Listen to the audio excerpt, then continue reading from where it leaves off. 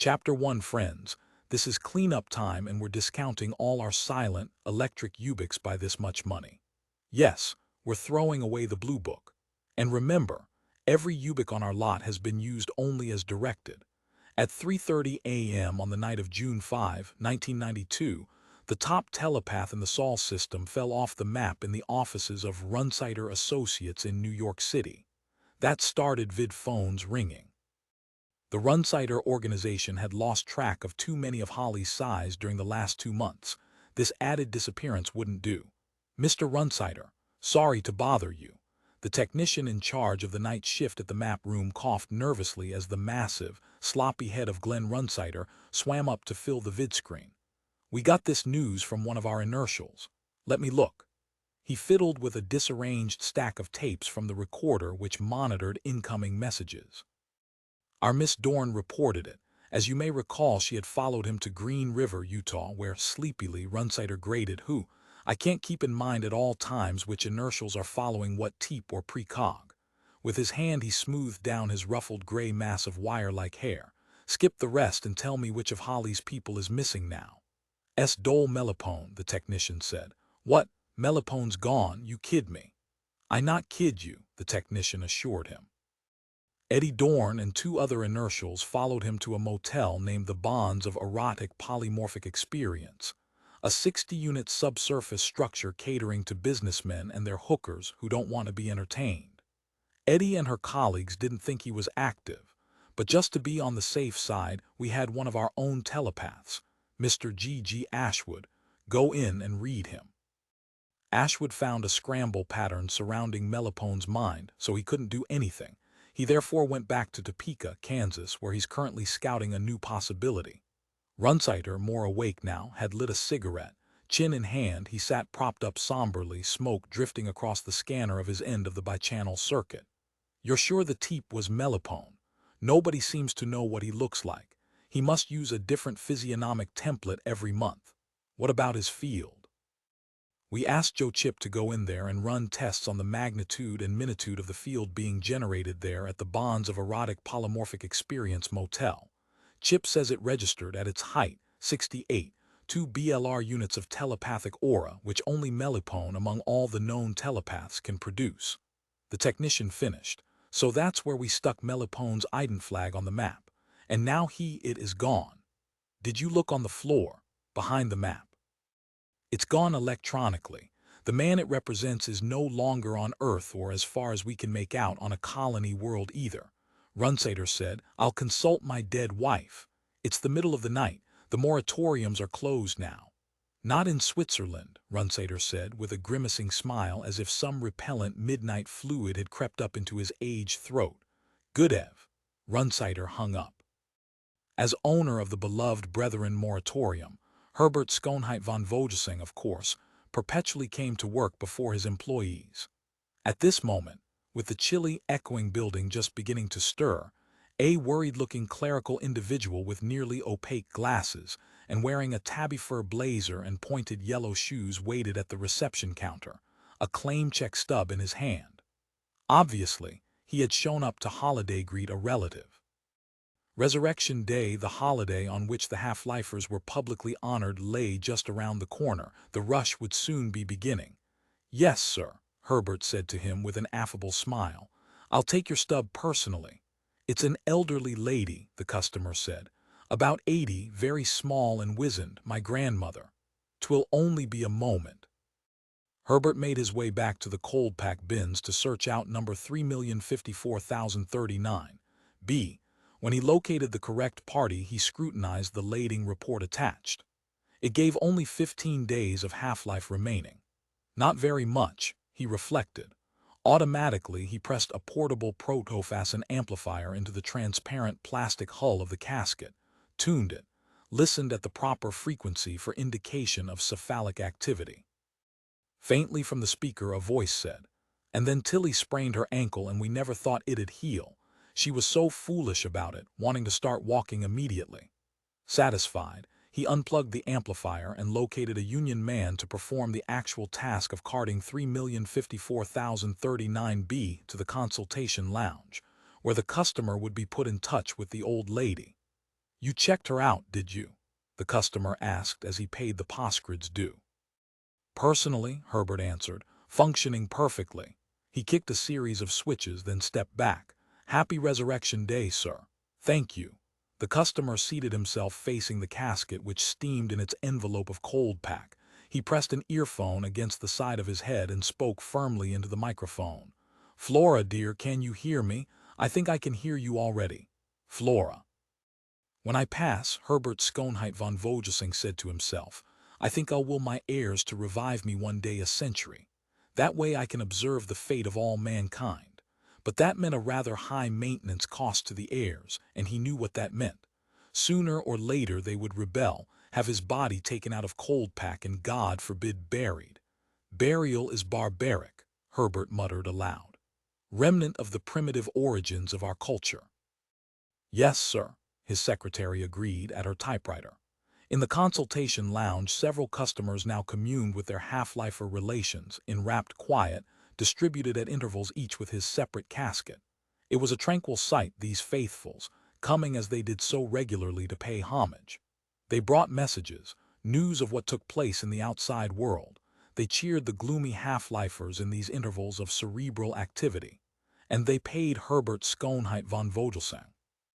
It was a profitable business, operating a moratorium.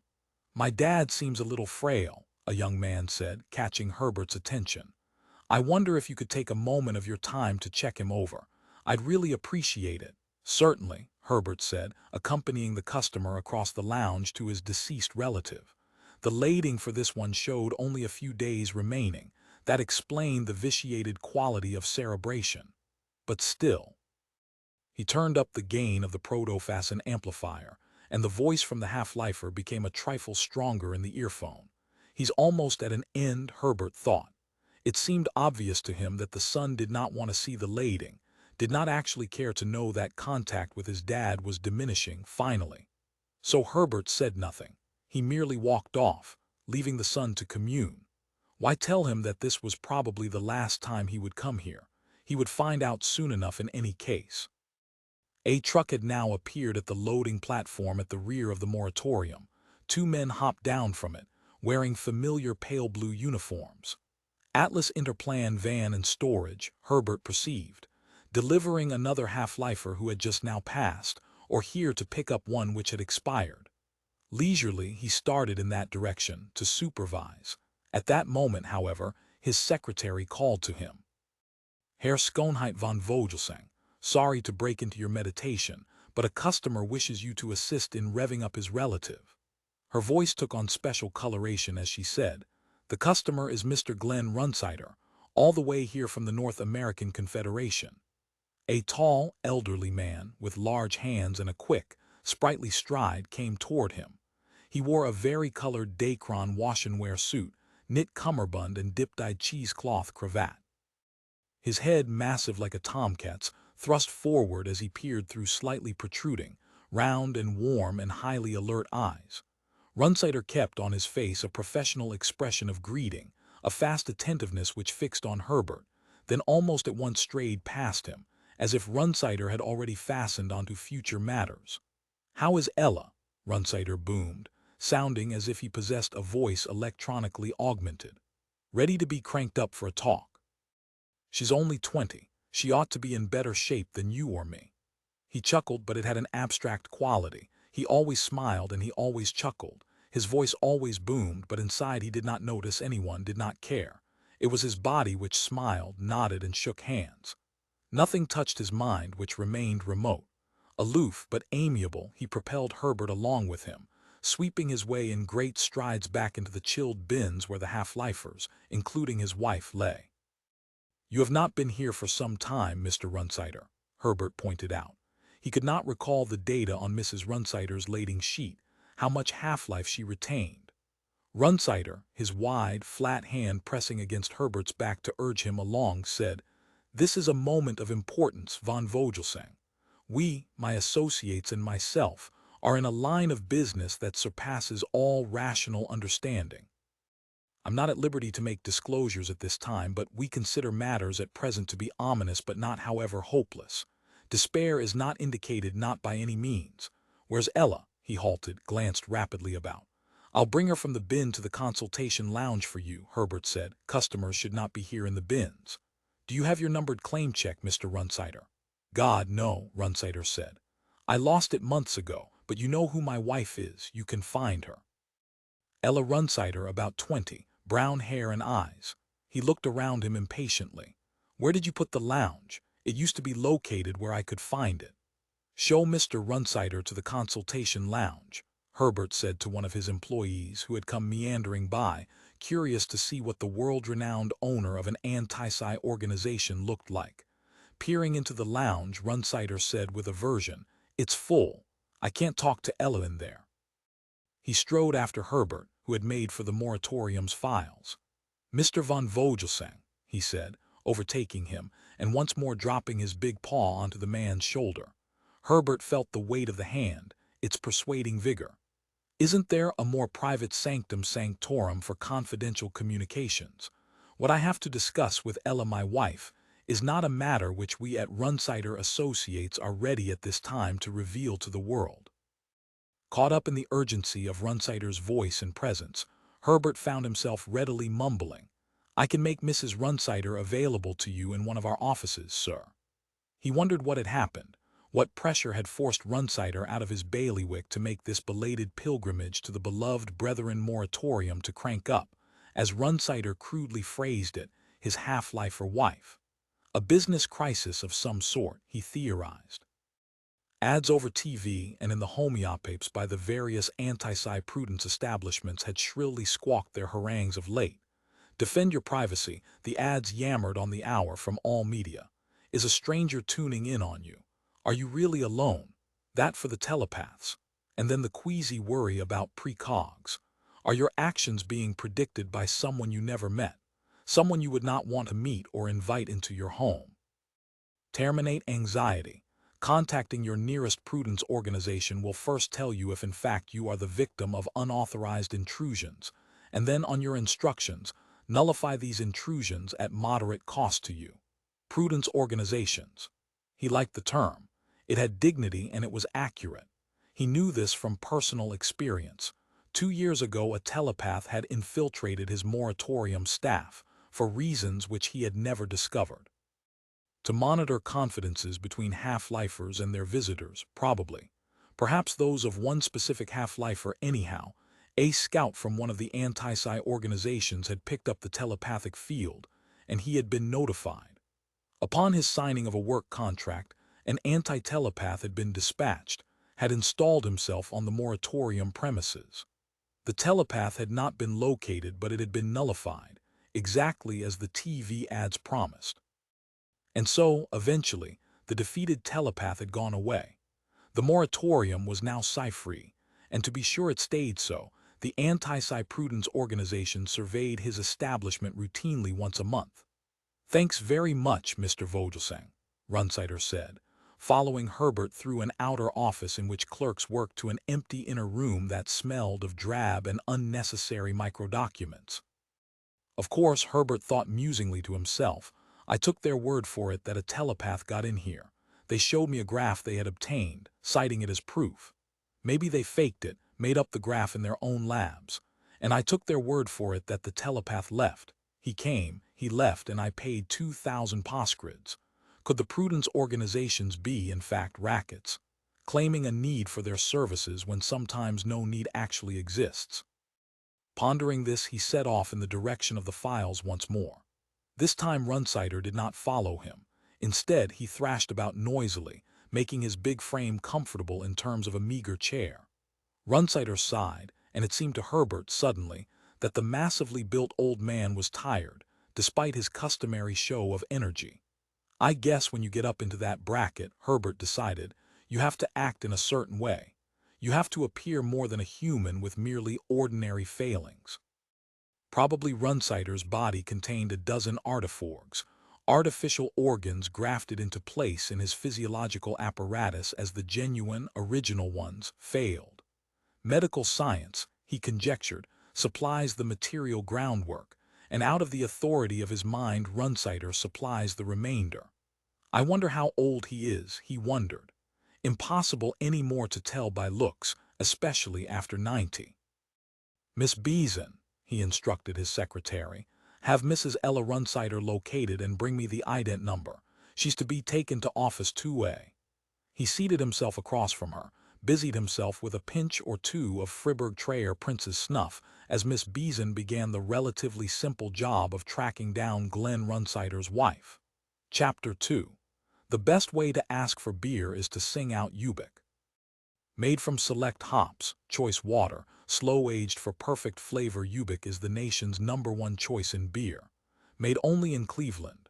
Upright in her transparent casket, encased in an effluvium of icy mist, Ella Runsider lay with her eyes shut, her hands lifted permanently toward her impassive face.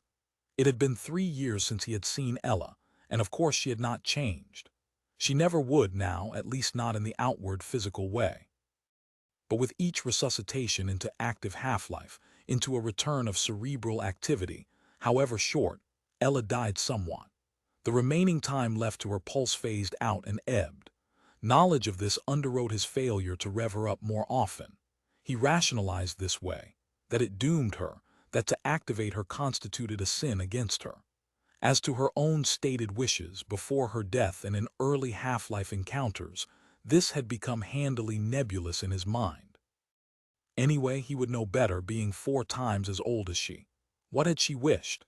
To continue to function with him as co-owner of Runsider Associates, something vague on that order. Well, he had granted this wish. Now, for example, and 6 or 7 times in the past, he did consult her at each crisis of the organization. He was doing so at this moment. Damn this earphone arrangement, he grumbled as he fitted the plastic disc against the side of his head. And this microphone, all impediments to natural communication. He felt impatient and uncomfortable as he shifted about on the inadequate chair which Vogelsang, or whatever his name was, had provided him. He watched her rev back into sentience and wished she would hurry. And then in panic he thought, maybe she isn't going to make it. Maybe she's worn out and they didn't tell me. Or they don't know. Maybe, he thought, I ought to get that Vogelsang creature in here to explain. Maybe something terrible is wrong. Ella, pretty and light-skinned, her eyes in the days when they had been open had been bright and luminous blue. That would not again occur. He could talk to her and hear her answer. He could communicate with her.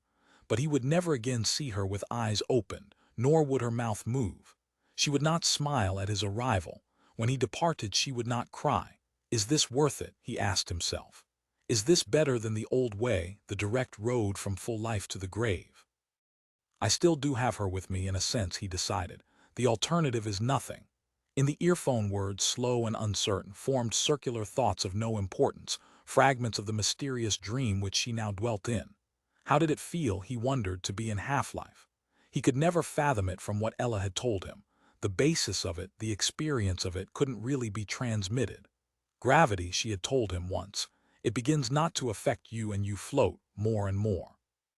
When half-life is over, she had said, I think you float out of the system, out into the stars. But she did not know either, she only wondered and conjectured.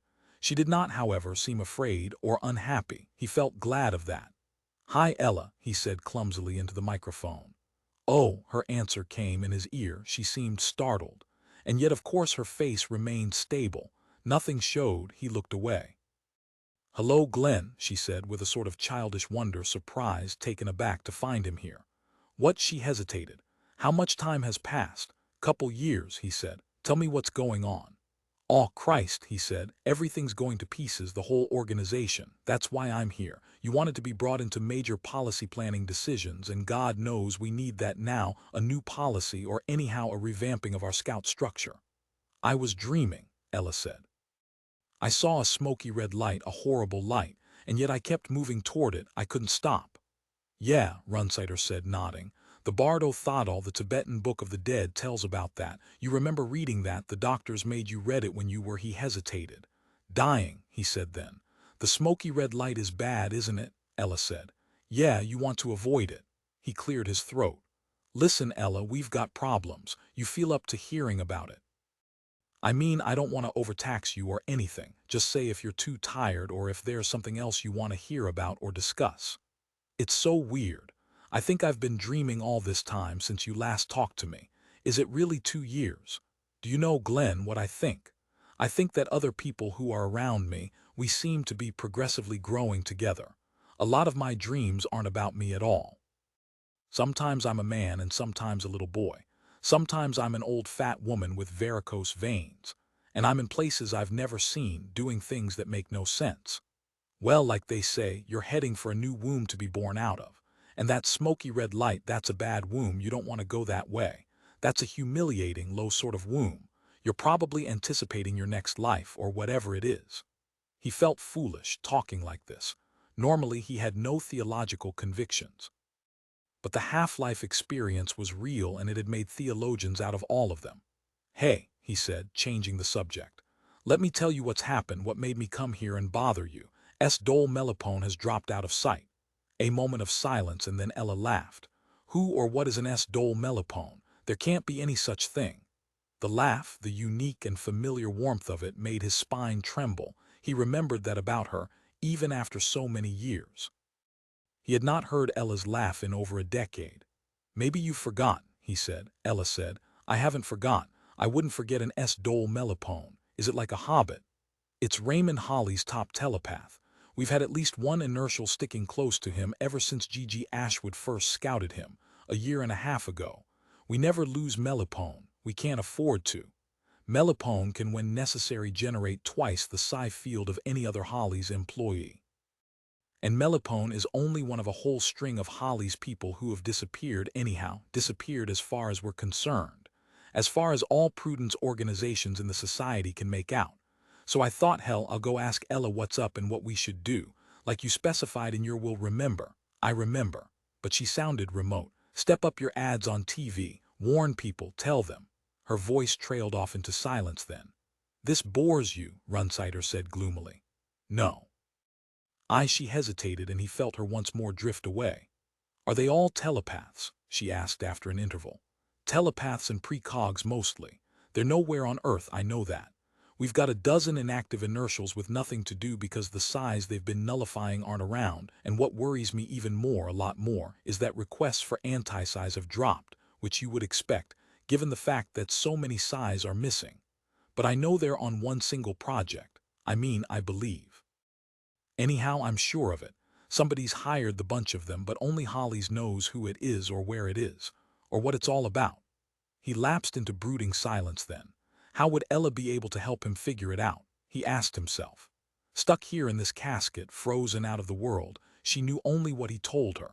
Yet he had always relied on her sagacity, that particular female form of it, a wisdom not based on knowledge or experience but on something innate. He had not, during the period she had lived, been able to fathom it. He certainly could not do so now that she lay in chilled immobility. Other women he had known since her death, there had been several, had a little of it, trace amounts perhaps, intimations of a greater potentiality which in them never emerged as it had in Ella. Tell me, Ella said, what this Melopone person is like. A screwball, working for money, or out of conviction.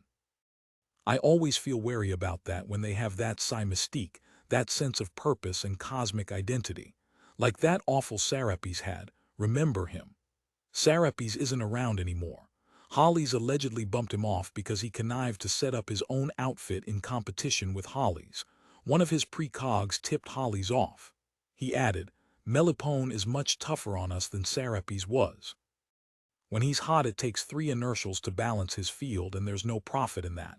We collect, or did collect, the same fee we get with 1 inertial, because the society has a rate schedule now which we're bound by.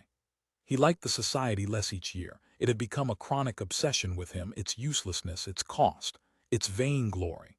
As near as we can tell, Melopone is a money psi. Does that make you feel better? Is that less bad? He waited, but heard no response from her. Ella, he said, silence. Nervously he said, hey, hello there, Ella, can you hear me? Is something wrong? Oh God, he thought, she's gone. A pause, and then thoughts materialized in his right ear. My name is Jory, not Ella's thoughts, a different elan, more vital and yet clumsier, without her deft subtlety. Get off the line, Runsider said in panic. I was talking to my wife Ella, where'd you come from? I am Jory, the thoughts came, and no one talks to me. I'd like to visit with you a while, mister, if that's okay with you. What's your name? Stammering, Runsider said. I want my wife, Mrs. Ella Runsider. I paid to talk to her, and that's who I want to talk to, not you. I know Mrs. Runsider. The thoughts clanged in his ear much stronger now. She talks to me, but it isn't the same as somebody like you talking to me, somebody in the world. Mrs. Runsider is here where we are. It doesn't count because she doesn't know any more than we do. What year is it, mister? Did they send that big ship to Proxima? I'm very interested in that. Maybe you can tell me. And if you want, I can tell Mrs. Runsider later on. Okay. Runsider popped the plug from his ear, hurriedly set down the earphone and the rest of the gadgetry. He left the stale, dust-saturated office and roamed about among the chilling caskets, row after row, all of them neatly arranged by number. Moratorium employees swam up before him and then vanished as he churned on, searching for the owner. Is something the matter, Mr. Runsider? The von Vogelsang person said, observing him as he floundered about. Can I assist you? I've got something coming in over the wire, Runsider panted, halting. Instead of Ella, damn you guys and your shoddy business practices. This shouldn't happen, and what does it mean? He followed after the moratorium owner, who had already started in the direction of Office 2A. If I ran my business this way, did the individual identify himself? Yeah, he called himself Jory. Frowning with obvious worry, von Vogelsang said, that would be Jory Miller. I believe he's located next to your wife. In the bin. But I can see it's Ella. After prolonged proximity, von Vogelsang explained, there is occasionally a mutual osmosis, a suffusion between the mentalities of half-lifers. Jory Miller's cephalic activity is particularly good, your wife's is not. That makes for an unfortunately one-way passage of protophassins.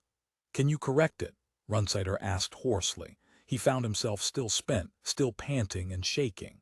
Get that thing out of my wife's mind and get her back, that's your job. Von Vogelsang said in a stilted voice, if this condition persists, your money will be returned to you. Who cares about the money? Snert the money. They had reached Office 2A now. Runsider unsteadily reseated himself, his heart laboring so that he could hardly speak. If you don't get this Jory person off the line, he half gasped, half snarled, I'll sue you. I'll close down this place. Facing the casket, von Vogelsang pressed the audio outlet into his ear and spoke briskly into the microphone. Phase out, Jory, that's a good boy. Glancing at Runsider, he said, Jory passed at 15, that's why he has so much vitality. Actually, this has happened before. Jory has shown up several times where he shouldn't be. Once more into the microphone, he said, this is very unfair of you, Jory. Mr. Runsider has come a long way to talk to his wife. Don't dim her signal, Jory, that's not nice. A pause as he listened to the earphone. I know her signal is weak. Again he listened, solemn and frog-like, then removed the earphone and rose to his feet. What'd he say? Runsider demanded. Will he get out of there and let me talk to Ella? Von Vogelsang said. There's nothing Jory can do. Think of 2 AM radio transmitters, one close by but limited to only 500 watts of operating power. Then another far off but on the same or nearly the same frequency and utilizing 5,000 watts. When night comes, and night, Runsider said, has come. At least for Ella, and maybe himself as well if Holly's missing teeps, parakineticists, precogs, resurrectors, and animators couldn't be found. He had not only lost Ella, he had also lost her advice, Jory having supplanted her before she could give it. When we return her to the bin, von Vogelsang was blabbing, we won't install her near Jory again. In fact, if you're agreeable as to paying the somewhat larger monthly fee, we can place her in a high-grade isolated chamber with walls coated and reinforced with Teflon 26 so as to inhibit heteropsychic infusion from Jory or anybody else. Isn't it too late? Runsider said, surfacing momentarily from the depression into which this happening had dropped him. She may return, once Jory phases out, plus anyone else who may have gotten into her because of her weakened state. She's accessible to almost anyone. Von Vogelsang chewed his lip, palpably pondering. She may not like being isolated, Mr. Runsider. We keep the containers, the caskets, as they're called by the lay public, close together for a reason. Wandering through one another's mind gives those in half-life the only. Put her in solitary right now, Runsider broke in. Better she be isolated than not exist at all. She exists, von Vogelsang corrected. She merely can't contact you. There's a difference. Runsider said, a metaphysical difference which means nothing to me.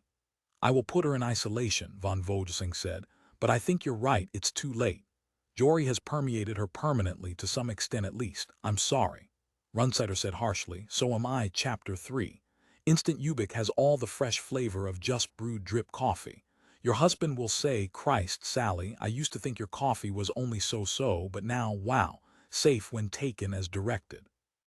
Still in gay pinstripe clown-style pajamas, Joe Chip hazily seated himself at his kitchen table, lit a cigarette and after inserting a dime, twiddled the dial of his recently rented pape machine.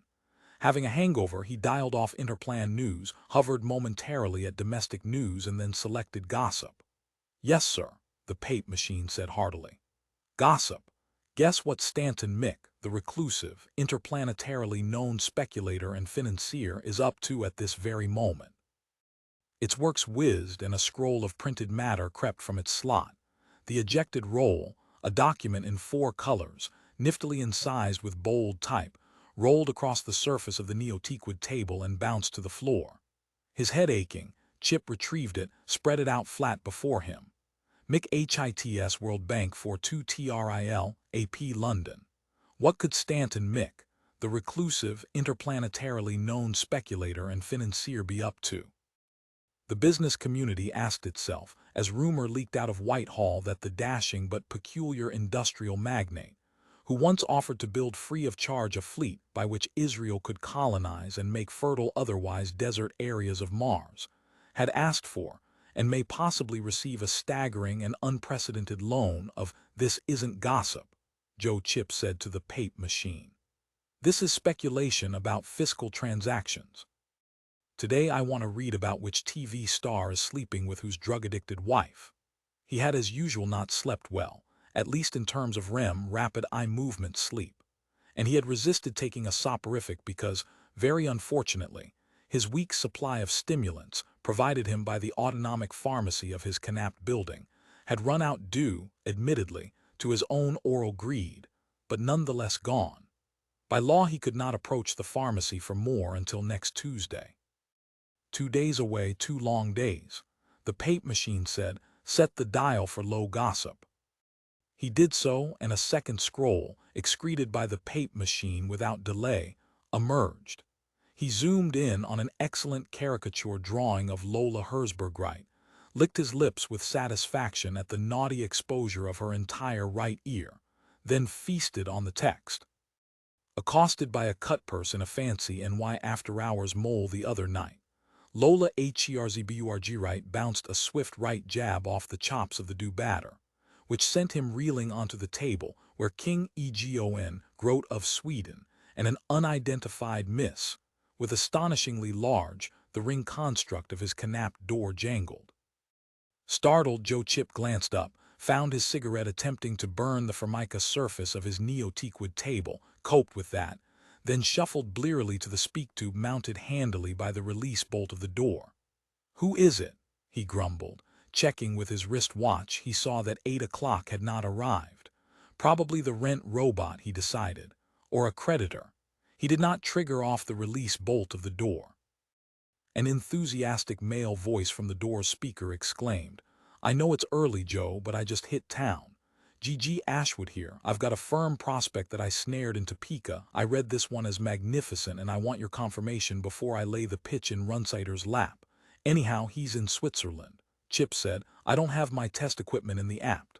I'll shoot over to the shop and pick it up for you. It's not at the shop. Reluctantly, he admitted. It's in my car. I didn't get around to unloading it last night. In actuality, he had been too pizzled on Papapot to get the trunk of his hovercar open. Can it wait until after 9? He asked irritably. G.G. Ashwood's unstable manic energy annoyed him even at noon. This, at 7:40, struck him as downright impossible, worse even than a creditor. Chip dearie, this is a sweet number, a walking symposium of miracles that'll curl the needles of your gauges and in addition, give new life to the firm which it badly needs. And furthermore, it's an anti-what? Joe Chip asked. Telepath. I'll lay it on you right out in front, G.G. Ashwood declared. I don't know. Listen, Chip. Ashwood lowered his voice. This is confidential, this particular one.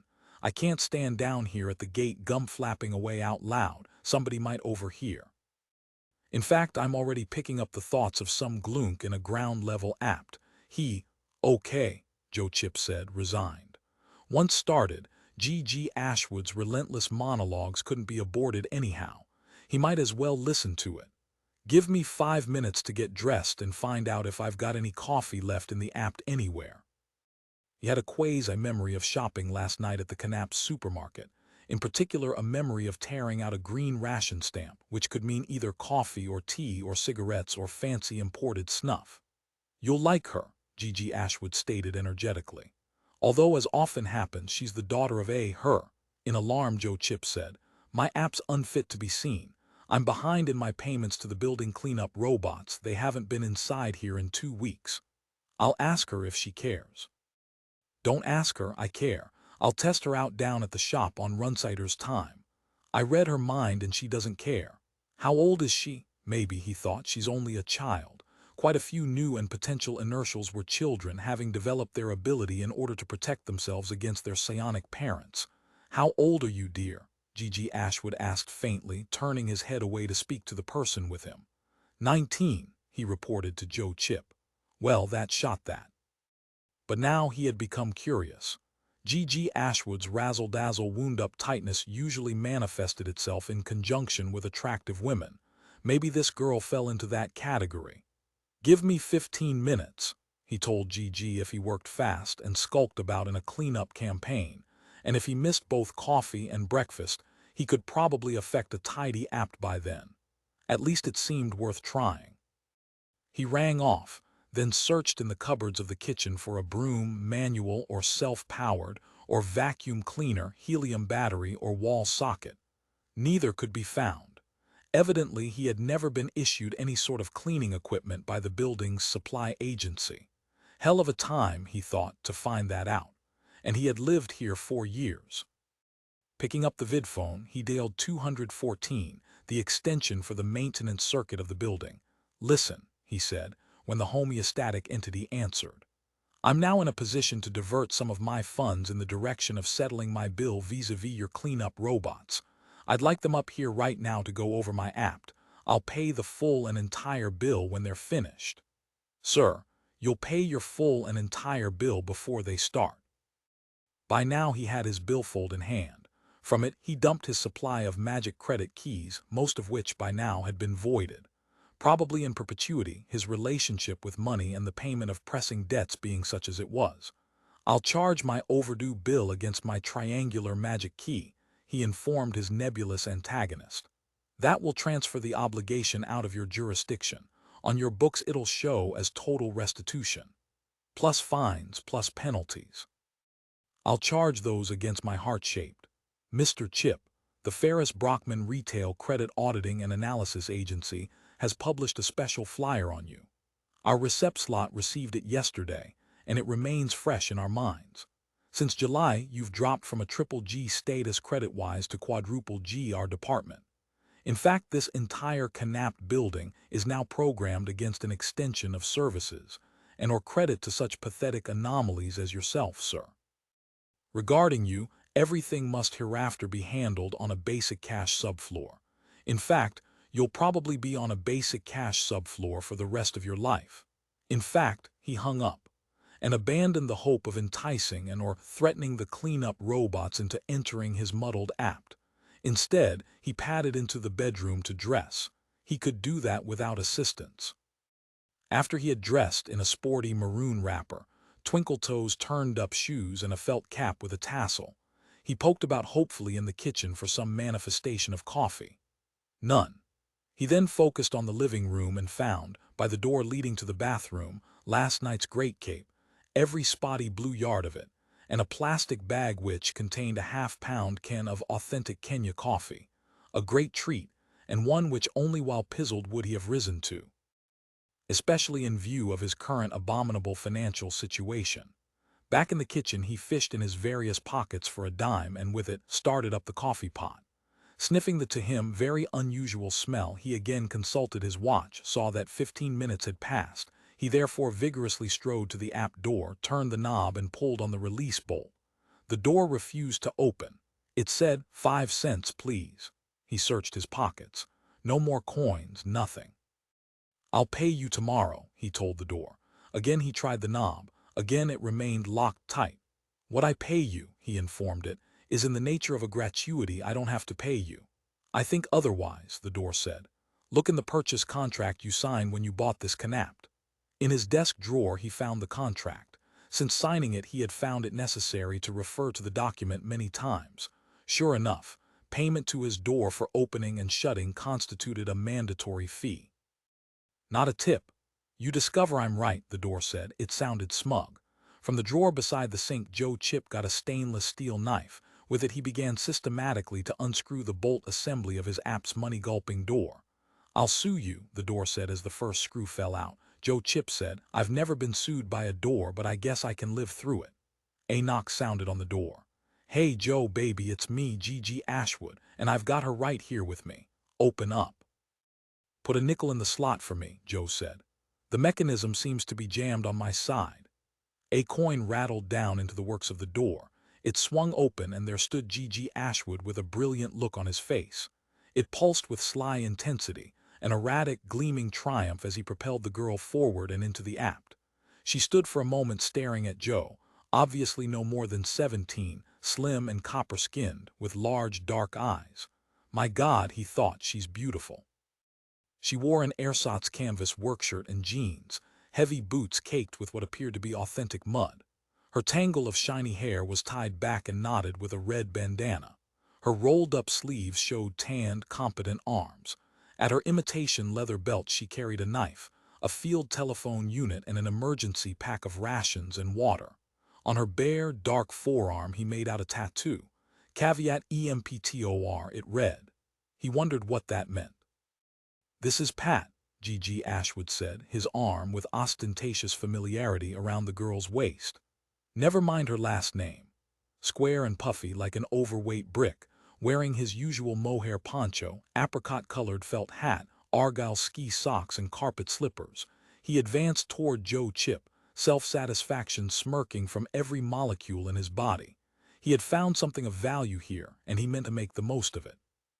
Pat, this is the company's highly skilled first-line electrical-type tester. Coolly, the girl said to Joe Chip, is it you that's electrical, or your tests? We trade off, Joe said. He felt from all around him the miasma of his uncleaned-up apt. It radiated the specter of debris and clutter, and he knew that Pat had already noticed. Sit down, he said awkwardly. Have a cup of actual coffee.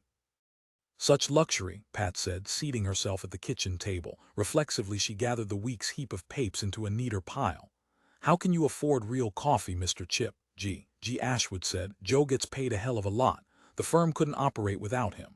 Reaching out he took a cigarette from the package lying on the table. Put it back, Joe Chip said. I'm almost out and I used up my last green ration stamp on the coffee. I paid for the door, Gigi pointed out. He offered the pack to the girl. Joe puts on an act, pay no attention, like look how he keeps his place.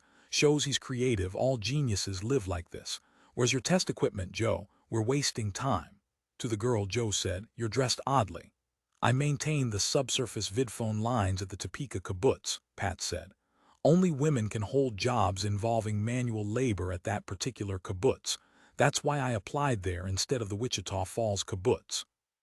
Her black eyes blazed pridefully. Joe said, that inscription on your arm, that tattoo, is that Hebrew? Latin. Her eyes veiled her amusement. I've never seen an app so cluttered with rubbish. Don't you have a mistress? These electrical expert types have no time for taradiddle, Gigi Ashwood said irritably. Listen, Chip, this girl's parents work for Ray Hollies. If they knew she was here, they'd give her a frontal lobotomy. To the girl, Joe Chip said, they don't know you have a counter-talent. No. She shook her head. I didn't really understand it either until your scout sat down with me in the kibbutz cafeteria and told me. Maybe it's true, she shrugged. Maybe not. He said you could show me objective proof of it with your testing battery. How would you feel, he asked her, if the tests show that you have it? Reflecting, Pat said, it seems so negative. I don't do anything. I don't move objects or turn stones into bread or give birth without impregnation or reverse the illness process in sick people. Or read minds, Or look into the future, not even common talents like that. I just negate somebody else's ability. It seems, she gestured, stultifying. As a survival factor for the human race, Joe said, it's as useful as the psi talents, especially for us norms. The anti-psi factor is a natural restoration of ecological balance. One insect learns to fly, so another learns to build a web to trap him. Is that the same as no flight? Clams develop hard shells to protect them. Therefore, birds learn to fly the clam up high in the air and drop him on a rock. In a sense, you're a life form preying on the psis, and the psis are life forms that prey on the norms. That makes you a friend of the norm class. Balance, the full circle, predator and prey. It appears to be an eternal system, and frankly, I can't see how it could be improved. I might be considered a traitor, Pat said. Does it bother you? It bothers me that people will feel hostile toward me, but I guess you can't live very long without arousing hostility. You can't please everybody because people want different things. Please one and you displease another. Joe said, what is your anti-talent? It's hard to explain. Like I say, Gigi Ashwood said, it's unique. I've never heard of it before. Which psi talent does it counteract? Joe asked the girl. Precog, Pat said, I guess. She indicated Gigi Ashwood, whose smirk of enthusiasm had not dimmed. Your scout, Mr. Ashwood, explained it to me. I knew I did something funny. I've always had these strange periods in my life starting in my 6th year. I never told my parents because I sensed that it would displease them. Are they precogs? Asked. Yes. You're right, it would have displeased them, but if you used it around them even once they would have known, didn't they suspect? Didn't you interfere with their ability? Pat said. She gestured. I think I did interfere, but they didn't know it. Her face showed bewilderment. Let me explain, Joe said, how the anti-precog generally functions. Functions, in fact, in every case we know of. The precog sees a variety of futures, laid out side by side like cells in a beehive. For him, one has greater luminosity, and this he picks. Once he has picked it, the anti-precog can do nothing. The anti-precog has to be present when the precog is in the process of deciding, not after. The anti-precog makes all futures seem equally real to the precog. He aborts his talent to choose at all. A precog is instantly aware when an anti-precog is nearby because his entire relation to the future is altered. In the case of telepaths, a similar impairment, she goes back in time, Gigi Ashwood said. Joe stared at him. Back in time, Gigi repeated, savoring this. His eyes shot shafts of significance to every part of Joe Chip's kitchen. The precog affected by her still sees one predominant future, like you said, the one luminous possibility. And he chooses it, and he's right.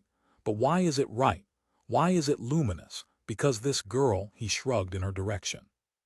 Pat controls the future. That one luminous possibility is luminous because she's gone into the past and changed it. By changing it, she changes the present, which includes the precog. He's affected without knowing it, and his talent seems to work, whereas it really doesn't. So that's one advantage of her anti-talent over other anti-precog talents. The other and greater is that she can cancel out the precog's decision after he's made it. She can enter the situation later on, and this problem has always hung us up, as you know. If we didn't get in there from the start, we couldn't do anything. In a way, we never could truly abort the precog ability as we've done with the others. Right. Hasn't that been a weak link in our services? He eyed Joe Chip expectantly. Interesting, Joe said presently. Hell, interesting, Gigi Ashwood thrashed about indignantly. This is the greatest anti-talent to emerge thus far. In a low voice, Pat said, I don't go back in time. She raised her eyes, confronted Joe Chip half apologetically, half belligerently. I do something, but Mr. Ashwood has built it up all out of proportion to reality. I can read your mind, Gigi said to her, looking a little nettled. I know you can change the past, you've done it. Pat said, I can change the past, but I don't go into the past. I don't time travel as you want your tester to think. How do you change the past? Joe asked her. I think about it. One specific aspect of it, such as one incident or something somebody said, or a little thing that happened that I wish hadn't happened. The first time I did this as a child, when she was 6 years old, Gigi broke in, living in Detroit with her parents, of course, she broke a ceramic antique statue that her father treasured. Didn't your father foresee it? Joe asked her. With his precog ability. He foresaw it, Pat answered, and he punished me the week before I broke the statue. But he said it was inevitable. You know the precog talent. They can foresee but they can't change anything. Then after the statue did break, after I broke it, I should say, I brooded about it. And I thought about that week before it broke when I didn't get any dessert at dinner and had to go to bed at 5 p.m. I thought, Christ, or whatever a kid says, isn't there some way these unfortunate events can be averted? My father's precog ability didn't seem very spectacular to me since he couldn't alter events. I still feel that way, a sort of contempt. I spent a month trying to will the damn statue back into one piece. In my mind I kept going back to before it broke, imagining what it had looked like, which was awful. And then one morning when I got up I even dreamed about it at night. There it stood, as it used to be. Tensely, she leaned toward Joe Chip. She spoke in a sharp, determined voice. But neither of my parents noticed anything. It seemed perfectly normal to them that the statue was in one piece. They thought it had always been in one piece. I was the only one who remembered. She smiled, leaned back, took another of his cigarettes from the pack and lit up. I'll go get my test equipment from the car, Joe said, starting toward the door. 5 cents, please, the door said as he seized its knob. Pay the door, Joe said to Gigi Ashwood. When he had lugged his armload of testing apparatus from the car to his apt, he told the firm's scout to hit the road. What? Gigi said, astounded. But I found her, the bounty is mine. I spent almost 10 days tracing the field to her. Joe said to him, I can't test her with your field present, as you well know. Talent and anti-talent fields deform each other. If they didn't, we wouldn't be in this line of business. He held out his hand as Gigi got grumpily to his feet. And leave me a couple of nickels so she and I can get out of here. I have change, Pat murmured, in my purse. You can measure the force she creates, Gigi said, by the loss within my field. I've seen you do it that way 100 times. Joe said briefly, this is different. I don't have any more nickels, Gigi said. I can't get out. Glancing at Joe, then at Gigi, Pat said, have one of mine. She tossed Gigi a coin, which he caught, an expression of bewilderment on his face. The bewilderment then, by degrees, changed to aggrieved sullenness. You sure shot me down, he said as he deposited the nickel in the door slot. Both of you, he muttered as the door closed after him. I discovered her. This is really a cutthroat business. When his voice faded out as the door clamped shut, there was then silence. Presently Pat said, when his enthusiasm goes, there isn't much left of him. He's okay, Joe said. He felt a usual feeling, guilt, but not very much. Anyhow, he did his part. Now it's your turn, Pat said, so to speak. May I take off my boots? Sure, he said. He began to set up his test equipment, checking the drums, the power supply. He started trial motions of each needle, releasing specific surges and recording their effect. A shower, she asked as she set her boots neatly out of the way. A quarter, he murmured. It costs a quarter. He glanced up at her and saw that she had begun unbuttoning her blouse. I don't have a quarter, he said. At the kibbutz, Pat said, everything is free. Free, he stared at her. That's not economically feasible. How can it operate on that basis? For more than a month, she continued unperturbedly, unbuttoning her blouse. Our salaries are paid in and we're credited with having done our job. The aggregate of our earnings underwrites the kibbutz as a whole. Actually, the Topeka kibbutz has shown a profit for several years. We as a group are putting in more than we're taking out. Having unbuttoned her blouse, she laid it over the back of her chair. Under the blue, coarse blouse she wore nothing, and he perceived her breasts, hard and high, held well by the accurate muscles of her shoulders. Are you sure you want to do that? He said. Take off your clothes, I mean, Pat said. You don't remember. Remember what? My not taking off my clothes, in another present. You didn't like that very well, so I eradicated that, hence this. She stood up lithely.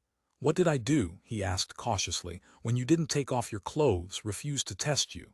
You mumbled something about Mr. Ashwood having overrated my anti-talent. Joe said, I don't work that way, I don't do that. Here. Bending, her breasts wagging forward, she rummaged in the pocket of her blouse, brought forth a folded sheet of paper which she handed him. From the previous present, the one I abolished.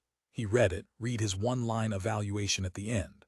Anti-psi field generated inadequate, below standard throughput, no value against precog ratings now in existence. And then the code mark which he employed, a circle with a stroke dividing it. Do not hire, the symbol meant. And only he and Glenn Runsider knew that. Not even their scouts knew the meaning of the symbol, so Ashwood could not have told her. Silently he returned the paper to her. She refolded it and returned it to her blouse pocket. "Do you need to test me?" she asked. After seeing that, "I have a regular procedure," Joe said. 6 indices, which Pat said, "You're a little debt-stricken, ineffective bureaucrat who can't even scrape together enough coins to pay his door to let him out of his apt." Her tone, neutral but devastating, rebounded in his ears. He felt himself stiffen, wince, and violently flush. "This is a bad spot right now," he said. "I'll be back on my feet financially any day now. I can get a loan from the firm if necessary." He rose unsteadily, got 2 cups and 2 saucers, poured coffee from the coffee pot. "Sugar," he said. "Cream." "Cream," Pat said, still standing barefoot without her blouse. He fumbled for the door handle of the refrigerator to get out a carton of milk. 10 cents, please," the refrigerator said. 5 cents for opening my door, 5 cents for the cream." "It isn't cream," he said. "It's plain milk." He continued to pluck futilely at the refrigerator door. "Just this one time," he said to it. "I swear to God I'll pay you back tonight." "Here," Pat said. She slid a dime across the table toward him. "She should have money," she said as she watched him put the dime in the slot of the refrigerator. "Your mistress, you really have failed, haven't you? I knew it when Mr. Ashwood—" "It isn't," he grated, "always like this. Do you want me to bail you out of your problems, Mr. Chip?" Hands in the pockets of her jeans, she regarded him expressionlessly, no emotion clouding her face, only alertness. "You know I can. Sit down and write out your evaluation report on me. Forget the tests. My talent is unique anyway. You can't measure the field I produce. It's in the past and you're testing me in the present, which simply takes place as an automatic consequence. Do you agree?" He said, "Let me see that evaluation sheet you have in your blouse. I want to look at it one more time, before I decide." From her blouse she once more brought forth the folded-up yellow sheet of paper. She calmly passed it across the table to him and he reread it. "My writing," he said to himself. "Yes, it's true." He returned it to her and from the collection of testing items took a fresh, clean sheet of the same familiar yellow paper. On it he wrote her name, then spurious, extraordinarily high test results, and then at last his conclusions.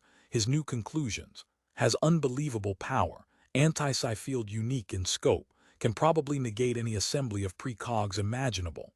After that he scratched a symbol, this time 2 crosses, both underlined. Pat, standing behind him, watched him write. He felt her breath on his neck. "What do the 2 underlined crosses mean?" she asked. "Hire her," Joe said. "At whatever cost required." "Thank you." She dug into her purse, brought out a handful of poscript bills, selected one and presented it to him. "A big one. This will help you with expenses. I couldn't give it to you earlier, before you made your official evaluation of me. You would have canceled very nearly everything, and you would have gone to your grave thinking I had bribed you. Ultimately, you would have even decided that I had no counter-talent." She then unzipped her jeans and resumed her quick, furtive undressing. Joe Chip examined what he had written, not watching her. The underlined crosses did not symbolize what he had told her. They meant, watch this person. She is a hazard to the firm. She is dangerous. He signed the test paper, folded it, and passed it to her. She at once put it away in her purse. 34, when can I move my things in here?" she asked as she padded toward the bathroom. "I consider it mine as of now, since I've already paid you what must be virtually the entire month's rent." "Any time," he said. The bathroom said, 50 cents, please," before turning on the water.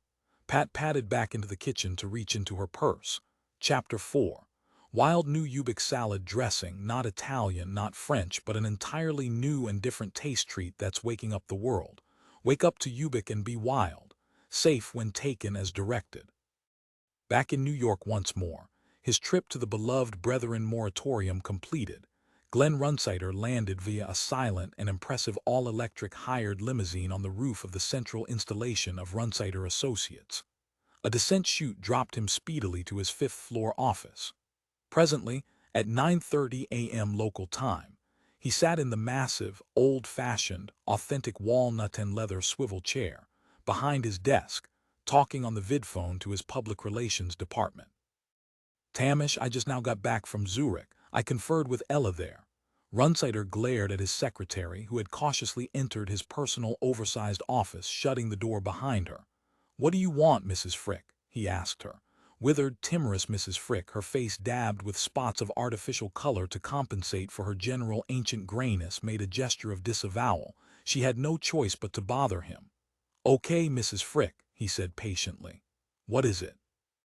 "A new client, Mr. Runsider. I think you should see her." She both advanced toward him and retreated, a difficult maneuver which Mrs. Frick alone could carry off. It had taken her 10 decades of practice. "As soon as I'm off the phone," Runsider told her.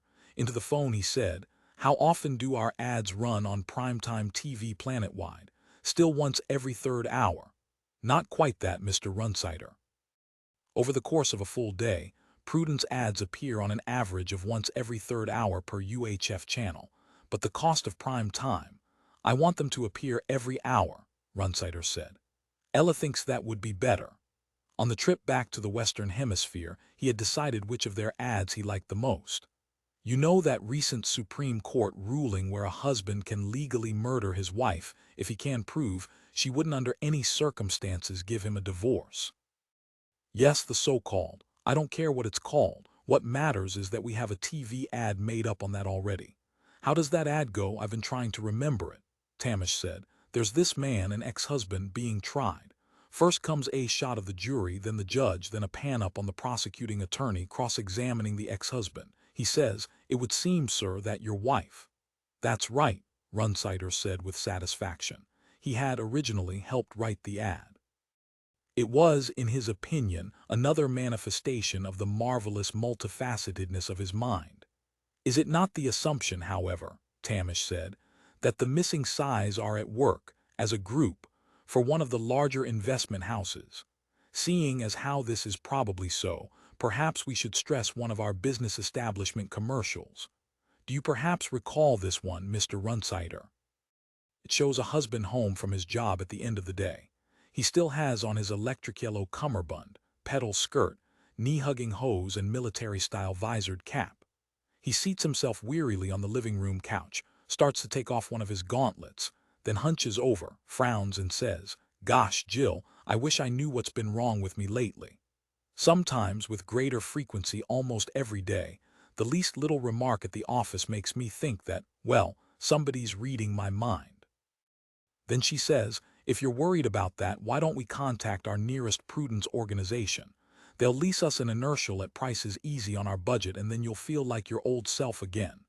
Then this great smile appears on his face and he says, 'Why, this nagging feeling is already—'" Again appearing in the doorway to Runsider's office, Mrs. Frick said, "Please, Mr. Runsider." Her glasses quivered. He nodded. "I'll talk to you later, Tamish. Anyhow, get hold of the networks and start our material on the hour basis as I outlined." He rang off, then regarded Mrs. Frick silently. "I went all the way to Switzerland," he said presently, "and had Ella roused to get that information, that advice. Mr. Runsider is free, Miss Wirt." His secretary tottered to one side, and a plump woman rolled into the office. Her head, like a basketball, bobbled up and down. Her great round body propelled itself toward a chair, and there at once she seated herself, narrow legs dangling. She wore an unfashionable spider-silk coat, looking like some amiable bug wound up in a cocoon not spun by itself. She looked encased. However, she smiled.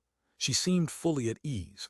In her late 40s, Runsider decided, past any period in which she might have had a good figure. "Ah, Miss Wirt," he said. "I can't give you too much time. Maybe you should get to the point. What's the problem?"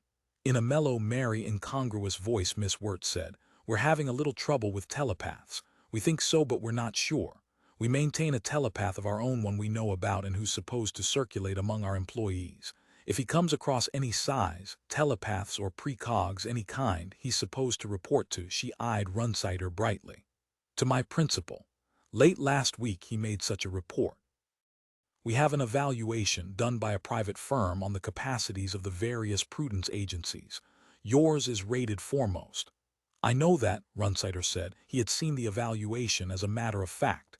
As yet, however, it had brought him little if any greater business. But now this. "How many telepaths?" he said. "Did your man pick up more than one? Two at least." "Possibly more, possibly," Miss Wirt nodded. "Here is how we operate," Runsider said. "First, we measure the psi field objectively, so we can tell what we're dealing with. That generally takes from 1 week to 10 days, depending on Miss Wirt interrupted. My employer wants you to move in your inertials right away, without the time-consuming and expensive formality of making tests. We wouldn't know how many inertials to bring in, or what kind, or where to station them. Diffusing a psi operation has to be done on a systematic basis. We can't wave a magic wand or spray toxic fumes into corners. We have to balance Holly's people individual by individual, an anti-talent for every talent. If Holly's has gotten into your operation, he's done it the same way, psi by psi. One gets into the personnel department, hires another. That person sets up a department or takes charge of a department and requisitions a couple more. Sometimes it takes them months. We can't undo in 24 hours what they've constructed over a long period of time. Big-time psi activity is like a mosaic. They can't afford to be impatient, and neither can we. My employer, Miss Wirt said cheerfully, is impatient. I'll talk to him. Runsider reached for the vidphone. Who is he and what's his number? You'll deal through me. Maybe I won't deal at all. Why won't you tell me who you represent? He pressed a covert button mounted under the rim of his desk. It would bring his resident telepath, Nina Freed, into the next office, where she could monitor Miss Wirt's thought processes. I can't work with these people, he said to himself, if I don't know who they are. For all I know, Ray Hollies is trying to hire me. You're hidebound, Miss Wirt said. All we're asking for is speed, and we're only asking for that because we have to have it.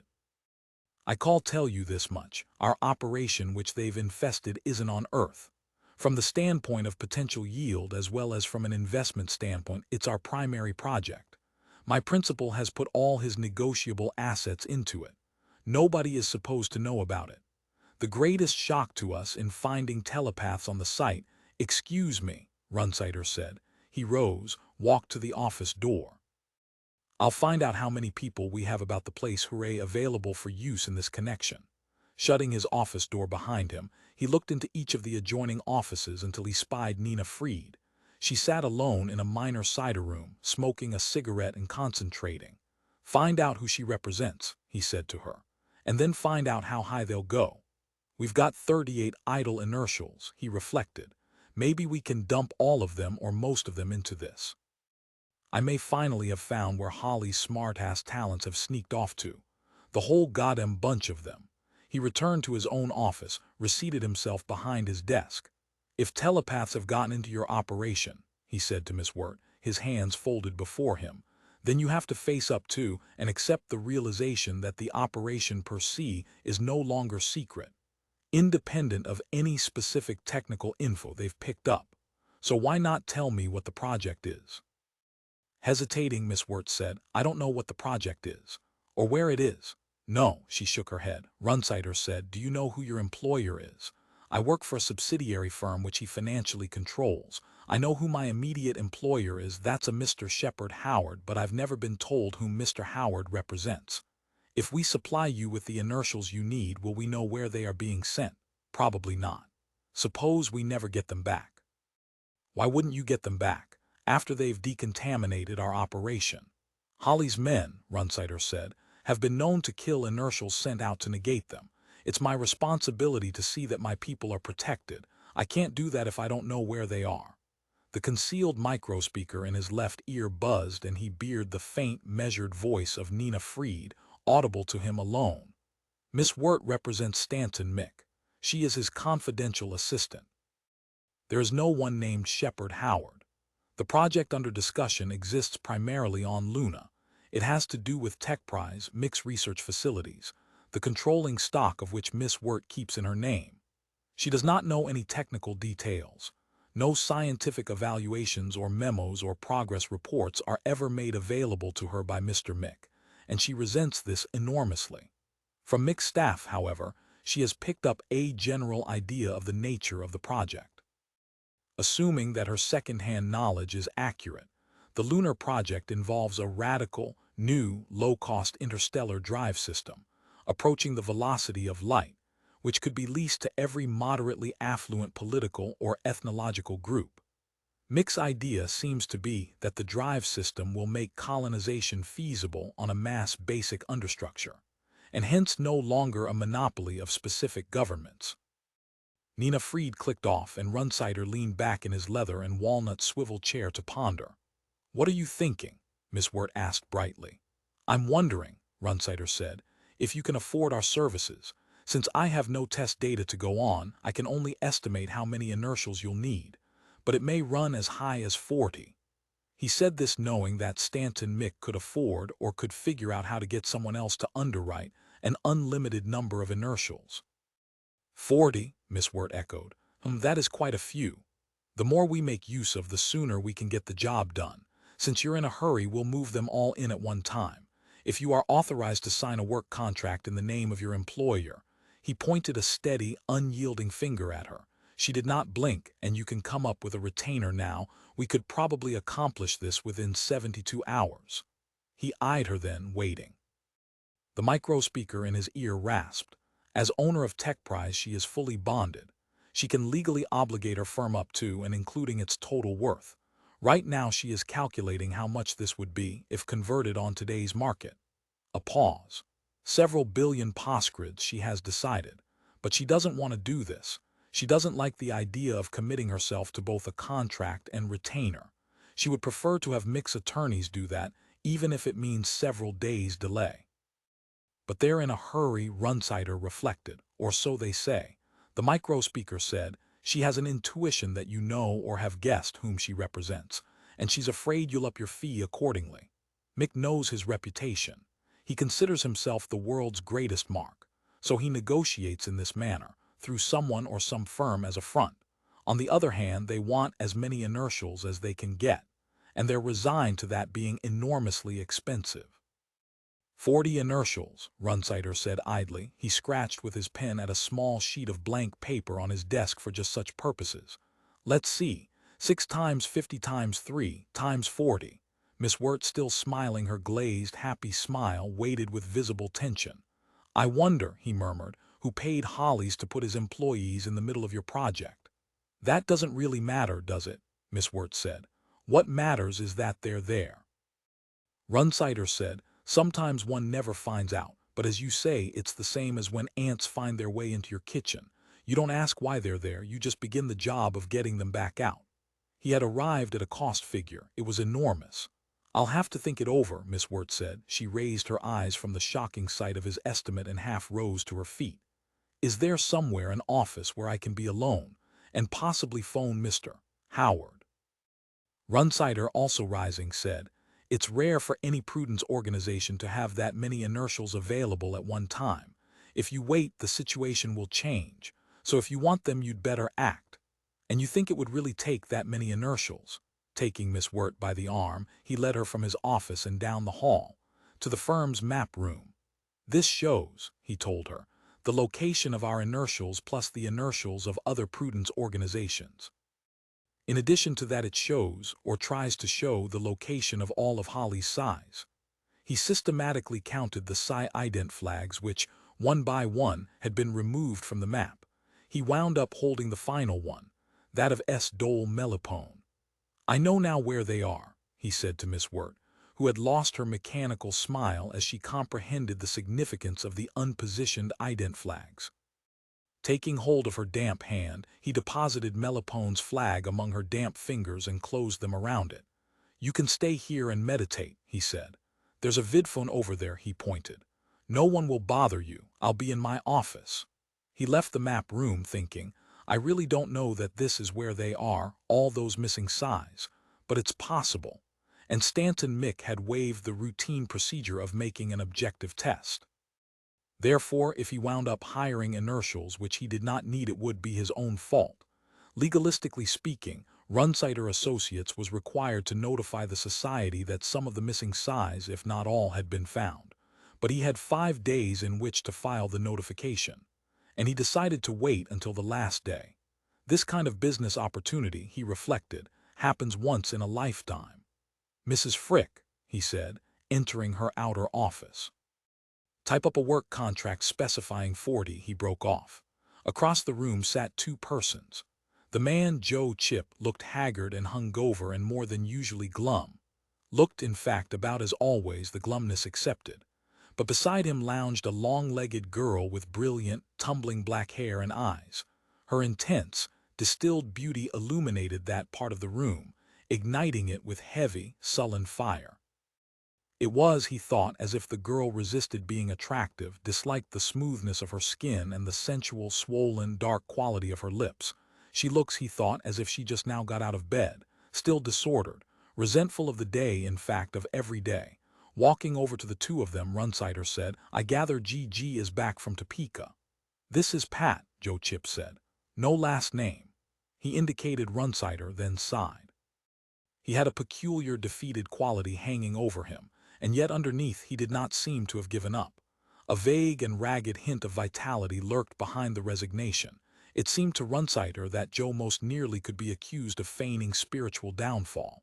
The real article, however, was not there. "Anti-what?" Runsider asked the girl, who still sat sprawling in her chair, legs extended. The girl murmured, "Anti-ketogenesis." "What's that mean?" "The prevention of ketosis," the girl said remotely, "as by the administration of glucose." To Joe, Runsider said, "Explain." "Give Mr. Runsider your test sheet," Joe said to the girl.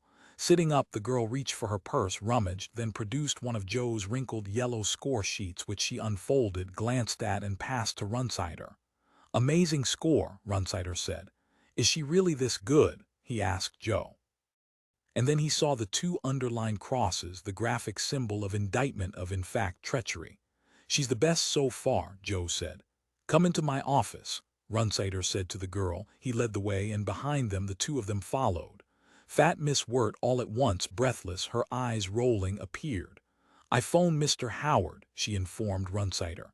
"He has now given me my instructions." She thereupon perceived Joe Chip and the girl named Pat. For an instant she hesitated, then plunged on. "Mr. Howard would like the formal arrangements made right away. So may we go ahead now? I've already acquainted you with the urgency, the time factor." She smiled her glassy, determined smile. "Do you two mind waiting?" she asked them. "My business with Mr. Runsider is of a priority nature." Glancing at her, Pat laughed, a low, throaty laugh of contempt.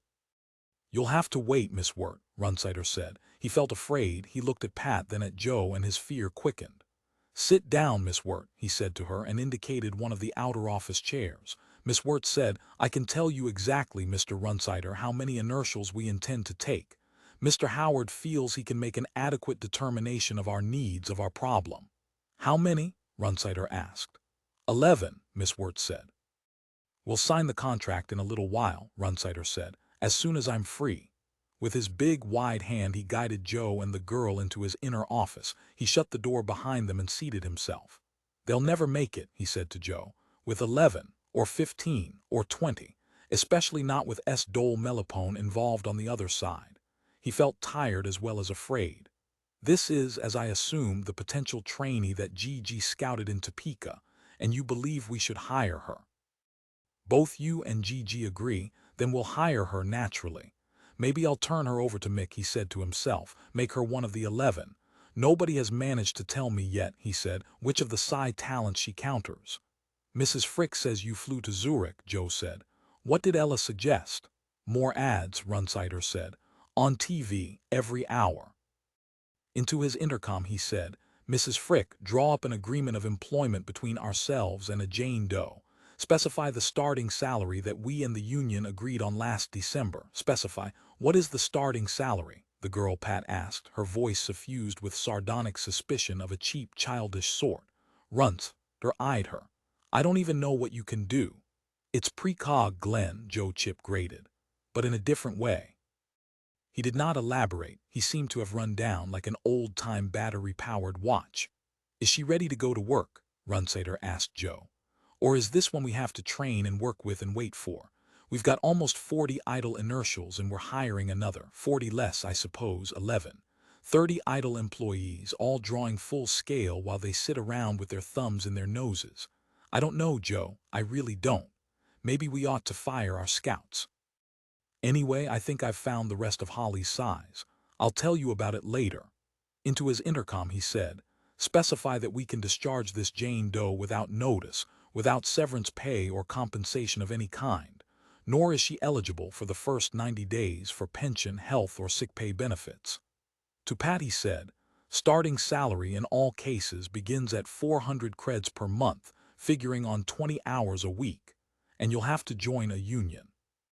The Mine, Mill, and Smelter Workers Union. They're the one that signed up all the Prudence Organization employees 3 years ago. I have no control over that. I get more, Pat said, maintaining vidphone relays at the Topeka kibbutz. Your scout, Mr. Ashwood, said. Our scouts lie, Runsider said. And in addition, we're not legally bound by anything they say. No Prudence Organization is.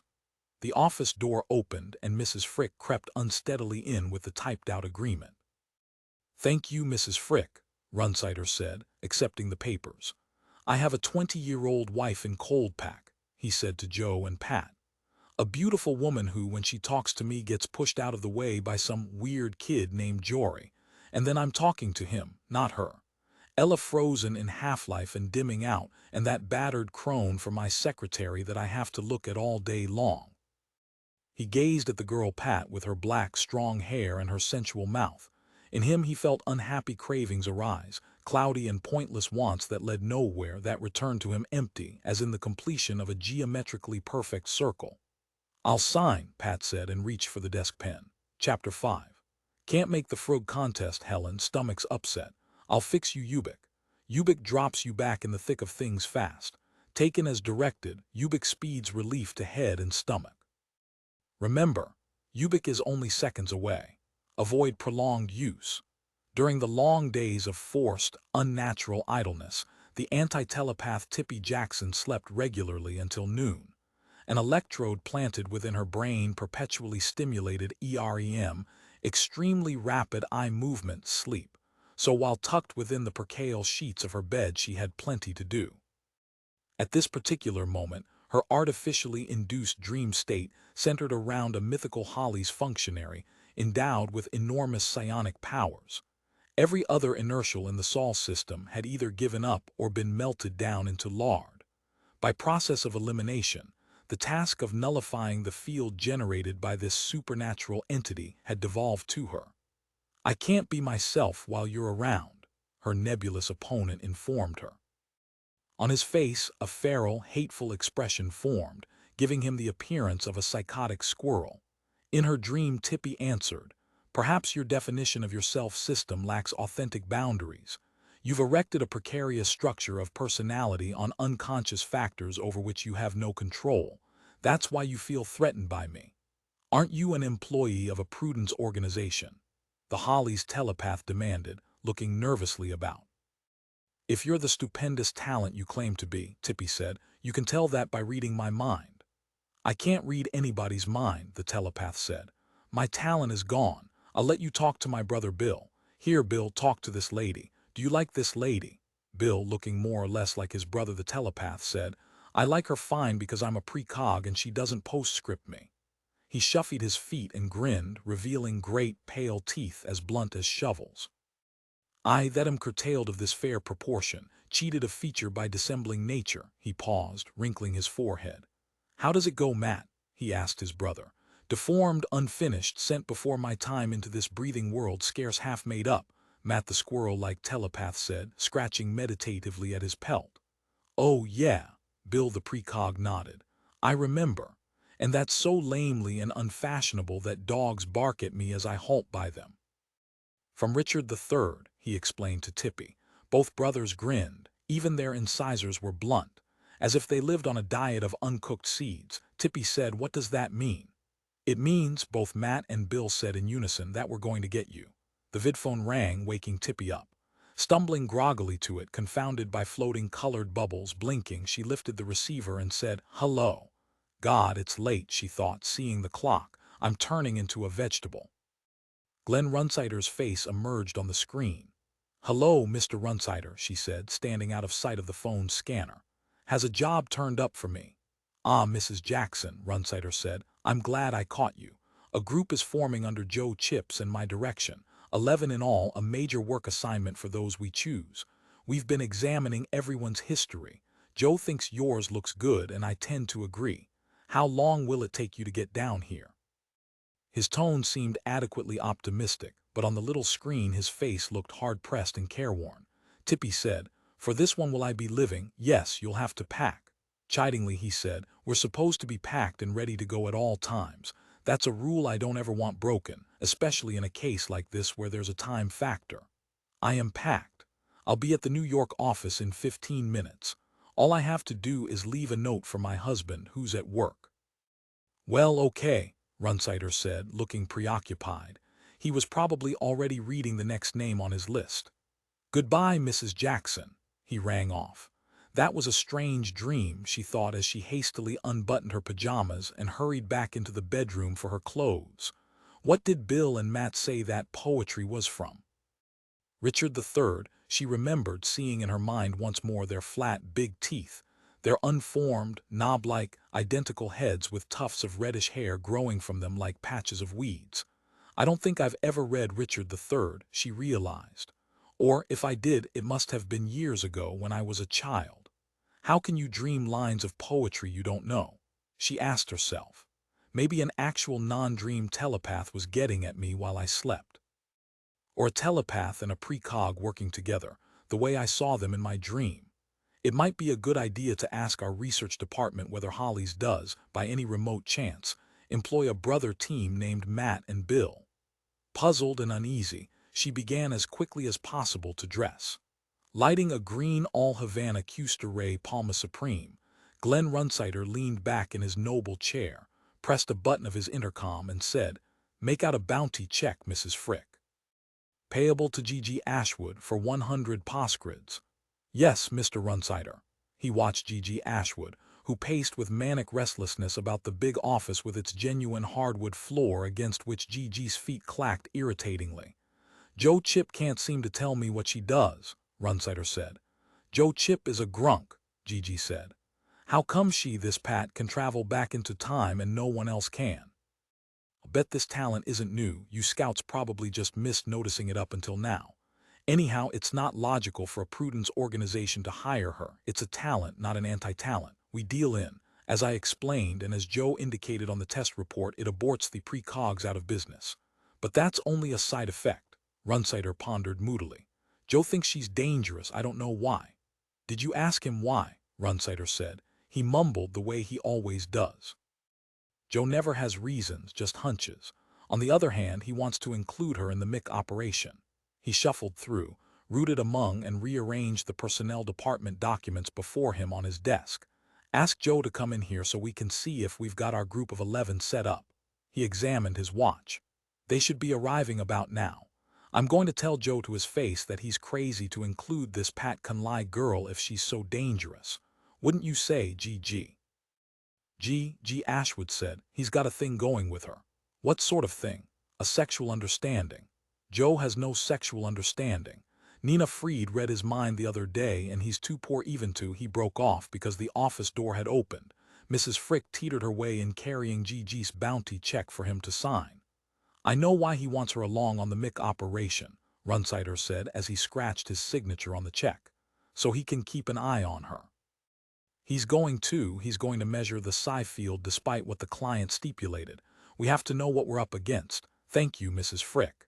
He waved her away and held the check out to G.G. Ashwood. "Suppose we don't measure the psi field and it turns out to be too intense for our inertials. Who gets blamed?" "We do," G.G. said. "I told them 11 wasn't enough. We're supplying our best. We're doing the best we can. After all, getting Stanton Mix patronage is a matter of great importance to us. Amazing that someone as wealthy and powerful as Mick could be so short-sighted, so goddamn miserly. Mrs. Frick, is Joe out there?" "Joe Chip," Mrs. Frick said. "Mr. Chip is in the outer office with a number of other people." "How many other people, Mrs. Frick?" 10 or 11. "I'd say about that many, Mr. Runsider, give or take 1 or 2. To G.G. Ashwood, Runsider said, "That's the group. I want to see them, all of them together, before they leave for Luna." To Mrs. Frick he said, "Send them in." He puffed vigorously on his green-wrapped cigar. She gyrated out. "We know," Runsider said to G.G., "that as individuals they perform well. It's all down here on paper." He rattled the documents on his desk.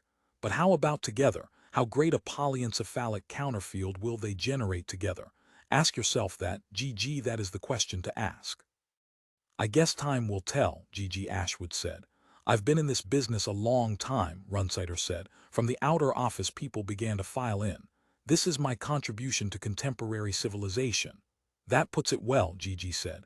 You're a policeman guarding human privacy. You know what Ray Holly says about us, Runsider said. He says we're trying to turn the clock back. He eyed the individuals who had begun to fill up his office. They gathered near one another, none of them speaking. They waited for him.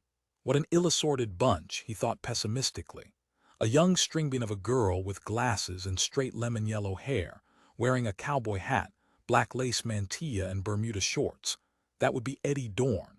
A good-looking, older, dark woman with tricky, deranged eyes who wore a silk sari and nylon obi and bobby socks. Francie something. A part-time schizophrenic who imagined that sentient beings from Beetlejuice occasionally landed on the roof of her canapped building. A woolly-haired adolescent boy wrapped in a superior and cynical cloud of pride, this one in a floral muumuu and spandex bloomers, Runsider had never encountered before. And so it went. 5 females and he counted 5 males. Someone was missing. Ahead of Joe Chip, the smoldering, brooding girl Patricia Conley entered. That made the 11th. The group had all appeared. "You made good time, Mrs. Jackson," he said to the mannish, 30-ish, sand-colored lady wearing ersatz vicuna trousers and a gray sweatshirt on which had been printed a now-faded full-face portrait of Bertrand Lord Russell. "You had less time than anybody else, inasmuch as I notified you last." Tippy Jackson smiled a bloodless, sand-colored smile. "Some of you I know," Runsider said, rising from his chair and indicating with his hands that they should find chairs and make themselves comfortable, smoking if necessary. "You, Miss Dorn, Mr. Chip and I chose you first because of your top-notch activity vis-a-vis S. Dole Melipone, whom you eventually lost through no fault of your own."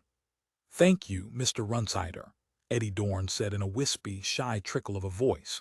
She blushed and stared wide-eyed at the far wall. "It's good to be a part of this new undertaking," she added with undernourished conviction. "Which one of you is Al Hammond?" Runsider asked, consulting his documents.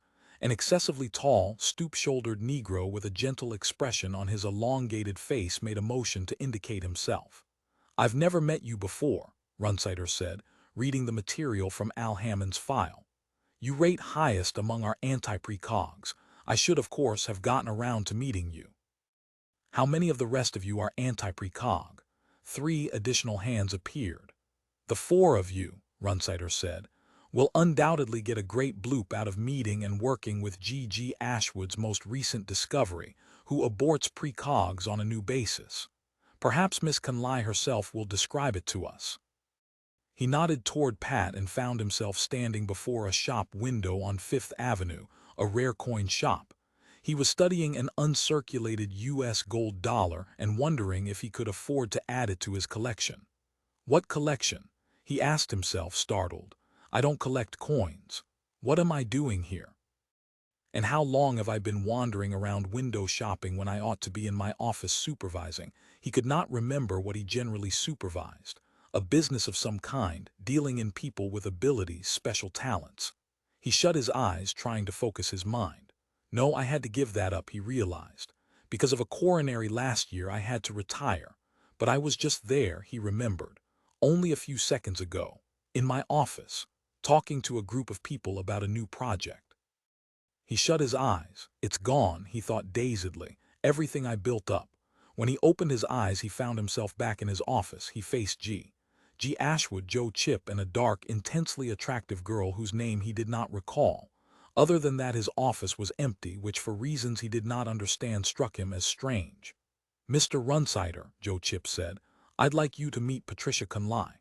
The girl said, "How nice to be introduced to you at last, Mr. Runsider."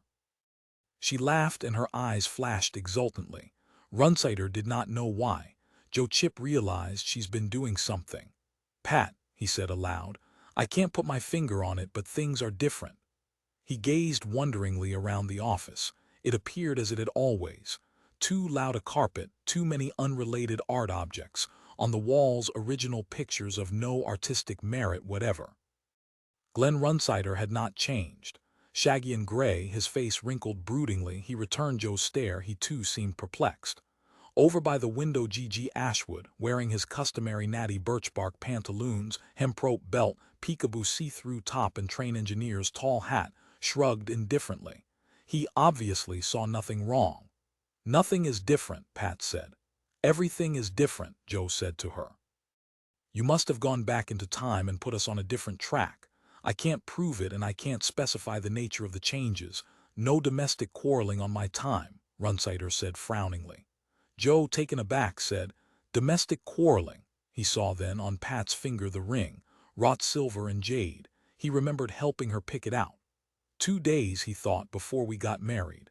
That was over a year ago, despite how bad off I was financially. That, of course, is changed now. Pat, with her salary and her money-minding propensity, fixed that for all time. "Anyhow, to continue," Runsider said, "we must each of us ask ourselves why Stanton Mick took his business to a prudence organization other than ours. Logically, we should have gotten the contract. We're the finest in the business and we're located in New York, where Mick generally prefers to deal. Do you have any theory, Mrs. Chip?" He looked hopefully in Pat's direction. Pat said, "Do you really want to know, Mr. Runsider?" "Yes," he nodded vigorously. "I'd very much like to know." "I did it," Pat said. "How?" "With my talent." Runsider said, "What talent? You don't have a talent. You're Joe Chip's wife." At the window, G.G. Ashwood said, "You came in here to meet Joe and me for lunch." "She has a talent," Joe said. He tried to remember, but already it had become foggy. The memory dimmed even as he tried to resurrect it. A different time track, he thought. The past. Other than that, he could not make it out. There the memory ended.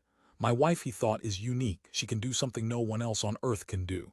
In that case, why isn't she working for Runsider Associates? Something is wrong." "Have you measured it?" Runsider asked him. "I mean, that's your job. You sound as if you have. You sound sure of yourself." "I'm not sure of myself," Joe said, "but I am sure about my wife," he said to himself. "I'll get my test gear," he said, "and we'll see what sort of a field she creates." "Oh, come on, Joe," Runsider said angrily. "If your wife has a talent or an anti-talent, you would have measured it at least a year ago. You wouldn't be discovering it now."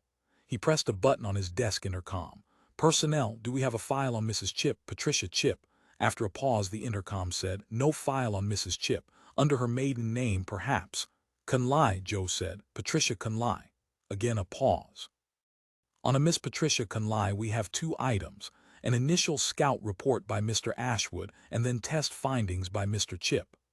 From the slot of the intercom, repros of the 2 documents slowly dribbled forth and dropped to the surface of the desk. Examining Joe Chip's findings, Runsider said, scowling, "Joe, you better look at this. Come here."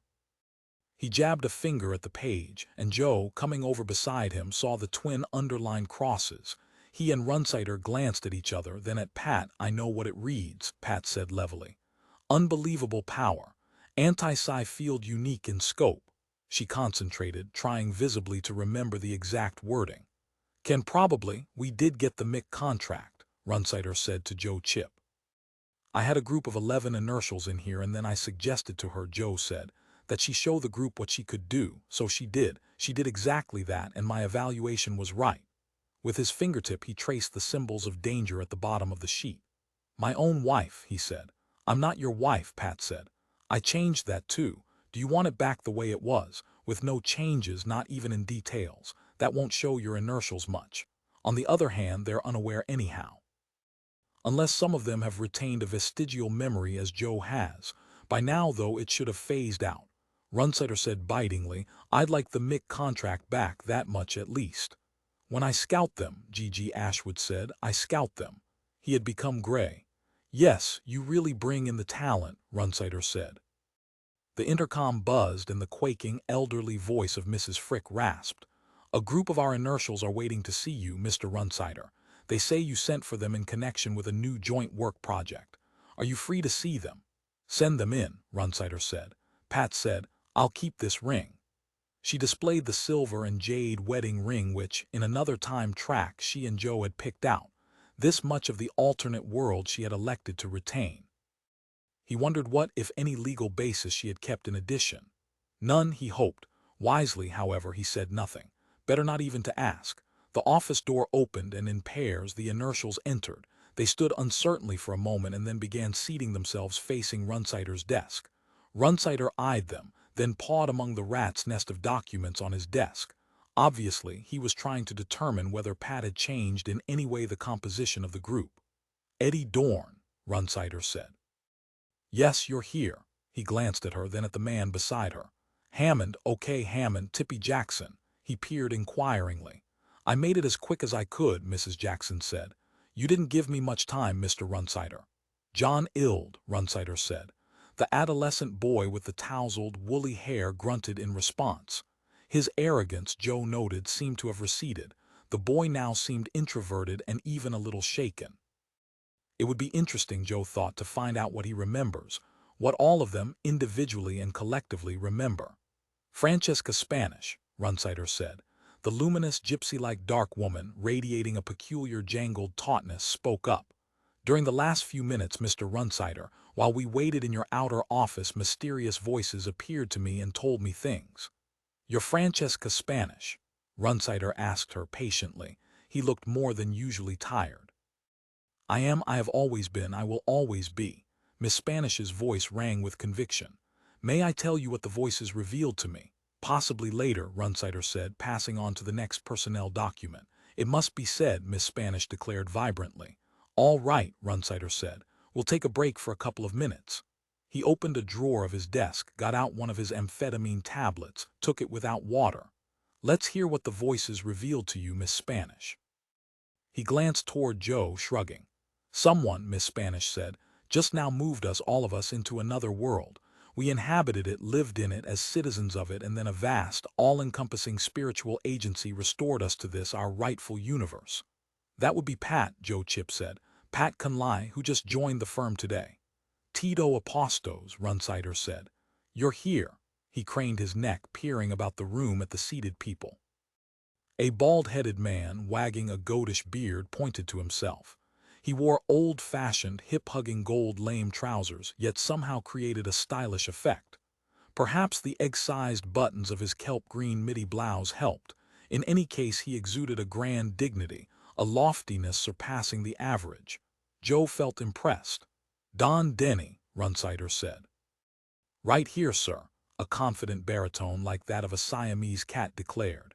It arose from within a slender, earnest-looking individual who sat bolt upright in his chair, his hands on his knees. He wore a polyester dirndl, his long hair in a snood, cowboy chaps with simulated silver stars, and sandals. "You're an anti-animator," Runsider said, reading the appropriate sheet. "The only one we use." To Joe he said, "I wonder if we'll need him. Maybe we should substitute another anti-telepath, the more of those the better." Joe said, "We have to cover everything, since we don't know what we're getting into." "I guess so." Runsider nodded. "Okay, Sammy Mundo." A weak-nosed young man, dressed in a maxi skirt with an undersized, melon-like head, stuck his hand up in a spasmodic, wobbling, tick-like gesture, as if, Joe thought, the anemic body had done it by itself. He knew this particular person.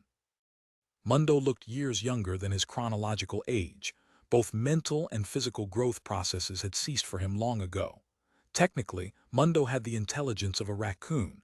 He could walk, eat, bathe himself, even after a fashion talk. His anti-telepathic ability, however, was considerable. Once alone, he had blanked out S. Dole Melipone. The firm's house magazine had rambled on about it for months afterward. "Oh yes," Runsider said. "Now we come to Wendy Wright." As always, when the opportunity arose, Joe took a long, astute look at the girl whom, if he could have managed it, he would have had as his mistress, or, even better, his wife. It did not seem possible that Wendy Wright had been born out of blood and internal organs like other people. In proximity to her, he felt himself to be a squat, oily, sweating, uneducated nerd whose stomach rattled and whose breath wheezed. Near her he became aware of the physical mechanisms which kept him alive. Within him machinery, pipes and valves and gas compressors and fan belts had to chug away at a losing task, a labor ultimately doomed. Seeing her face, he discovered that his own consisted of a garish mask. Noticing her body made him feel like a low-class wind-up toy. All her colors possessed a subtle quality, indirectly lit. Her eyes, those green and tumbled stones, looked impassively at everything. He had never seen fear in them, or aversion, or contempt. What she saw she accepted.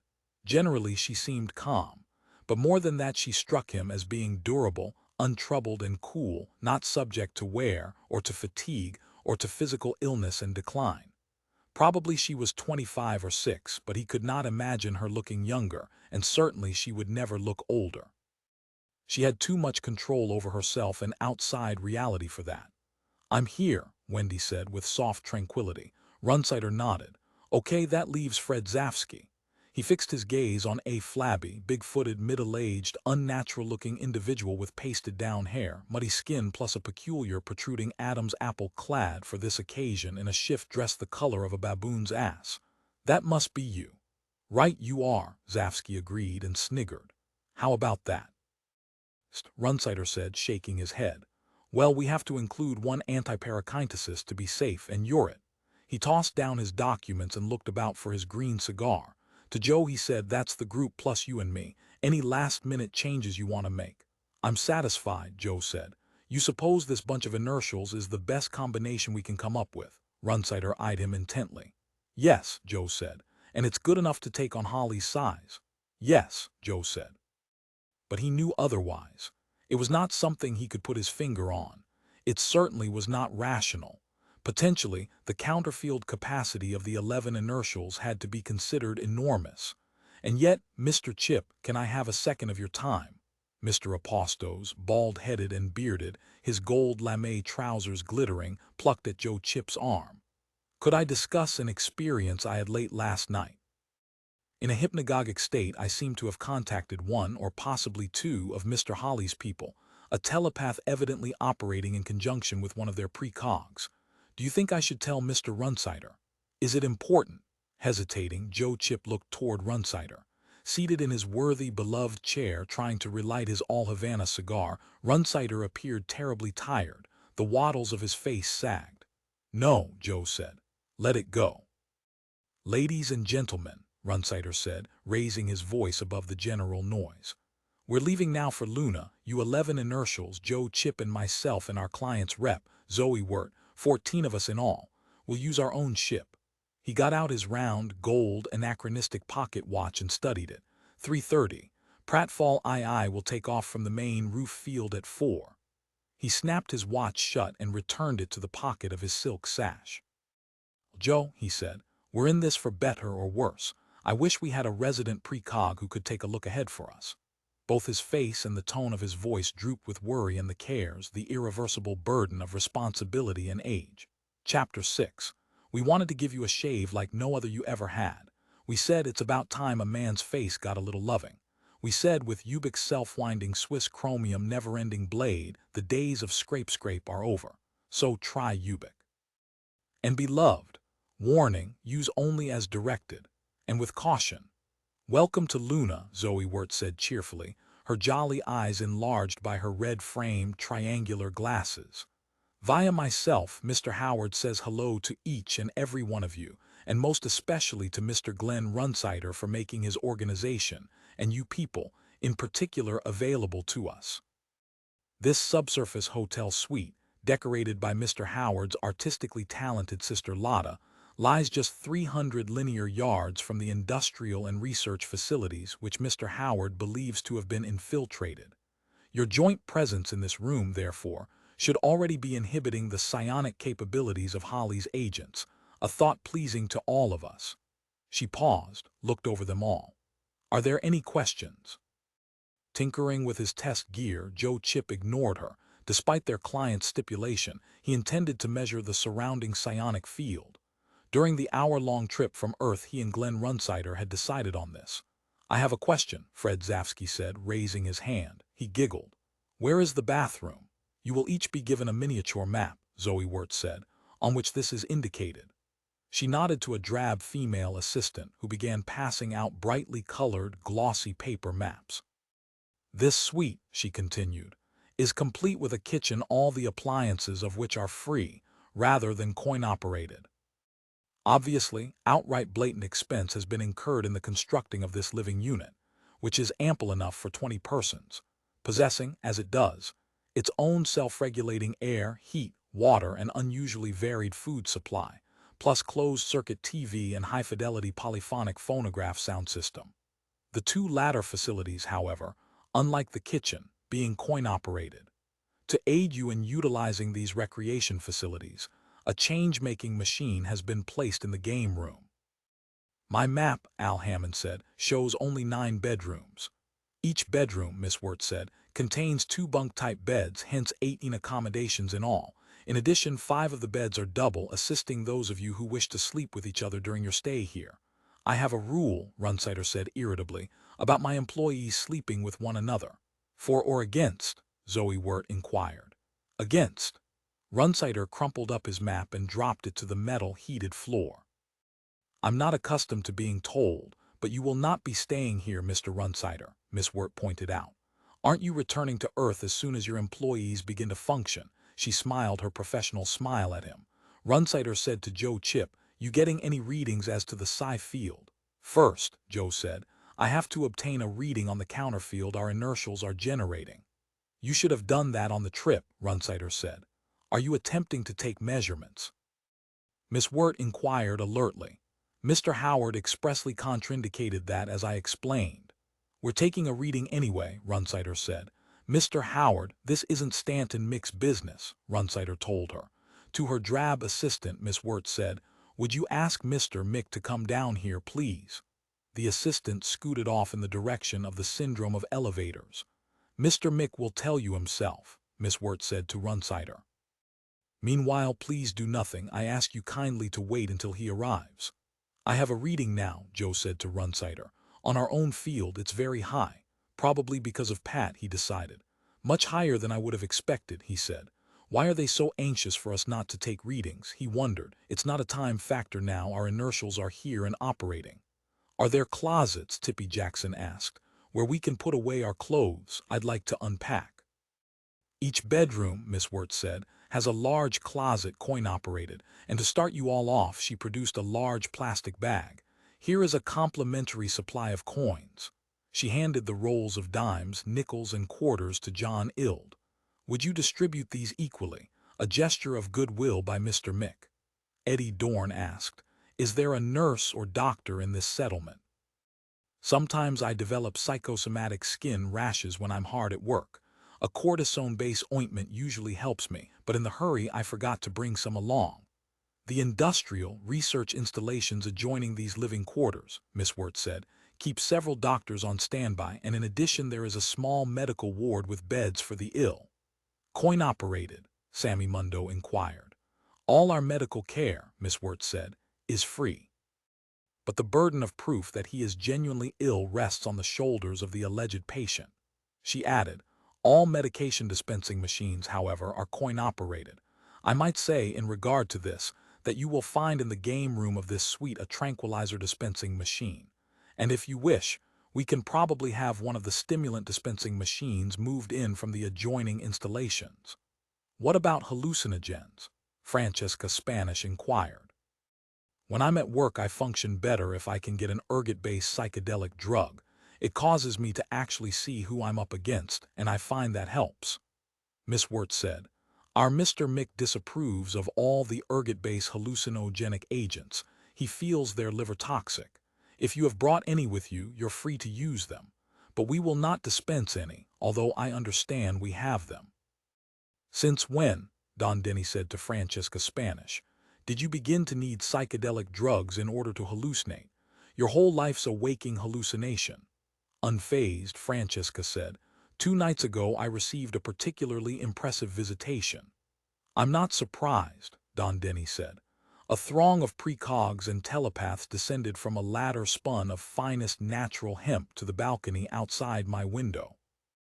They dissolved a passageway through the wall and manifested themselves around my bed, waking me up with their chatter.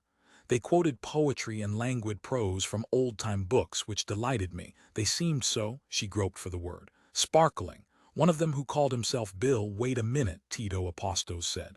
I had a dream like that too. He turned to Joe. Remember I told you just before we left Earth? His hands convulsed excitedly. Didn't I? I dreamed that too, Tippy Jackson said. Bill and Matt, they said they were going to get me.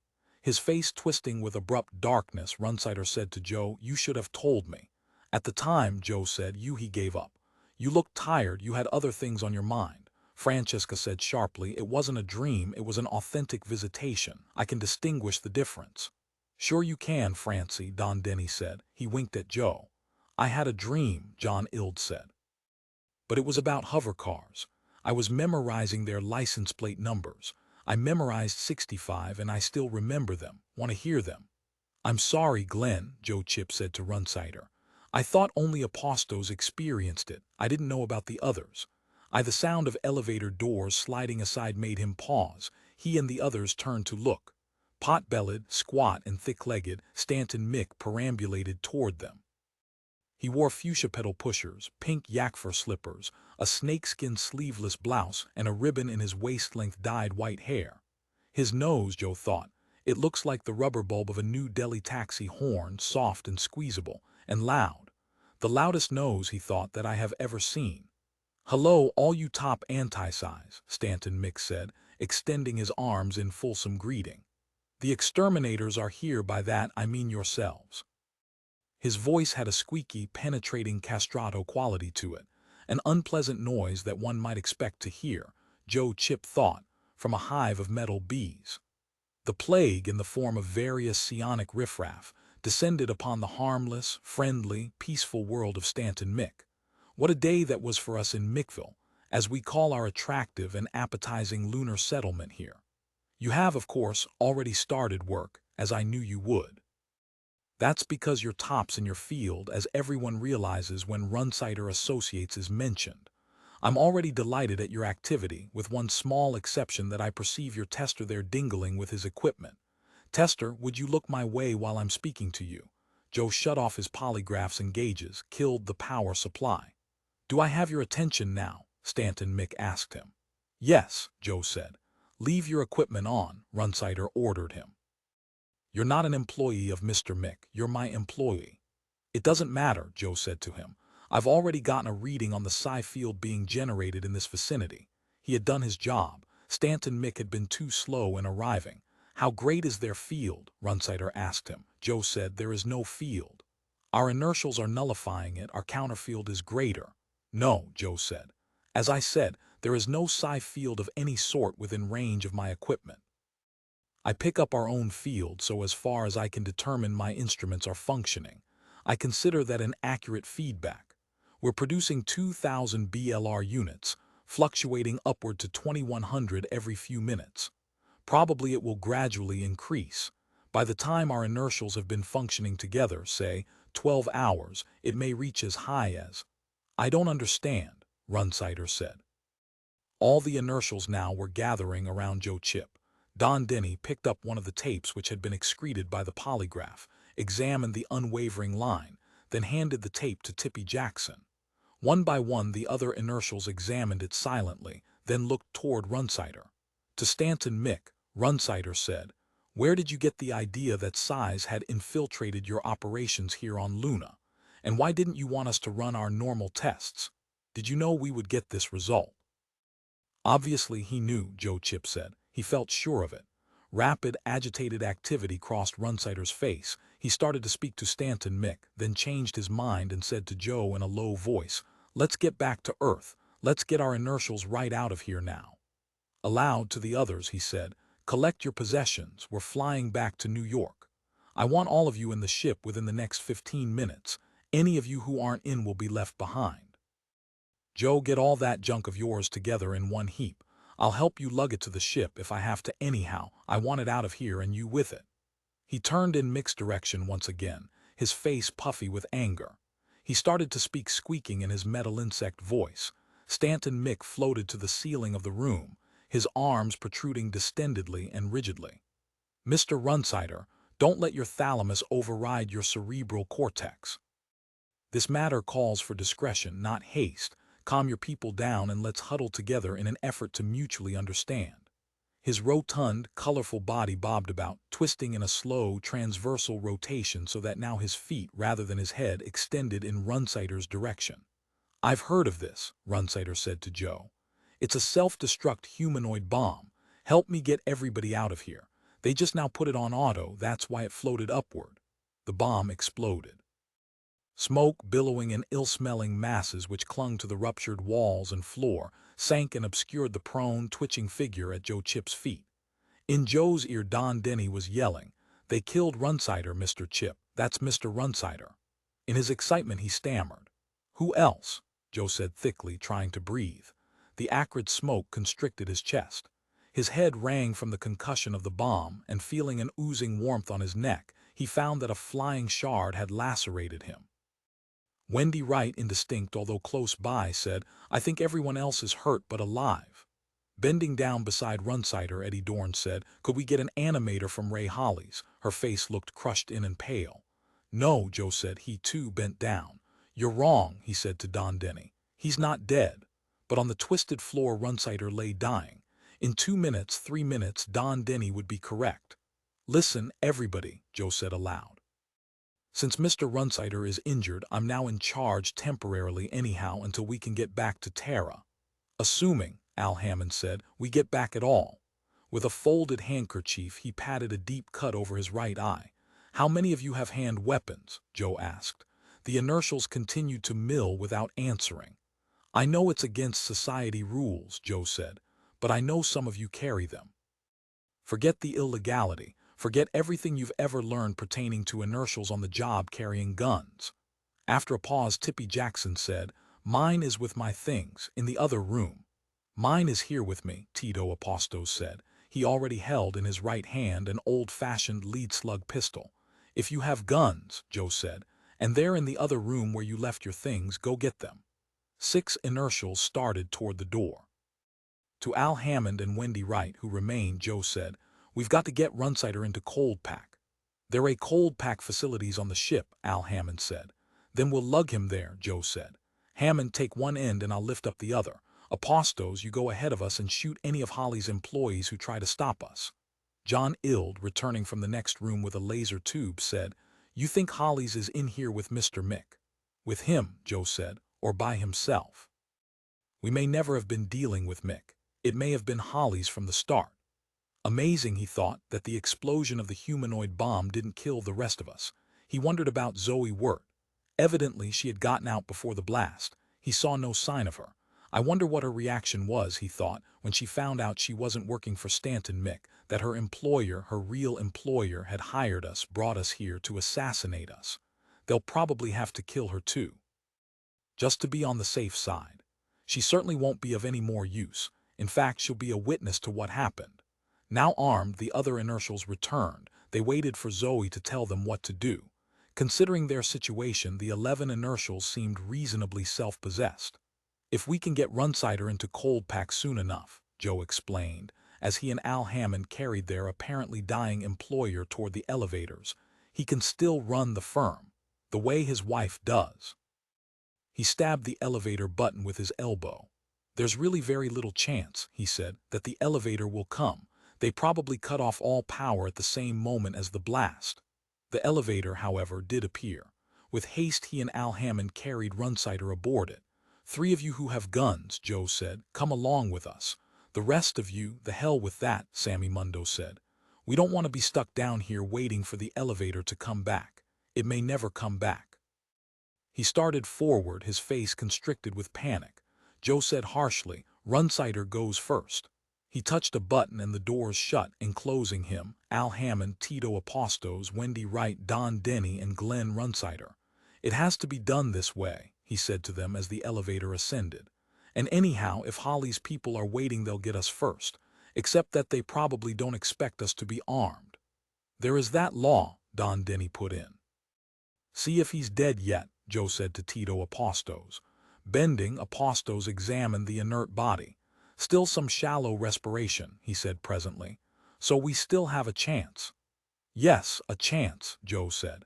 He remained numb, as he had been both physically and psychologically since the blast. He felt cold and torpid, and his eardrums appeared to be damaged. "Once we're back in our own ship," he reflected, "after we get Runsider into the cold pack, we can send out an assist call back to New York to everyone at the firm. In fact, to all the Prudence organizations. If we can't take off, they can come to get us.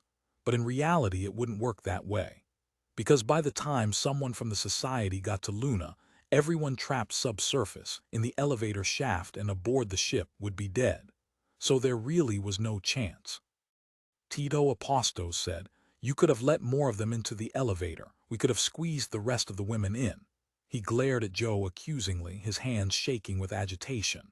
"We'll be more exposed to assassination than they will," Joe said. "Hollies will expect any survivors of the blast to make use of the elevator, as we're doing. That's probably why they left the power on. They know we have to get back to our ship." Wendy Wright said, "You already told us that, Joe." "I'm trying to rationalize what I'm doing," he said, "leaving the rest of them down there." "What about that new girl's talent?" Wendy said. "That sullen, dark girl with the disdainful attitude, Pat something. You could have had her go back into the past before Runsider's injury. She could have changed all this. Did you forget about her ability?" "Yes," Joe said tightly. He had in the aimless, smoky confusion. "Let's go back down," Tito Apostos said. "Like you say, Holly's people will be waiting for us at ground level. Like you said, we're in more danger we're at the surface," Don Denny said. The elevator stopped. Wan and stiff, he licked his lips apprehensively as the doors automatically slid aside. They faced a moving sidewalk that led upward to a concourse, at the end of which, beyond air membrane doors, the base of their upright ship could be distinguished, exactly as they had left it, and no one stood between them and it. Peculiar, Joe Chip thought. Were they sure the exploding humanoid bomb would get us all? Something in the way they planned it must have gone wrong, first in the blast itself, then in their leaving the power on, and now this empty corridor. "I think," Don Denny said, as Al Hammond and Joe carried Runsider from the elevator and onto the moving sidewalk, "the fact that the bomb floated to the ceiling fouled them up. It seemed to be a fragmentation type, and most of the flak hit the walls above our heads. I think it never occurred to them that any of us might survive. That would be why they left the power on." "Well, thank God it floated up then," Wendy Wright said. "Good Lord, it's chilly. The bomb must have put this place's heating system out of action." She trembled visibly. The moving sidewalk carried them forward with shattering slowness. It seemed to Joe that 5 or more minutes passed before the sidewalk evicted them at the 2-stage air membrane doors. Crawl forward in some ways seemed to him the worst part of everything which had happened, as if Hollies had arranged this purposely. "Wait!" A voice called from behind them. Footsteps sounded, and Tito Apostos turned, his gun raised, then lowered. "The rest of them," Don Denny said to Joe, who could not turn around. He and Al Hammond had begun maneuvering Runsider's body through the intricate system of the air membrane doors. "They're all there, it's okay." With his gun he waved them toward him. "Come on." The connecting plastic tunnel still linked their ship with the concourse. Joe heard the characteristic dull clunk under his feet and wondered, are they letting us go? Or he thought, are they waiting for us in the ship? It's as if he thought some malicious force is playing with us, letting us scamper and twitter like debrained mice. We amuse it. Our efforts entertain it. And when we get just so far, its fist will close around us and drop our squeezed remains like Runsiders onto the slow-moving floor. "Denny," he said, "you go into the ship first, see if they're waiting for us." "And if they are," Denny said, "then you come back," Joe said bitingly, "and tell us, and we give up, and then they kill the rest of us." Wendy Wright said, "Ask Pat whatever her name is to use her ability." Her voice was low but insistent. "Please, Joe." "Let's try to get into the ship," Tito Apostos said. "I don't like that girl, I don't trust her talent." "You don't understand her or it," Joe said. He watched skinny, small Don Denny scamper up the tunnel, fiddle with the switching arrangement which controlled the entrance port of the ship, then disappear inside. "He'll never come back," he said, panting. The weight of Glenn Runsider seemed to have grown. He could hardly hold on to him. "Let's set Runsider down here," he said to Al Hammond. Together the two of them lowered Runsider to the floor of the tunnel. "For an old man he's heavy," Joe said, standing erect again. To Wendy he said, "I'll talk to Pat." The others had caught up now, all of them crowded agitatedly into the connecting tunnel. "What a fiasco," he gasped. "Instead of what we hoped to be our big enterprise, you never know. Holly's really got us this time." He motioned Pat up beside him. Her face was smudged and her synthetic sleeveless blouse had been ripped. The elastic band which fashionably compressed her breasts could be seen. It had elegant embossed pale pink fleur-de-lis imprinted on it, and for no logical reason the perception of this unrelated, meaningless sense datum registered in his mind. "Listen," he said to her, putting his hand on her shoulder and looking into her eyes. She calmly returned his gaze. "Can you go back to time before the bomb was detonated and restore Glenn Runsider?" "It's too late now," Pat said. "Why?" "That's it. Too much time has passed. I would have had to do it right away." "Why didn't you?" Wendy Wright asked her with hostility. Swinging her gaze, Pat eyed her. "Did you think of it? If you did, you didn't say." "Nobody said." "You don't feel any responsibility then," Wendy said, "for Runsider's death, when your talent could have obviated it." Pat laughed. Returning from the ship, Don Denny said, "It's empty." "Okay," Joe said, motioning to Al Hammond. "Let's get him into the ship and into cold pack." He and Al once more picked up the dense, hard-to-manage body. They continued on into the ship. The inertials scrambled and shoved around him. Eager for sanctuary, he experienced the pure physical emanation of their fear, the field surrounding them and himself too. The possibility that they might actually leave Luna alive made them more rather than less desperate. Their stunned resignation had now completely gone. "There's the key," John Ild shrilled in Joe's ear as he and Al Hammond stumbled groggily toward the cold-packed chamber. He plucked at Joe's arm. "The key, Mr. Chip," Al Hammond explained. "The ignition key for the ship. Runsider must have it on him. Get it before we drop him into the cold pack, because after that we won't be able to touch him." Digging in Runsider's various pockets, Joe found a leather key case. He passed it to John Ild. "Now we can put him into cold pack," he said with savage anger. "Come on, Hammond, for Christ's sakes, help me get him into the pack." "But we didn't move swiftly enough," he said to himself. "It's all over. We failed." Well, he thought wearily, so it goes. The initial rockets came on with a roar. The ship shuddered as, at the control console, 4 of the inertials haltingly collaborated in the task of programming the computerized command receptors. Why did they let us go? Joe asked himself as he and Al Hammond stood Runsider's lifeless, or apparently lifeless body upright in the floor-to-ceiling cold-packed chamber. Automatic clamps closed about Runsider's thighs and shoulders, supporting him, while the cold, glistening with its own simulated life, sparkled and shone, dazzling Joe Chip and Al Hammond. "I don't understand it," he said. "They fouled up," Hammond said. "They didn't have any backup plan behind the bomb. Like the bomb plotters who tried to kill Hitler. When they saw the explosion go off in the bunker, all of them assumed, before the cold kills us," Joe said, "let's get out of this chamber." He prodded Hammond ahead of him. Once outside, the two of them together twisted the locking wheel into place. "God, what a feeling," he said. "To think that a force like that preserves life. Of a sort." Francie Spanish, her long braids scorched, halted him as he started toward the fore section of the ship. "Is there a communication circuit in the cold pack?" she asked. "Can we consult with Mr. Runsider now?" "No consultation," Joe said, shaking his head. "No earphone, no microphone, no proto-fascins, no half-life. Not until we get back to Earth and transfer him to a moratorium." "Then how can we tell if we froze him soon enough?" Don Denny asked. "We can't," Joe said. "His brain may have deteriorated," Sammy Mundo said, grinning. He giggled. "That's right," Joe said. "We may never hear the voice or the thoughts of Glenn Runsider again. We may have to run Runsider Associates without him. We may have to depend on what's left of Ella.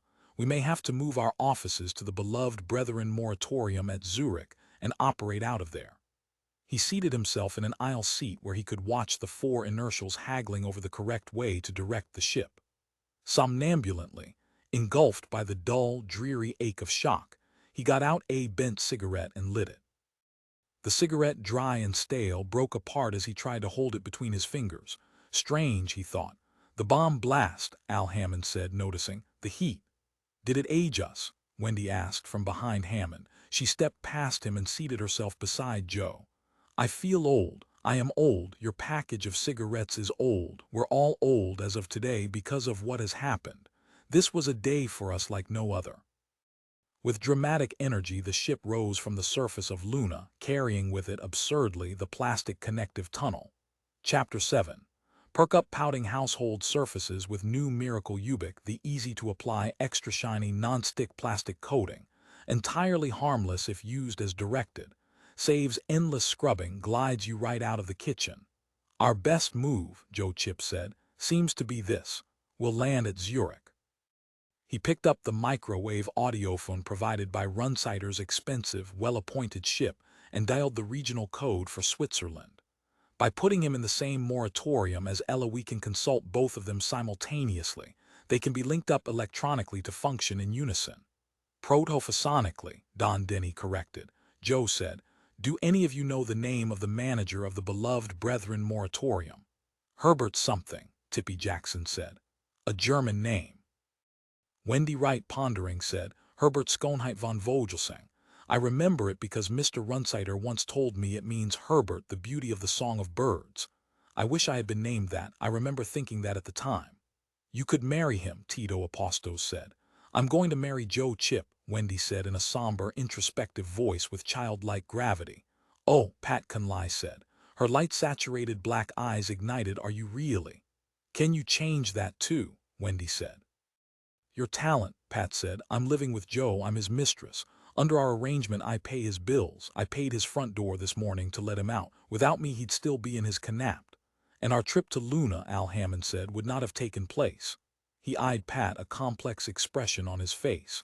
"Perhaps not today," Tippy Jackson pointed out, "but eventually. What difference does it make? Anyhow, I think that's fine for Joe to have a mistress who pays his front door." She nudged Joe on the shoulder, her face beaming with what struck Joe as salacious approval, a sort of vicarious enjoying of his private, personal activities. In Mrs. Jackson, a voyeur dwelt beneath her extroverted surface. "Give me the ship's overall phone book," he said. "I'll notify the moratorium to expect us." He studied his wrist watch. 10 more minutes of flight. "Here's the phone book, Mr. Chip," John Ild said after a search. He handed him the heavy square box with its keyboard and microscanner. Joe typed out SWITZ, then ZUR, then BLVDBRETH Mora. "Like Hebrew," Pat said from behind him. "Semantic condensations." The microscanner whisked back and forth, selecting and discarding. At last its mechanism popped up a punch card, which Joe fed into the phone's receptor slot. The phone said tinnily, "This is a recording." It expelled the punch card vigorously. "The number which you have given me is obsolete. If you need assistance, place a red card in." "What's the date on that phone book?" Joe asked Ild, who was returning it to its handy storage shelf. Ild examined the information stamped on the rear of the box. 1990, 2 years old. "That can't be," Eddie Dorn said. "This ship didn't exist 2 years ago. Everything on it and in it is new." Tito Apostos said, "Maybe Runsider cut a few corners." "Not at all," Eddie said. "He lavished care, money, and engineering skill on Pratfall II. Everybody who ever worked for him knows that. This ship is his pride and joy." "Was his pride and joy," Francie Spanish corrected. "I'm not ready to admit that," Joe said. He fed a red card into the phone's receptor slot. "Give me the current number of the beloved Brethren Moratorium in Zurich, Switzerland," he said. To Francie Spanish he said, "This ship is still his pride and joy because he still exists." A card, punched into significance by the phone, leaped out. He transferred it to its receptor slot. This time the phone's computerized workings responded without irritation. On the screen a sallow, conniving face formed, that of the unctuous busybody who ran the beloved Brethren Moratorium. Joe remembered him with dislike. "I am Herr Herbert Schoenheit von Vogelsang. Have you come to me in your grief, sir? May I take your name and address were it to happen that we got cut off?" The moratorium owner poised himself. Joe said, "There's been an accident." "What we deem an accident," von Vogelsang said, "is ever yet a display of God's handiwork. In a sense, all life could be called an accident. And yet, in fact, I don't want to engage in a theological discussion," Joe said. "Not at this time. This is the time, out of all times, when the consolations of theology are most soothing." The deceased a relative. "Our employer," Joe said. "Glenn Runsider of Runsider Associates, New York. You have his wife Ella there. Will be landing in 8 or 9 minutes. Can you have one of your transport cold-pack vans waiting?" "He is in cold-pack now." "No," Joe said. "He's warming himself on the beach at Tampa, Florida." "I assume your amusing response indicates yes." "Have a van at the Zurich spaceport," Joe said and rang off. "Look who we've got to deal through," he reflected from now on. "We'll get Ray Hollies," he said to the inertials grouped around him. Removing the plastic disc from its place, its firm adhesion to his ear, Glenn Runsider said into the microphone, "I'll talk to you again later." He now set down all the communications apparatus, rose stiffly from the chair and momentarily stood facing the misty, immobile, icebound shape of Joe Chip resting within its transparent plastic casket, upright and silent, as it would be for the rest of eternity. "Get him instead of Mr. Vogelsang?" Sammy Mundo asked. "Get him in the manner of getting him dead," Joe said, "for bringing this about." Glenn Runsider, he thought, frozen upright in a transparent plastic casket ornamented with plastic rosebuds, wakened into half-life activity 1 hour a month, deteriorating, weakening, growing dim. Christ, he thought savagely, of all the people in the world, a man that vital and vitalic. Anyhow, Wendy said, he'll be closer to Ella. "In a way," Joe said, "I hope we got him into the cold pack too." He broke off, not wanting to say it.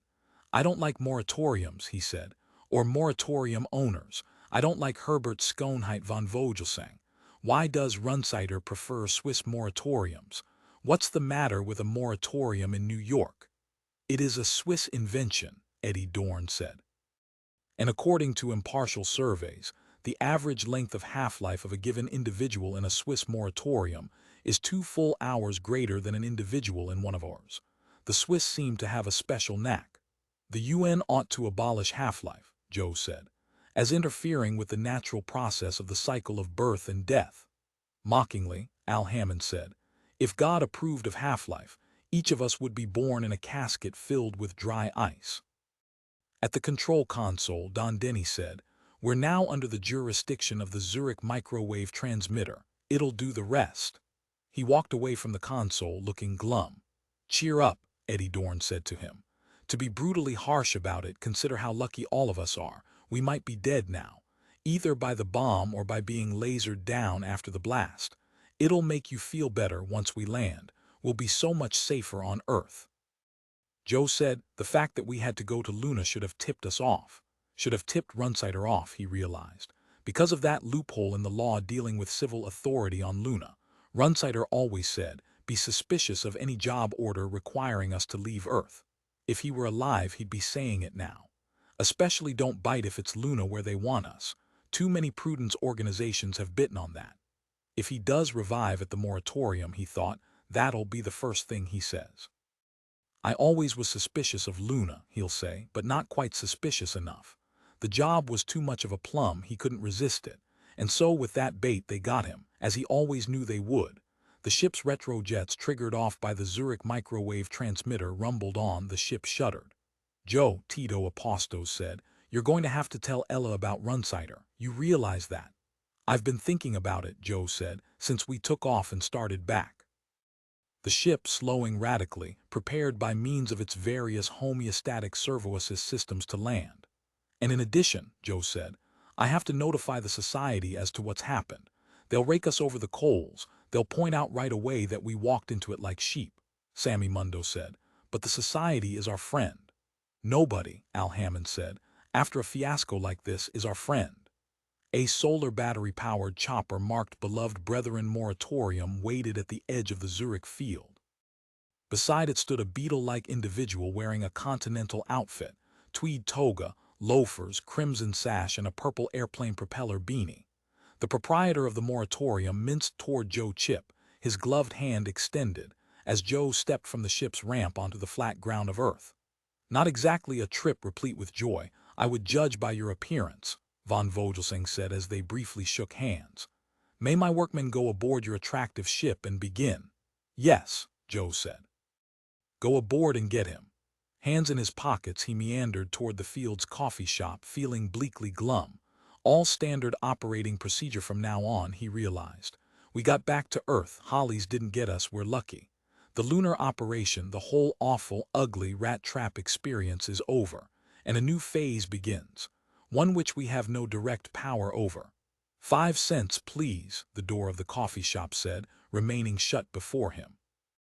He waited until a couple passed by him on their way out. Neatly he squeezed by the door, made it to a vacant stool, and seated himself. Hunched over, his hands locked together before him on the counter, he read the menu. "Coffee," he said. "Cream or sugar?" the speaker of the shop's ruling monad turret asked. "Both." The little window opened. A cup of coffee, 2 tiny paper-wrapped sacks of sugar, and a test tube-like container of cream slid forward and came to rest before him on the counter. "1 international postgrad, please," the speaker said. Joe said, "Charge this to the account of Glenn Runsider of Runsider Associates, New York." "Insert the proper credit card," the speaker said. "They haven't let me carry around a credit card in 5 years," Joe said. "I'm still paying off what I charged back in." "1 postgrad, please," the speaker said. It began to tick ominously. "Or in 10 seconds I will notify the police." He passed the postgrad over. The ticking stopped. "We can do without your kind," the speaker said.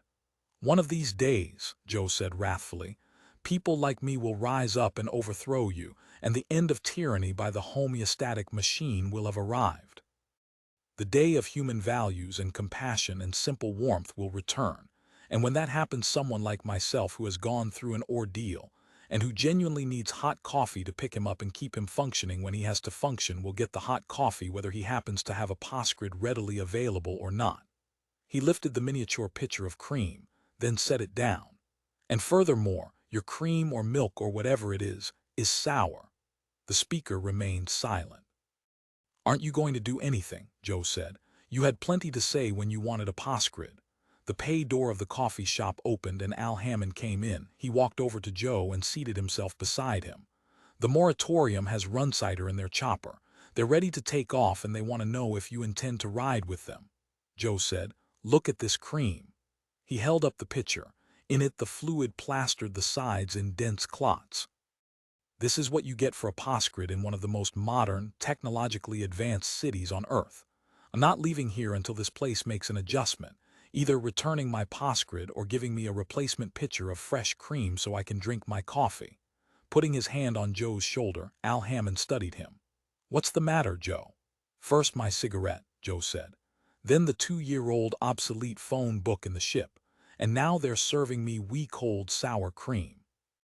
"I don't get it, Al." "Drink the coffee black," Al said, "and get over to the chopper so they can take Runsider to the moratorium. The rest of us will wait in the ship until you come back, and then we'll head for the nearest society office and make a full report to them." Joe picked up the coffee cup and found the coffee cold, inert, and ancient. A scummy mold covered the surface. He set the cup back down in revulsion. "What's going on?" he thought. "What's happening to me?" His revulsion became, all at once, a weird, nebulous panic. "Come on, Joe," Al said, his hand closing firmly around Joe's shoulder. "Forget the coffee, it isn't important. What matters is getting Runsider to." "You know who gave me that postgrad," Joe said. "Pat can lie. And right away I did what I always do with money. I frittered it away on nothing. On last year's cup of coffee." He got down from the stool, urged off it by Al Hammond's hand. "How about coming with me to the moratorium?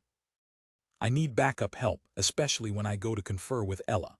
"What should we do? Blame it on Runsider. Say it was his decision for us all to go to Luna. That's the truth. Or maybe we should tell her something else, tell her his ship crashed or he died of natural causes." "But Runsider will eventually be linked up to her," Al said. "And he'll tell her the truth, so you have to tell her the truth." They left the coffee shop and made their way to the chopper belonging to the beloved Brethren Moratorium. "Maybe I'll let Runsider tell her," Joe said as they boarded. "Why not? It was his decision for us to go to Luna. Let him tell her himself. And he's used to talking to her." "Ready, gentlemen?" Von Vogelsang inquired, seated at the controls of the chopper. "Shall we wind our doleful steps in the direction of Mr. Runsider's final home?" Joe groaned and stared out through the window of the chopper, fixing his attention on the buildings that made up the installations of Zurich Field. "Yeah, take off," Al said. As the chopper left the ground, the moratorium owner pressed a button on his control panel. Throughout the cabin of the chopper, from a dozen sources, the sound of Beethoven's Missa Solemnis rolled forth sonorously, the many voices saying, "Agnus Dei, qui tollis peccata mundi," over and over again, accompanied by an electronically augmented symphony orchestra. "Did you know that Toscanini used to sing along with the singers when he conducted an opera?" Joe said. "That in his recording of Traviata you can hear him during the aria Sempre Libera." "I didn't know that," Al said. He watched the sleek, sturdy canapes of Zurich move by below, a dignified and stately procession which Joe also found himself watching. "Libera me damen," Joe said. "What's that mean?" Joe said. "It means God have mercy on me. Don't you know that? Doesn't everybody know that?" "What made you think of it?" Al said. "The music, the goddamn music." To von Vogelsang he said, "Turn the music off. Runsider can't hear it. I'm the only one who can hear it and I don't feel like hearing it." To Al he said, "You don't want to hear it, do you?" Al said, "Calm down, Joe. We're carrying our dead employer to a place called the Beloved Brethren Moratorium," Joe said, "and he says, calm down. You know, Runsider didn't have to go with us to Luna. He could have dispatched us and stayed in New York. So now the most life-loving, full-living man I ever met has been. Your dark-skinned companion's advice is good," the moratorium owner chimed in. "What advice?" Joe said. "To calm yourself." Von Vogelsang opened the glove compartment of the chopper's control panel. He handed Joe a merry multicolored box. "Chew one of these, Mr. Chip." "Tranquilizing gum," Joe said, accepting the box. Reflexively, he opened it. Peach-flavored tranquilizing gum. To Al he said, "Do I have to take this?" "You should," Al said. Joe said, "Runsider would never have taken a tranquilizer under circumstances of this sort. Glenn Runsider never took a tranquilizer in his life. You know what I realize now, Al? He gave his life to save ours, in an indirect way." "Very indirect," Al said. "Here we are," he said. The chopper had begun to descend toward a target painted on a flat roof field below. "You think you can compose yourself?" he asked Joe. "I can compose myself," Joe said, "when I hear Runsider's voice again, when I know some form of life, half-life, is still there." The moratorium owner said cheerily, "I wouldn't worry on that score, Mr. Chip. We generally obtain an adequate protophasonic flow. At first. It is later, when the half-life period has expended itself, that the heartache arises, but with sensible planning that can be forestalled for many years." He shut off the motor of the chopper, touched a stud which caused the cabin door to slide back. "Welcome to the Beloved Brethren Moratorium," he said. He ushered the two of them out onto the roof field. "My personal secretary, Miss Beeson, will escort you to a consultation lounge. If you will wait there, being subliminally influenced into peace of soul by the colors and textures surrounding you, I will have Mr. Runsider brought in as soon as my technicians establish contact with him." "I want to be present at the whole process," Joe said. "I want to see your technicians bring him back." To Al, the moratorium owner said, "Maybe as his friend you can make him understand." "We have to wait in the lounge, Joe," Al said. Joe looked at him fiercely. "Uncle Tom," he said. "All the moratoriums work this way," Al said. "Come on with me to the lounge." "How long will it take?" Joe asked the moratorium owner. "We'll know one way or another within the first 15 minutes. If we haven't gotten a measurable signal by then." "You're only going to try for 15 minutes, Joe said. To Al he said, "They're only going to try for 15 minutes to bring back a man greater than all of us put together." He felt like crying, aloud. "Come on," he said to Al. "You come on," Al repeated. "To the lounge." Joe followed him into the lounge. "Cigarette?" Al said, seating himself on a synthetic buffalo hide couch. He held his pack up to Joe. "They're stale," Joe said. He didn't need to take one to touch one to know that. "Yeah, so they are." Al put the pack away. "How did you know?" He waited. "You get discouraged easier than anyone I ever ran into. We're lucky to be alive. It could be us, all of us, in that cold pack there. And Runsider sitting out here in this lounge with these nutty colors." He looked at his watch. Joe said, "All the cigarettes in the world are stale." He examined his own watch. 10 after. He pondered, having many disjointed and unconnected brooding thoughts. They swam through him like silvery fish. Fears and mild dislikes and apprehensions, and all the silvery fish recirculating to begin once more as fear. "If Runsider were alive," he said, "sitting out here in this lounge, everything would be okay. I know it, but I don't know why." He wondered what was, at this moment, going on between the moratorium's technicians and the remains of Glenn Runsider. "Do you remember dentists?" he asked Al. "I don't remember, but I know what they were. People's teeth used to decay." "I realize that," Al said. "My father told me what it used to feel like waiting in a dentist's office. Every time the nurse opened the door you thought, it's happening, the thing I've been afraid of all my life." "And that's what you feel now?" Al asked. "I feel, Christ, why doesn't that half-wit sap who runs this place come in here and say he's alive, Runsider's alive, or else he's not, one way or another? Yes or no?" "It's almost always yes. Statistically, as Vogelsang said, in this case it'll be no. You have no way of knowing that." Joe said, "I wonder if Ray Hollies has an outlet here in Zurich." "Of course he has, but by the time you get a precog in here we'll already know anyhow." "I'll phone up a precog," Joe said. I'll get one on the line right now. He started to his feet, wondering where he could find a vidphone. Give me a quarter. Al shook his head. In a manner of speaking, Joe said, you're my employee, you have to do what I say or I'll fire you. As soon as Runsider died, I took over management of the firm. I've been in charge since the bomb went off. It was my decision to bring him here, and it's my decision to rent the use of a precog for a couple of minutes. Let's have the quarter. He held out his hand. Runsider Associates, Al said, being run by a man who can't keep 50 cents on him. Here's a quarter. He got it from his pocket, tossed it to Joe. When you make out my paycheck, add it on. Joe left the lounge and wandered down a corridor, rubbing his forehead blearily. This is an unnatural place, he thought, halfway between the world and death. I am head of Runsider Associates now, he realized, except for Ella, who isn't alive and can only speak if I visit this place and have her revived. I know the specifications in Glenn Runsider's will, which now have automatically gone into effect. I'm supposed to take over until Ella, or Ella and he, if he can be revived, decide on someone to replace him.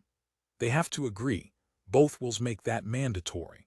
Maybe, he thought, they'll decide I can do it on a permanent basis. That'll never come about, he realized. Not for someone who can't manage his own personal fiscal responsibilities. That's something else Holly's precog would know, he realized.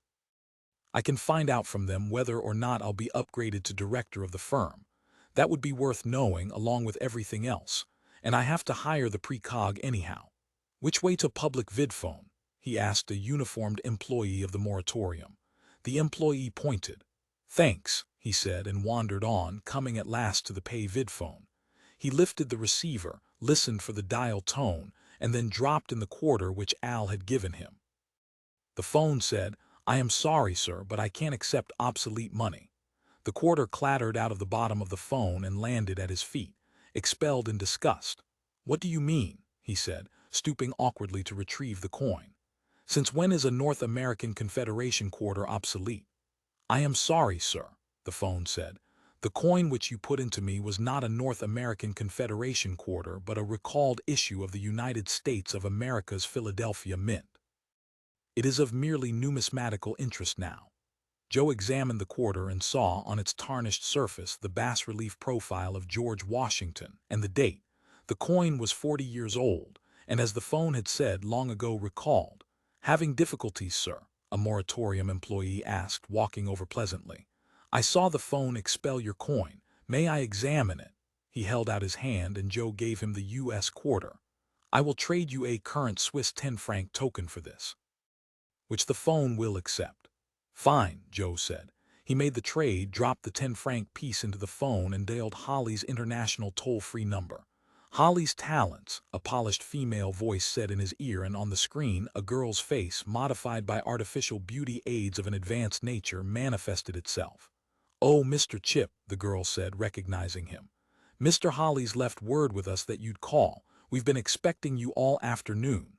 Precogs, Joe thought. Mr. Holly's, the girl said, instructed us to put your call through to him. He wants to handle your needs personally. Would you hold on a moment while I put you through? So just a moment, Mr. Chip. The next voice that you hear will be Mr. Holly's, God willing. Her face vanished. He confronted a blank gray screen. A grim blue face with recessive eyes swam into focus, a mysterious countenance floating without neck or body. The eyes reminded him of flawed jewels. They shone, but the faceting had gone wrong. The eyes scattered light in irregular directions. Hello, Mr. Chip. So this is what he looks like, Joe thought.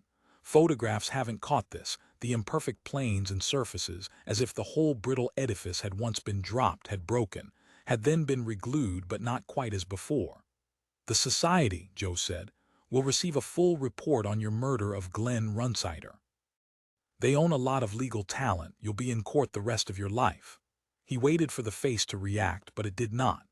We know you did it, he said, and felt the futility of it, the pointlessness of what he was doing. As to the purpose of your call, Holly said in a slithering voice which reminded Joe of snakes crawling over one another, Mr. Runsider will not. Shaking, Joe hung up the receiver. He walked back up the corridor along which he had come. He reached the lounge once more where Al Hammond sat morosely picking apart a dry-as-dust former cigarette. There was a moment of silence and then Al raised his head.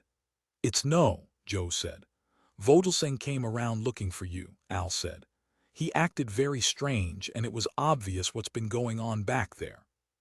Six will get you 80's afraid to tell you outright. He'll probably go through a long routine but it'll boil down like you say, it'll boil down to no. So what now?" He waited. "Now we get Hollies," Joe said. "We won't get Hollies." The society, he broke off.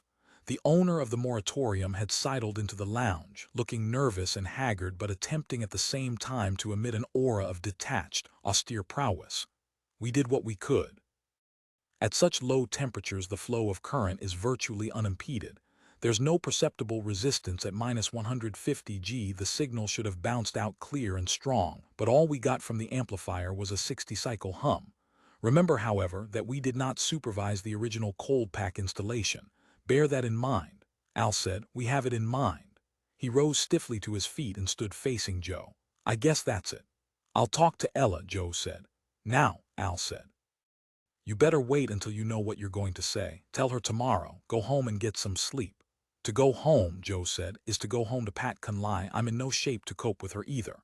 "Take a hotel room here in Zurich," Al said. "Disappear. I'll go back to the ship, tell the others, and report to the society. You can delegate it to me in writing."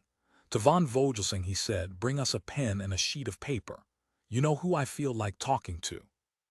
Joe said as the moratorium owner scuttled off in search of pen and paper. "Wendy Wright. She'll know what to do. I value her opinion. Why is that, I wonder? I barely know her." He noticed then that subtle background music hung over the lounge. It had been there all this time, the same as on the chopper. "Dies iri, dies illa," the voices sang darkly. "Solvet cyclum in favilla, test David cum Sibylla." The Verdi Requiem, he realized. Von Vogelsang, probably personally with his own two hands, switched it on at 9 a.m. every morning when he arrived for work. "Once you get your hotel room," Al said, "I could probably talk Wendy Wright into showing up there." "That would be immoral," Joe said. "What?" Al stared at him. "At a time like this, when the whole organization is about to sink into oblivion unless you can pull yourself together. Anything that'll make you function is desirable, in fact necessary. Go back to the phone, call a hotel, come back here and tell me the name of the hotel and the—" "All our money is worthless," Joe said. "I can't operate the phone, not unless I can find a coin collector who will trade me another Swiss 10-franc piece of current issue." "Geez," Al said. He let out his breath in a groaning sigh and shook his head. "Is it my fault?" Joe said. "Did I make that quarter you gave me obsolete?" He felt anger. "In some weird way," Al said. "Yes, it is your fault, but I don't know how. Maybe one day I'll figure it out. Okay, we'll both go back to Pratfall II. You can pick Wendy right up there and take her to the hotel with you. Quantus tremor est futurus," the voices sang. "Quando judex est venturus cunctus strict discussurus." "What'll I pay the hotel with? They won't take our money any more than the phone will." Cursing, Al yanked out his wallet, examined the bills in it. "These are old but still in circulation." He inspected the coins in his pockets. "These aren't in circulation." He tossed the coins to the carpet of the lounge, ridding himself, as the phone had, in disgust. "Take these bills." He handed the paper currency to Joe. "There's enough there for the hotel room for one night, dinner, and a couple of drinks for each of you. I'll send a ship from New York tomorrow to pick you and her up." "I'll pay you back," Joe said. "As pro tem director of Runsider Associates, I'll draw a higher salary. I'll be able to pay all my debts off, including the back taxes, penalties, and fines which the income tax people, without Pat Conlai, without her help." "I can throw her out now," Joe said. Al said, "I wonder. This is a new start for me, a new lease on life. I can run the firm," he said to himself. "Certainly I won't make the mistake that Runsider made. Hollies, posing as Stanton Mick, won't lure me and my inertials off Earth where we can be gotten at." "In my opinion," Al said hollowly, "you have a will to fail. No combination of circumstances, including this, is going to change that." "What I actually have," Joe said, "is a will to succeed. Glenn Runsider saw that, which is why he specified in his will that I take over in the event of his death and the failure of the beloved Brethren moratorium to revive him into half-life. or any other reputable moratorium as specified by me. Within him, his confidence rose. He saw now the manifold possibilities ahead, as clearly as if he had precog abilities. And then he remembered Pat's talent, what she could do to precogs, to any attempt to foresee the future. Tuba murum spargem sanum, the voices sang. Per sepulchra regionum cogit omnes antithronum. Reading his expression, Al said, "You're not going to throw her out, not with what she can do." "I'll rent a room at the Zurich Roots Hotel," Joe decided, "as per your outline proposal." But he thought Al's right. It won't work. Pat, or even something worse, will move in and destroy me. I'm doomed in the classic sense.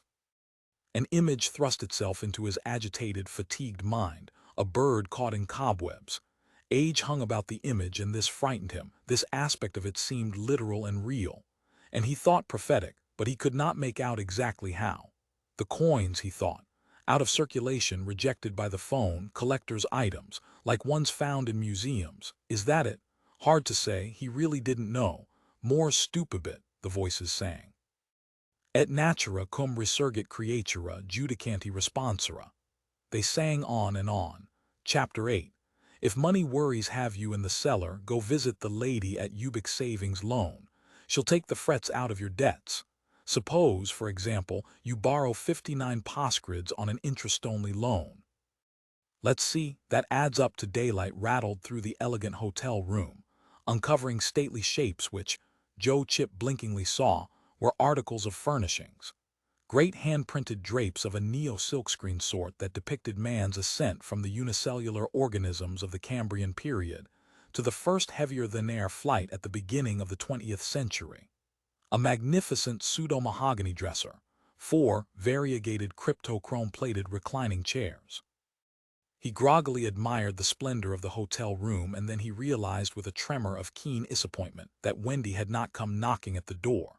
Or else he had not heard her. He had been sleeping too deeply. Thus, the new empire of his hegemony had vanished in the moment it had begun.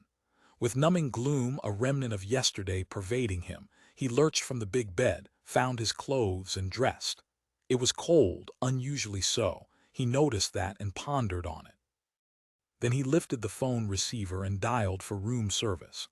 "Pay him back if at all possible," the receiver declared in his ear. "First, of course, it has to be established whether Stanton Mick actually involved himself, or if a mere homo simulacric substitute was in action against us, and if so, why, and if not, then how," the voice droned on, speaking to itself and not to Joe. It seemed as unaware of him as if he did not exist. "From all our previous reports," the voice declared, "it would appear that Mick acts generally in a reputable manner and in accord with legal and ethical practices established throughout the system." In view of this, Joe hung up the phone and stood dizzily swaying, trying to clear his head. Runsider's voice. Beyond any doubt. He again picked up the phone, listened once more. "Lawsuit by Mick, who can afford and is accustomed to litigation of that nature.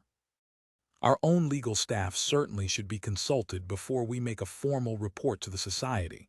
It would be libel if made public and grounds for a suit claiming false arrest if—" "Runsider," Joe said. He said it loudly. Unable to verify probably, for at least Joe hung up. "I don't understand this," he said to himself. Going into the bathroom, he splashed icy water on his face, combed his hair with a sanitary-free hotel comb, then, after meditating for a time, shaved with the sanitary-free hotel throwaway razor.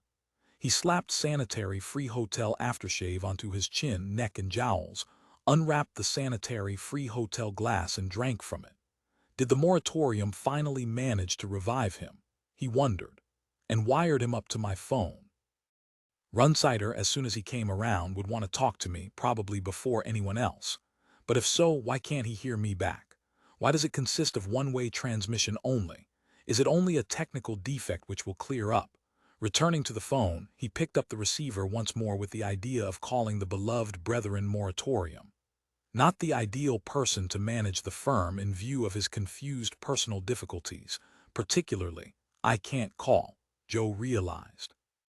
He hung up the receiver. "I can't even get room service." In a corner of the large room a chime sounded, and a tinkling mechanical voice called, "I'm your free homeopathic machine." a service supplied exclusively by all the fine roots hotels throughout Earth and the colonies.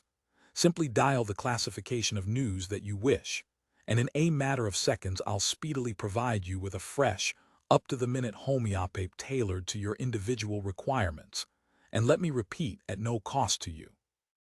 Okay, Joe said and crossed the room to the machine. Maybe by now, he reflected, news of Runsider's murder has gotten out. The news media cover all admissions to moratoriums routinely. He pressed the button marked high-type interplan info. At once the machine began to clank out a printed sheet which he gathered up as fast as it emerged. No mention of Runsider. Too soon. Or had the society managed to suppress it? Or Al, he thought. Maybe Al slipped a few postscripts to the owner of the moratorium. But he himself had all of Al's money. Al couldn't buy off anybody to do anything. A knock sounded on the hotel room door. Putting down the homeopathy, Joe made his way cautiously to the door, thinking it's probably Pat Conley, she's trapped me here. On the other hand, it might be someone from New York here to pick me up and take me back there. Theoretically, he conjectured it could even be Wendy, but that did not seem likely. Not now, not this late. It could also be an assassin dispatched by Hollies. He could be killing us off one by one. Joe opened the door. Quivering with unease, wringing his pulpy hands together, Herbert Schoenheit von Vogelsang stood in the doorway mumbling. I just don't understand it, Mr. Chip. We worked all night in relays. We just are not getting a single spark. And yet we ran an electroencephalograph and the gram shows faint but unmistakable cerebral activity. So the afterlife is there, but we still can't seem to tap it. We've got probes at every part of the cortex now. I don't know what else we can do, sir. Is there measurable brain metabolism? Joe asked. Yes, sir. We called in an outside expert from another moratorium and he detected it using his own equipment. It's a normal amount too, just what you'd expect immediately after death. How did you know where to find me? Joe asked. We called Mr. Hammond in New York. Then I tried to call you here at your hotel, but your phone has been busy all morning. That's why I found it necessary to come here in person. It's broken, Joe said. The phone, I can't call out either. The moratorium owner said. Mr. Hammond tried to contact you too, with no success. He asked me to give you a message from him, something he wants you to do here in Zurich before you start back to New York. He wants to remind me, Joe said, to consult Ella. To tell her about her husband's unfortunate, untimely death.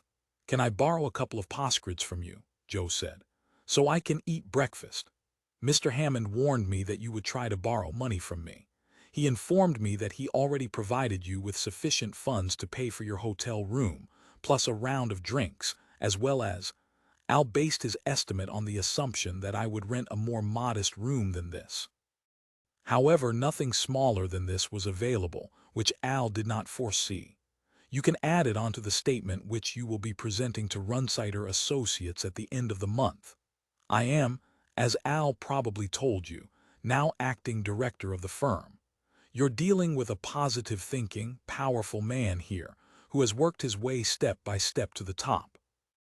I could, as you must well realize, reconsider our basic policy decision as to which moratorium we wish to patronize. We might, for example, prefer one nearer New York. Grumpily, von Vogelsang reached within his tweed toga and brought out an ersatz alligator skin wallet, which he dug into. It's a harsh world we're living in, Joe said, accepting the money. The rule is dog eat dog. Mr. Hammond gave me further information to pass on to you. The ship from your New York office will arrive in Zurich 2 hours from now, approximately. Fine, Joe said. In order for you to have ample time to confer with Ella Runsider, Mr. Hammond will have the ship pick you up at the moratorium. In view of this, Mr. Hammond suggests that I take you back to the moratorium with me. My chopper is parked on the hotel roof. Al Hammond said that I should return to the moratorium with you. That's right. Von Vogelsang nodded. A tall, stoop-shouldered Negro about 30 years old, with gold-capped front teeth, each with an ornamental design, the one on the left a heart, the next a club, the one on the right a diamond. The man who came with us from Zurich Field yesterday, who waited with you at the moratorium. Joe said, did he have on green felt knickers, gray golf socks, badger hide open midriff blouse, and imitation patent leather pumps? I couldn't see what he wore. I just saw his face on the vidscreen. Did he convey any specific code words so I could be sure it was him? The moratorium owner, peeved, said. I don't understand the problem, Mr. Chip. The man who talked to me on the vidphone from New York is the same man you had with you yesterday. I can't take a chance, Joe said, on going with you on getting into your chopper. Maybe Ray Hollies sent you. It was Ray Hollies who killed Mr. Runsider. His eyes like glass buttons, von Vogelsang said. Did you inform the Prudence Society of this? We will. We'll get around to it in due time. Meanwhile, we have to watch out that Hollies doesn't get the rest of us. He intended to kill us too there on Luna. You need protection, the moratorium owner said. I suggest you go immediately to your phone and call the Zurich police. They'll assign a man to cover you until you leave for New York. And as soon as you arrive in New York, my phone, as I said, is broken. All I get on it is the voice of Glenn Runsider. That's why no one could reach me. Really? How very unusual. The moratorium owner undulated past him into the hotel room. May I listen? He picked up the phone receiver questioningly. One postgrid, Joe said. Digging into the pockets of his tweed toga, the moratorium owner fished out a handful of coins. His airplane propeller beanie whirred irritably as he handed 3 of the coins to Joe. I'm only charging you what they ask around here for a cup of coffee, Joe said. This ought to be worth at least that much. Thinking that, he realized that he had had no breakfast and that he would be facing Ella in that condition. Well, he could take an amphetamine instead. The hotel probably provided them free as a courtesy. Holding the phone receiver tightly against his ear, von Vogelsang said, I don't hear anything, not even a dial tone. Now I hear a little static, as if from a great distance, very faint. He held the receiver out to Joe, who took it and also listened. He too heard only the far-off static.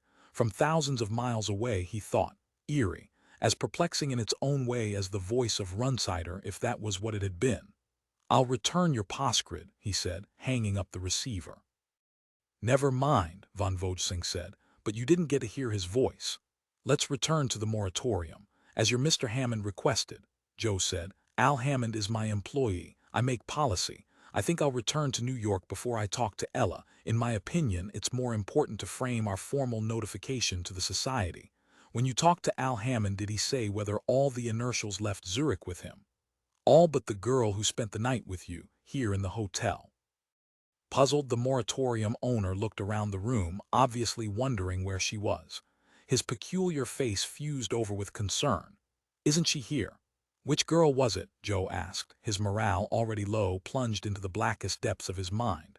Mr. Hammond didn't say. He assumed you'd know. It would have been indiscreet for him to tell me her name, considering the circumstances. Didn't she? Nobody showed up. Which had it been, Pat Conley or Wendy? He prowled about the hotel room, reflexively working off his fear. I hope to God, he thought, that it was Pat. In the closet, von Vogelsang said. What? He stopped pacing. Maybe you ought to look in there. These more expensive suites have extra-large closets. Joe touched the stud of the closet door. Its spring-loaded mechanism sent it flying open. On the floor of the closet, a huddled heap, dehydrated, almost mummified, lay curled up. Decaying shreds of what seemingly had once been cloth covered most of it, as if it had, by degrees over a long period of time, retracted into what remained of its garments. Bending, he turned it over. It weighed only a few pounds.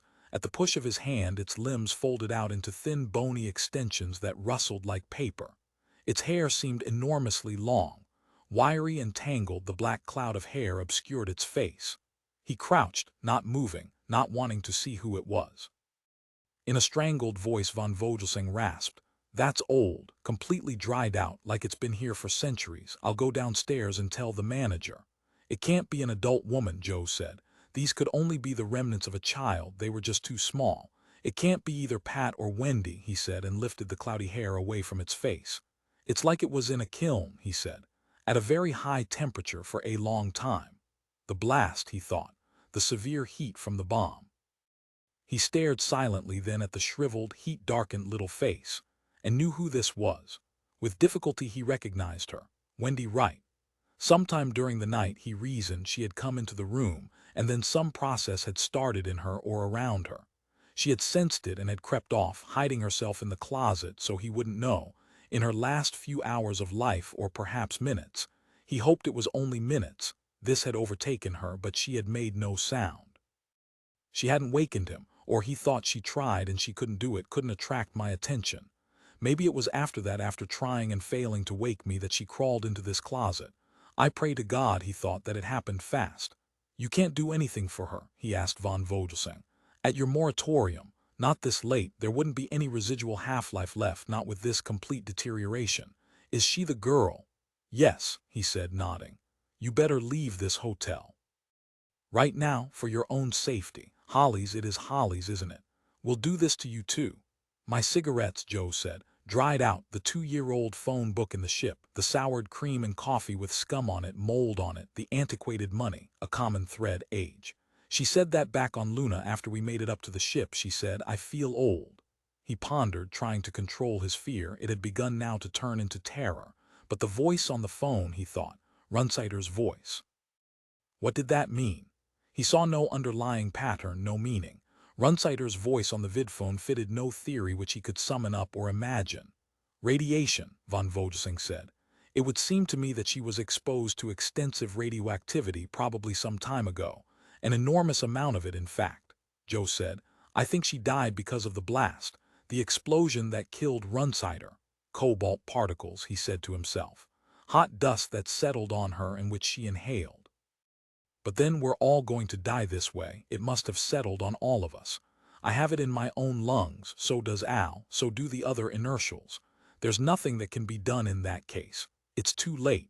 We didn't think of that, he realized. It didn't occur to us that the explosion consisted of a micronic nuclear reaction. No wonder Holly's allowed us to leave. And yet that explained Wendy's death, and it explained the dried-out cigarettes. But not the phone book, not the coins, not the corruption of the cream and coffee. Nor did it explain Runsider's voice, the yammering monologue on the hotel room's vidphone, which ceased when von Vogelsang lifted the receiver. When someone else tried to hear it, he realized. I've got to get back to New York, he said to himself. All of us who were there on Luna, all of us who were present when the bomb blast went off. We have to work this out together. In fact, it's probably the only way it can be worked out. Before the rest of us die one by one the way Wendy did, or in a worse way if that's possible. Have the hotel management send a polyethylene bag up here, he said to the moratorium owner. I'll put her in it and take her with me to New York. Isn't this a matter for the police? A horrible murder like this, they should be informed. Joe said, just get me the bag. All right, it's your employee. The moratorium owner started off down the hall. Was once, Joe said, not anymore. It would have to be her first, he said to himself. But maybe in a sense that's better. Wendy, he thought, I'm taking you with me, taking you home, but not as he had planned. To the other inertials seated around the massive genuine oak conference table, Al Hammond said, breaking abruptly into the joint silence, Joe should be back any time now. He looked at his wrist watch to make certain. It appeared to have stopped. Meanwhile, Pat Conley said, I suggest we watch the late afternoon news on TV to see if Holly's has leaked out the news of Runsider's death. It wasn't in the paper today, Eddie Dorn said. The TV news is much more recent, Pat said. She handed Al a 50-cent piece with which to start up the TV set mounted behind curtains at the far end of the conference room, an impressive 3D color polyphonic mechanism which had been a source of pride to Runsider. Want me to put it in the slot for you, Mr. Hammond? Sammy Mundo asked eagerly. Okay, Al said. Broodingly, he tossed the coin to Mundo, who caught it and trotted toward the set. Restlessly, Walter W. Wales, Runsider's attorney, shifted about in his chair, fiddled with his fine-veined, aristocratic hands at the clasp lock of his briefcase and said, You people should not have left Mr. Chip in Zurich. We can do nothing until he arrives here, and it's extremely vital that all matters pertaining to Mr. Runsider's will be expedited. You've read the will, Al said, and so has Joe Chip. We know who Runsider wanted to take over management of the firm. But from a legal standpoint, Wales began. It won't take much longer, Al said brusquely. With his pen, he scratched random lines along the borders of the list he had made. Preoccupied, he embroidered the list, then read it once again. Stale cigarettes, out-of-date phone book, obsolete money, putrefid, food, ad onmatchfoldr. I'm going to pass this list around the table once more, he said aloud, and see if this time anyone can spot a connective link between these 5 occurrences. or whatever you want to call them. These 5 things that are he gestured. Are wrong, John Ild said. Pat Conley said, it's easy to see the connective between the first 4, but not the match folder. That doesn't fit in. Let me see the match folder again, Al said, reaching out his hand. Pat gave him the match folder and once again he read the ad. Amazing opportunity for advancement to all who can qualify. Mr. Glenn Runsider of the beloved Brethren Moratorium of Zurich, Switzerland, doubled his income within a week of receiving our free shoe kit with detailed information as to how you also can sell our authentic simulated leather loafers to friends, relatives, business associates. Mr. Runsider, although helplessly frozen in cold pack, earned 400. Al stopped reading. He pondered, meanwhile picking at a lower tooth with his thumbnail. Yes, he thought. This is different, this ad. The others consist of obsolescence and decay, but not this. I wonder, he said aloud, what would happen if we answered this match folder ad? It gives a box number in Des Moines, Iowa. We'd get a free shoe kit, Pat Conley said, with detailed information as to how we too can, maybe, Al interrupted. We'd find ourselves in contact with Glenn Runsider. Everyone at the table, including Walter W. Wales, stared at him. I mean it, he said. Here. He handed the match folder to Tippy Jackson. Write them stamped mail. And say what? Tippy Jackson asked. Just fill out the coupon, Al said. To Eddie Dorn he said, are you absolutely sure you've had that match folder in your purse since late last week? Or could you have picked it up somewhere today? Eddie Dorn said. I put several match folders into my purse on Wednesday. As I told you, this morning on my way here I happened to notice this one as I was lighting a cigarette. It definitely has been in my purse from before we went to Luna, from several days before. With that ad on it, John Ild asked her.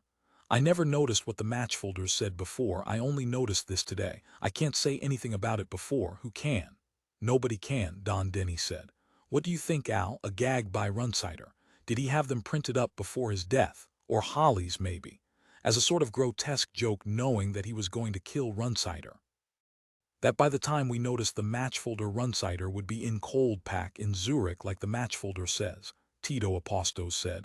How would Holly's know we take Runsider to Zurich, and not to New York? Because Ella's there, Don Denny answered. At the TV set, Sammy Mundo stood silently inspecting the 50-cent piece which Al had given him.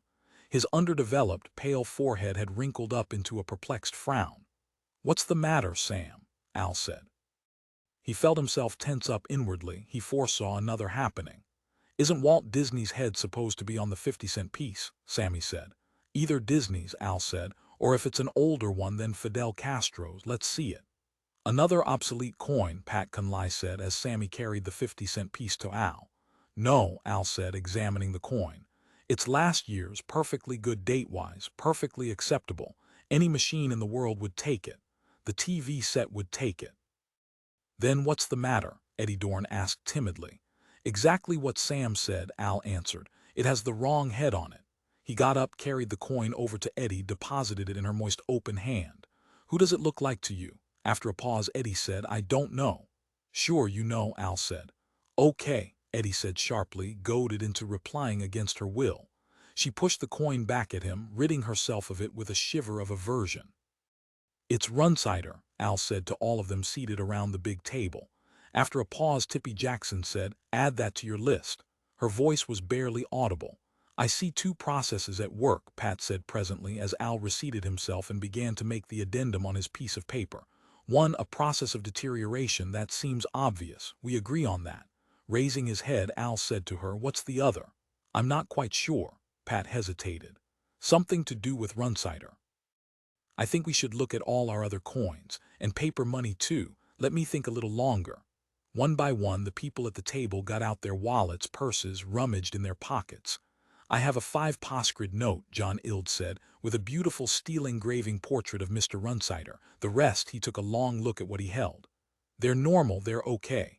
Do you want to see the 5 postscript note, Mr. Hammond? Al said. I've got 2 of them, already. Who else? Looked around the table. 6 hands had gone up. 8 of us, he said, have what I guess we should call Runsider money now to some extent. Probably by the end of the day all the money will be Runsider money, or give it 2 days. Anyhow, Runsider money will work. It'll start machines and appliances and we can pay our debts with it. Maybe not, Don Denny said. Why do you think so? This, what you call Runsider money, he tapped a bill he held. Is there any reason why the banks should honor it?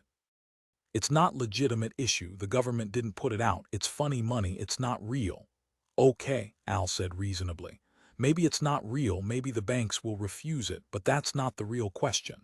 The real question, Pat Conley said, is what does this second process consist of, these manifestations of Runsider?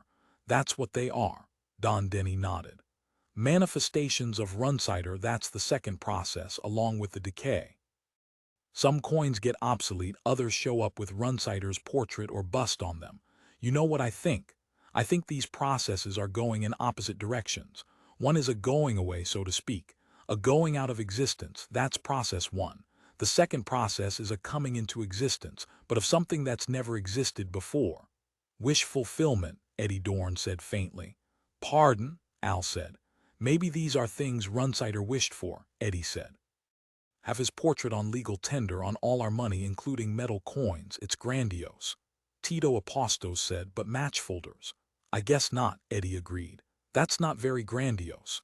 The firm already advertises on match folders, Don Denny said, and on TV and in the papes and mags and with junk mail.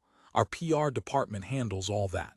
Generally, Runsider didn't give a damn about that end of the business, and he certainly didn't give a damn about match folders. If this were some sort of materialization of his psyche, you'd expect his face to appear on TV, not on money or match folders. Maybe it is on TV, Al said. That's right, Pat Conley said. We haven't tried it. None of us have had time to watch TV. Sammy, Al said, handing him back the 50-cent piece, go turn the TV set on. I don't know if I want to look, Eddie said, as Sammy Mundo dropped the coin into the slot and stood off to one side, jiggling the tuning knobs.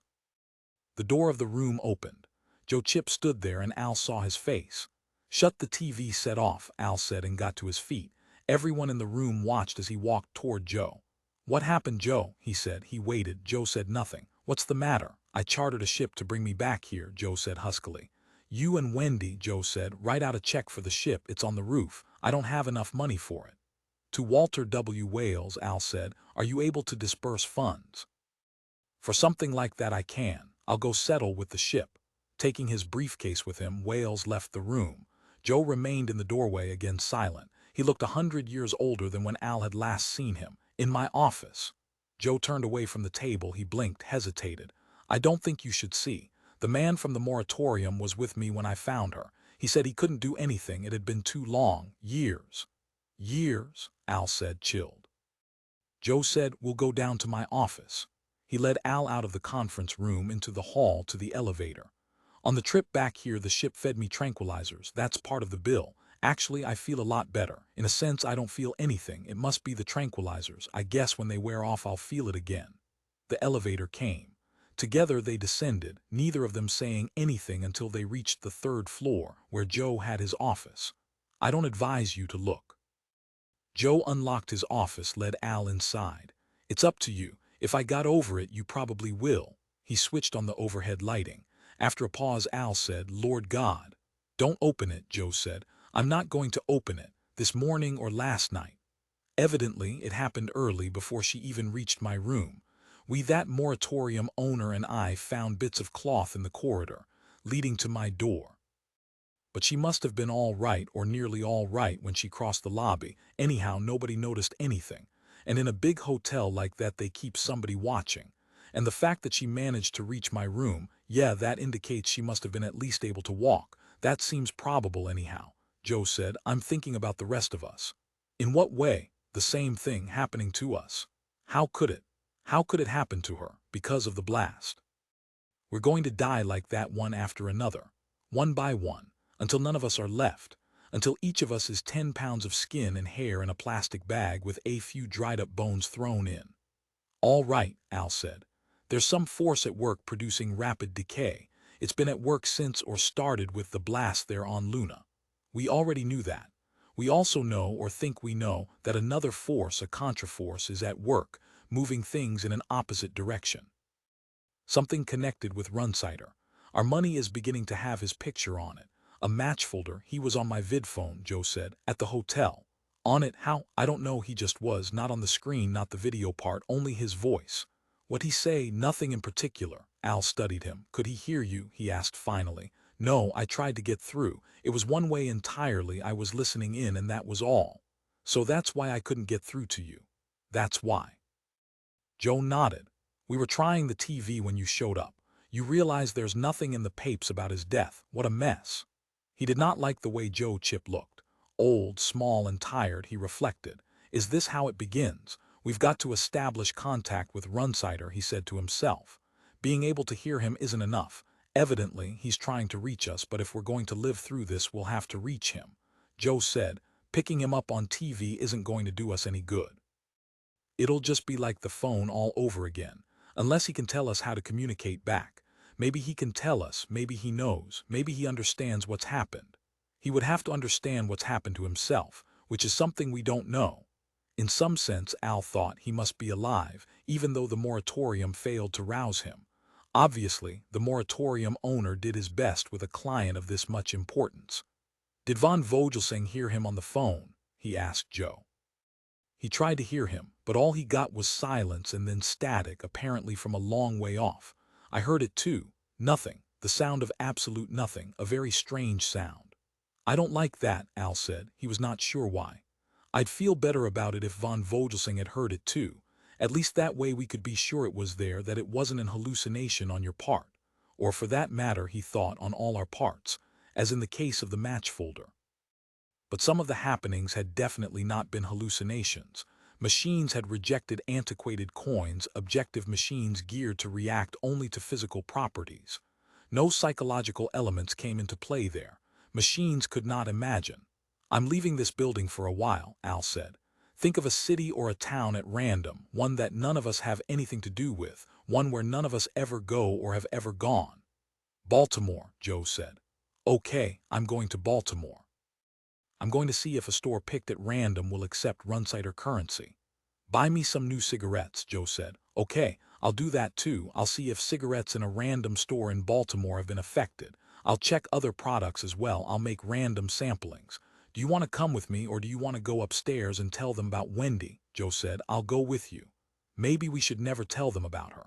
I think we should, Joe said, since it's going to happen again. It may happen before we get back. It may be happening now. Then we better get our trip to Baltimore over as quickly as possible, Al said. He started out of the office. Joe Chip followed. Chapter 9. My hair is so dry, so unmanageable. What's a girl to do? Simply rub in creamy Ubik hair conditioner. In just 5 days you'll discover new body in your hair, new glossiness. And Ubik hairspray, used as directed, is absolutely safe. They selected the Lucky People supermarket on the periphery of Baltimore. At the counter, Al said to the autonomic computerized checker, "Give me a pack of Pall Malls." "Wings are cheaper," Joe said. Irritated, Al said, "They don't make wings anymore. They haven't for years." "They make them," Joe said, "but they don't advertise. It's an honest cigarette that claims nothing." To the checker he said, "Change that from Pall Malls to wings." The pack of cigarettes slid from the chute and onto the counter. 95 cents, the checker said. "Here's a 10 poscrid bill." Al fed the bill to the checker, whose circuits at once whirred as it scrutinized the bill. "Your change, sir," the checker said. It deposited a neat heap of coins and bills before Al. "Please move along now."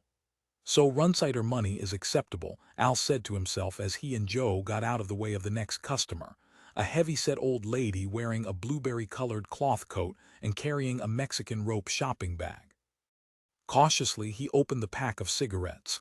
The cigarettes crumbled between his fingers. "It would have proved something," Al said, "if this had been a pack of Pall Malls. I'm getting back in line." He started to do so and then discovered that the heavy-set old lady in the dark coat was arguing violently with the autonomic checker. "It was dead," she asserted shrilly. "By the time I got it home. Here, you can have it back." She set a pot on the counter. It contained, Al saw, a lifeless plant, perhaps an azalea. In its moribund state it showed few features. "I can't give you a refund," the checker answered. "No warranty goes with the plant life which we sell. Buyer beware is our rule. Please move along now." "And the Saturday Evening Post," the old lady said, "that I picked up from your newsstand, it was over a year old. What's the matter with you?" And the Martian grubworm TV dinner. Next customer, the checker said. It ignored her. Al got out of line. He roamed about the premises until he came to the cartons of cigarettes, every conceivable brand stacked to heights of 8 feet or more. Pick a carton, he said to Joe. Domino's, Joe said. They're the same price as wings. Christ, don't pick an off-brand, pick something like Winston's or Cool's. He himself yanked out a carton.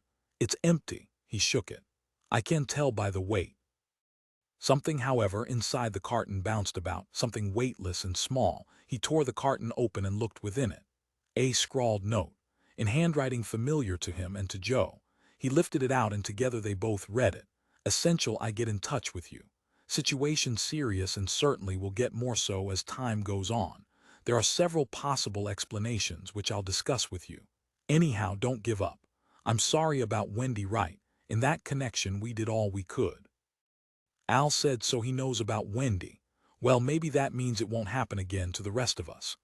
A random carton of cigarettes, Joe said, at a random store in a city picked at random, and we find a note directed at us from Glenn Runsider. What do the other cartons have in them? The same note. He lifted down a carton of LMs, shook it, then opened it. 10 packs of cigarettes plus 10 more below them. Absolutely normal. Or is it? Al asked himself. He lifted out one of the packs. You can see they're okay, Joe said. He pulled out a carton from the middle of the stacks. This one is full too. He did not open it. Instead, he reached for another, and then another. All had packs of cigarettes in them, and all crumbled into fragments between Al's fingers. I wonder how he knew we'd come here, Al said, and how he knew we'd try that one particular carton. It made no sense. And yet here too, the pair of opposing forces were at work. Decay versus Runsider, Al said to himself. Throughout the world, perhaps throughout the universe. Maybe the sun will go out, Al conjectured, and Glenn Runsider will place a substitute sun in its place. If he can. Yes, he thought, that's the question. How much can Runsider do? Put another way, how far can the process of decay go? Let's try something else, Al said. He walked along the aisle, past cans, packages, and boxes, coming at last to the appliance center of the store. There, on impulse, he picked up an expensive German-made tape recorder. This looks all right, he said to Joe, who had followed him. He picked up a second one, still in its container. Let's buy this and take it back to New York with us. Don't you want to open it, Joe said, and try it out before you buy it? I think I already know what we'll find, Al said, and it's something we can't test out here. He carried the tape recorder toward the check stand. Back in New York, at Runsider Associates, they turned the tape recorder over to the firm's shop. 15 minutes later, the shop foreman, having taken apart the mechanism, made his report. All the moving parts in the tape transport stage are worn. The rubber drive tire has flat spots on it. Pieces of rubber are all over the insides. The brakes for high-speed wind and rewind are virtually gone. It needs cleaning and lubricating throughout. It's seen plenty of use. In fact, I would say it needs a complete overhaul, including new belts. Al said, several years of use. Possibly. How long you had it? I bought it today, Al said. That isn't possible, the shop foreman said. Or if you did, they sold you. I know what they sold me, Al said. I knew when I got it before I opened the carton. To Joe, he said, a brand new tape recorder, completely worn out. Bought with funny money that the store is willing to accept. Worthless money, worthless article purchased. It has a sort of logic to it. This is not my day, the shop foreman said. This morning when I got up, my parrot was dead. Dead of what? Joe asked. I don't know, just dead, stiff as a board. The shop foreman waggled a bony finger at Al. I'll tell you something you don't know about your tape recorder. It isn't just worn out, it's 40 years obsolete. They don't use rubber drive tires anymore or belt-run transports. You'll never get parts for it unless somebody hand makes them. And it wouldn't be worth it. The damn thing is antiquated. Junk it. Forget about it. You're right, Al said. I didn't know. He accompanied Joe out of the shop and into the corridor. Now we're talking about something other than decay. This is a different matter. And we're going to have trouble finding edible food anywhere of any kind.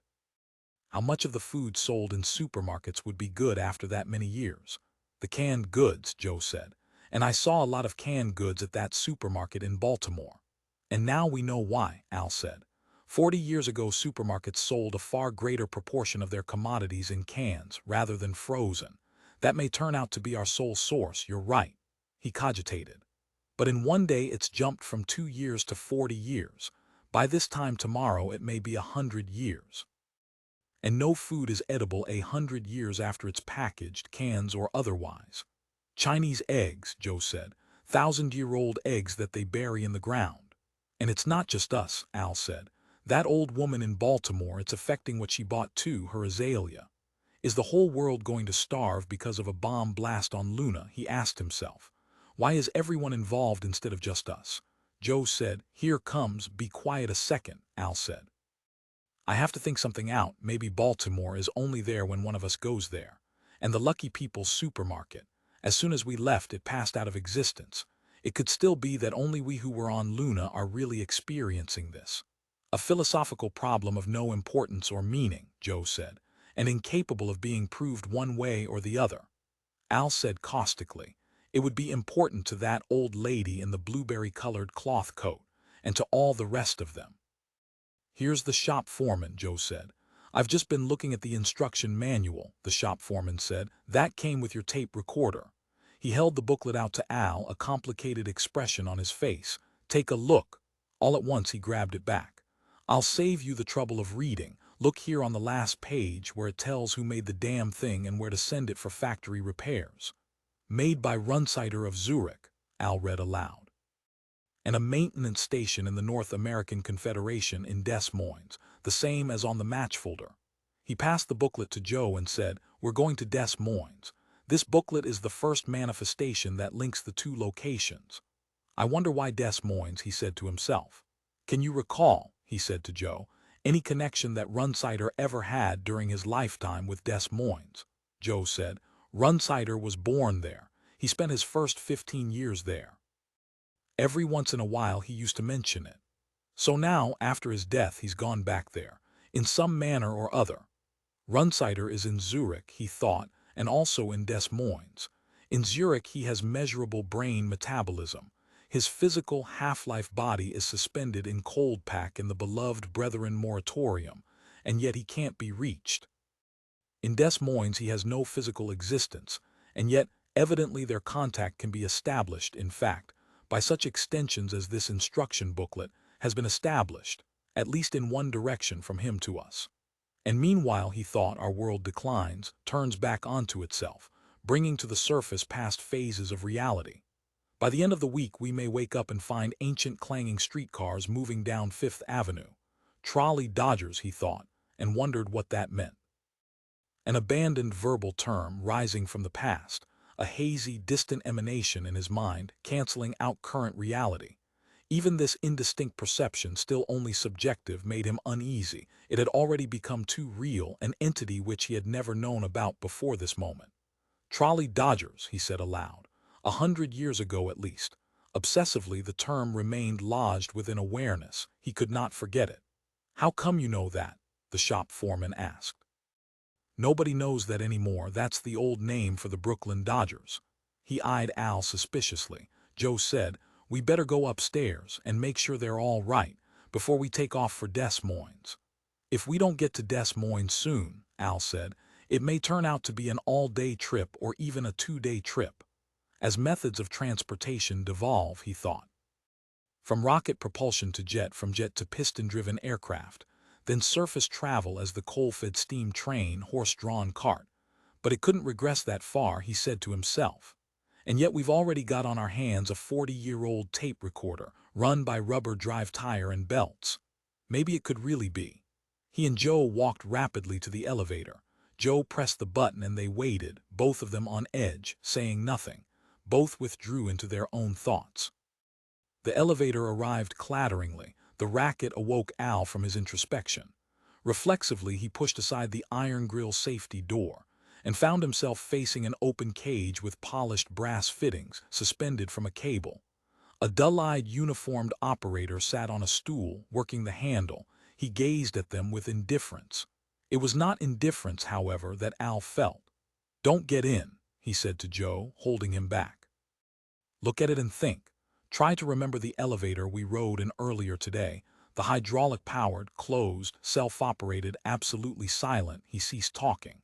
Because the elderly clanking contraption had dimmed, and in its place, the familiar elevator resumed its existence. And yet he sensed the presence of the other, older elevator. It lurked at the periphery of his vision, as if ready to ebb forward as soon as he and Joe turned their attention away. It wants to come back, he realized. It intends to come back.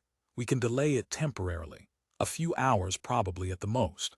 The momentum of the retrograde force is increasing. Archaic forms are moving toward domination more rapidly than we thought.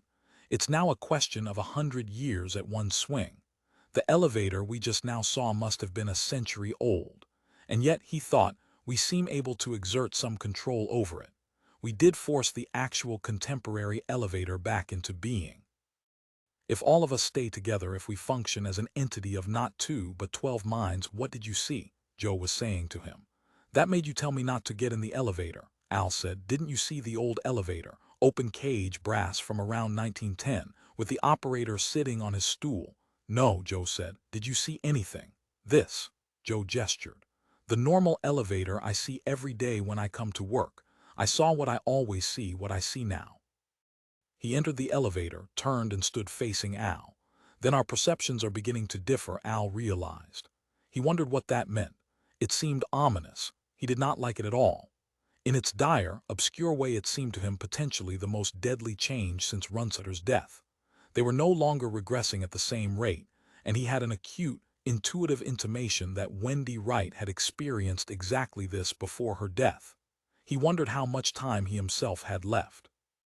Now he became aware of an insidious, seeping cooling off which at some earlier and unremembered time had begun to explore him, investigating him as well as the world around him. It reminded him of their final minutes on Luna. The chill debased the surfaces of objects. It warped, expanded, showed itself as bulb-like swellings that sighed audibly and popped. Into the manifold open wounds the cold drifted, all the way down into the heart of things, the core which made them live.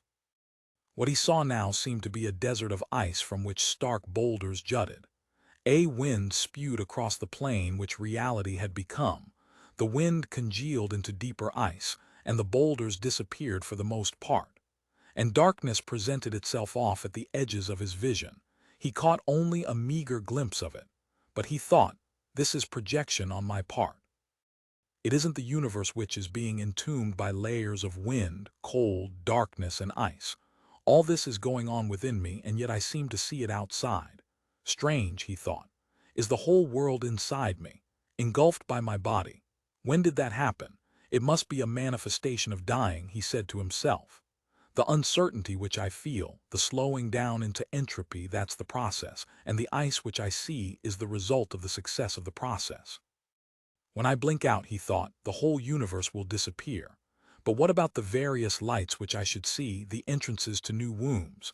Where in particular is the red smoky light of fornicating couples, and the dull dark light signifying animal greed? All I can make out, he thought, is encroaching darkness and utter loss of heat, a plane which is cooling off, abandoned by its sun. This can't be normal death, he said to himself. This is unnatural. The regular momentum of dissolution has been replaced by another factor imposed upon it, a pressure arbitrary and forced. Maybe I can understand it, he thought, if I can just lie down and rest, if I can get enough energy to think. What's the matter? Joe asked, as together they ascended in the elevator. Nothing, Al said curtly. They may make it, he thought, but I'm not going to.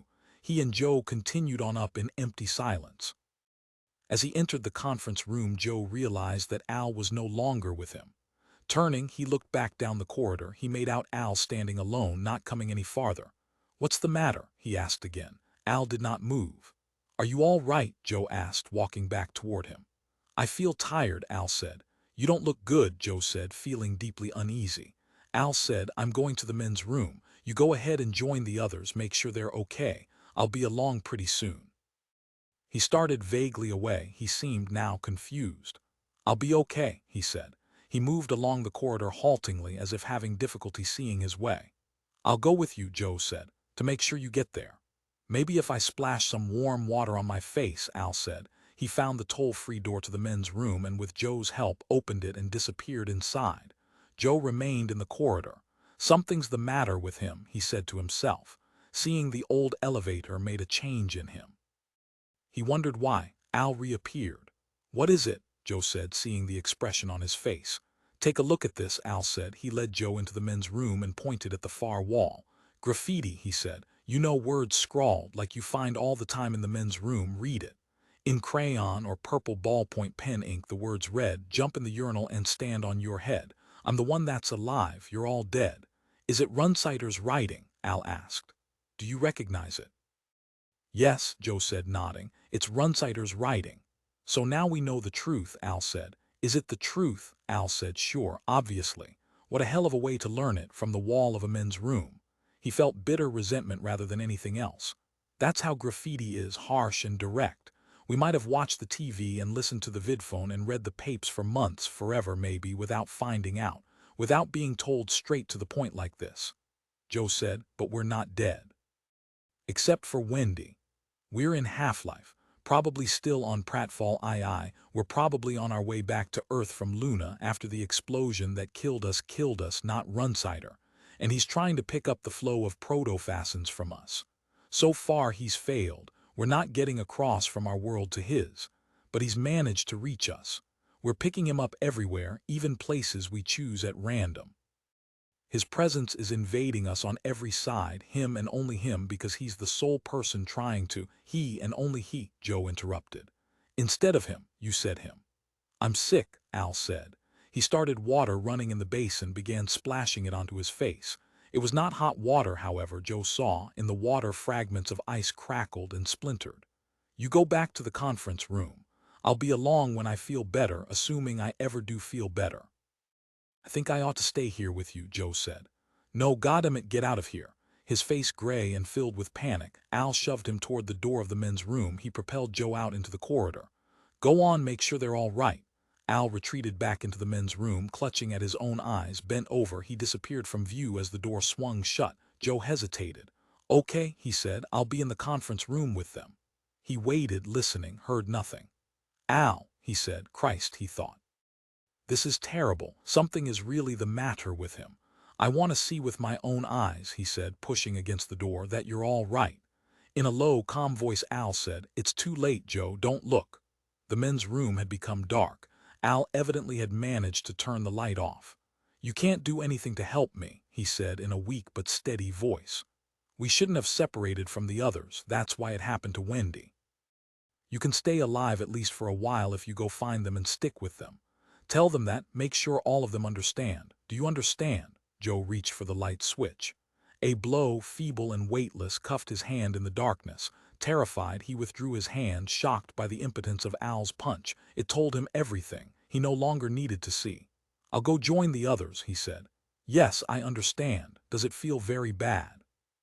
Silence, and then a listless voice whispered, "No, it doesn't feel very bad. The voice faded out. Once more only silence. "Maybe I'll see you again sometime," Joe said.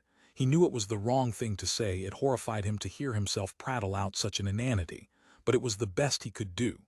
"Let me put it another way," he said, but he knew Al could no longer hear him. "I hope you feel better," he said. "I'll check back after I tell them about the writing on the wall in there. I'll tell them not to come in here and look at it because it might—" he tried to think it out, to say it right. "They might bother you," he finished.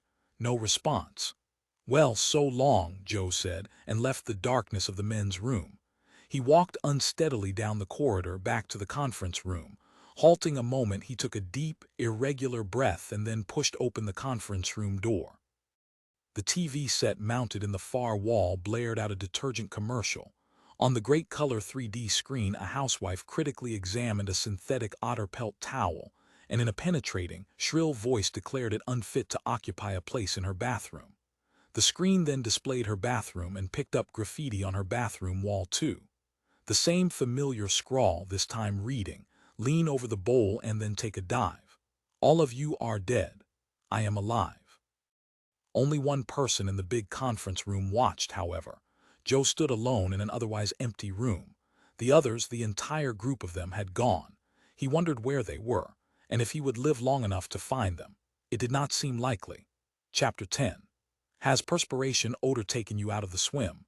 10-day Ubik deodorant spray or Ubik roll-on ends worry of offending, brings you back where the happening is. safe when used as directed in a conscientious program of body hygiene. The television announcer said, and now back to Jim Hunter and the news. On the screen, the sunny, hairless face of the newscaster appeared. Glenn Runsider came back today to the place of his birth, but it was not the kind of return which gladdened anyone's heart. Yesterday tragedy struck at Runsider Associates, probably the best known of Earth's many prudence organizations. In a terrorist blast at an undisclosed subsurface installation on Luna, Glenn Runsider was mortally wounded and died before his remains could be transferred to Coldpack.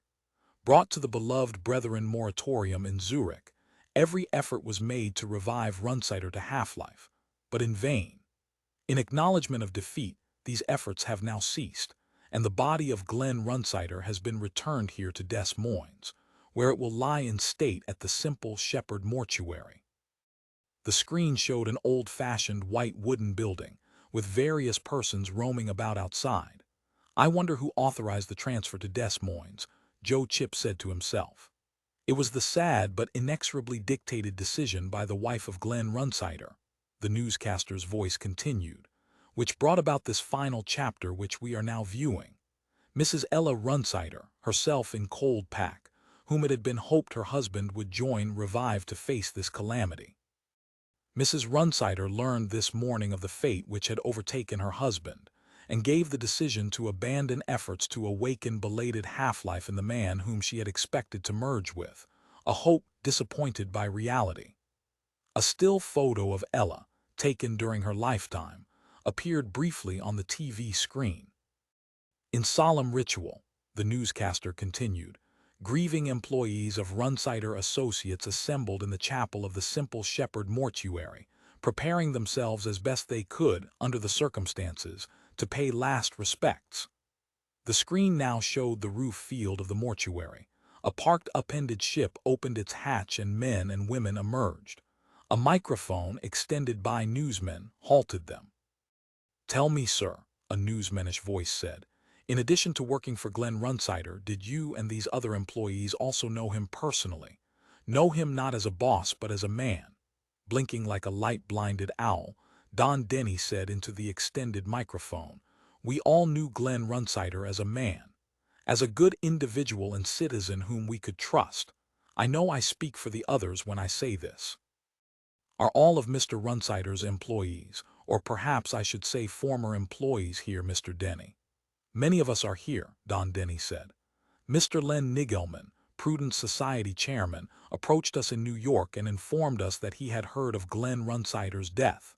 He informed us that the body of the deceased was being brought here to Des Moines, and he said we ought to come here, and we agreed, so he brought us in his ship.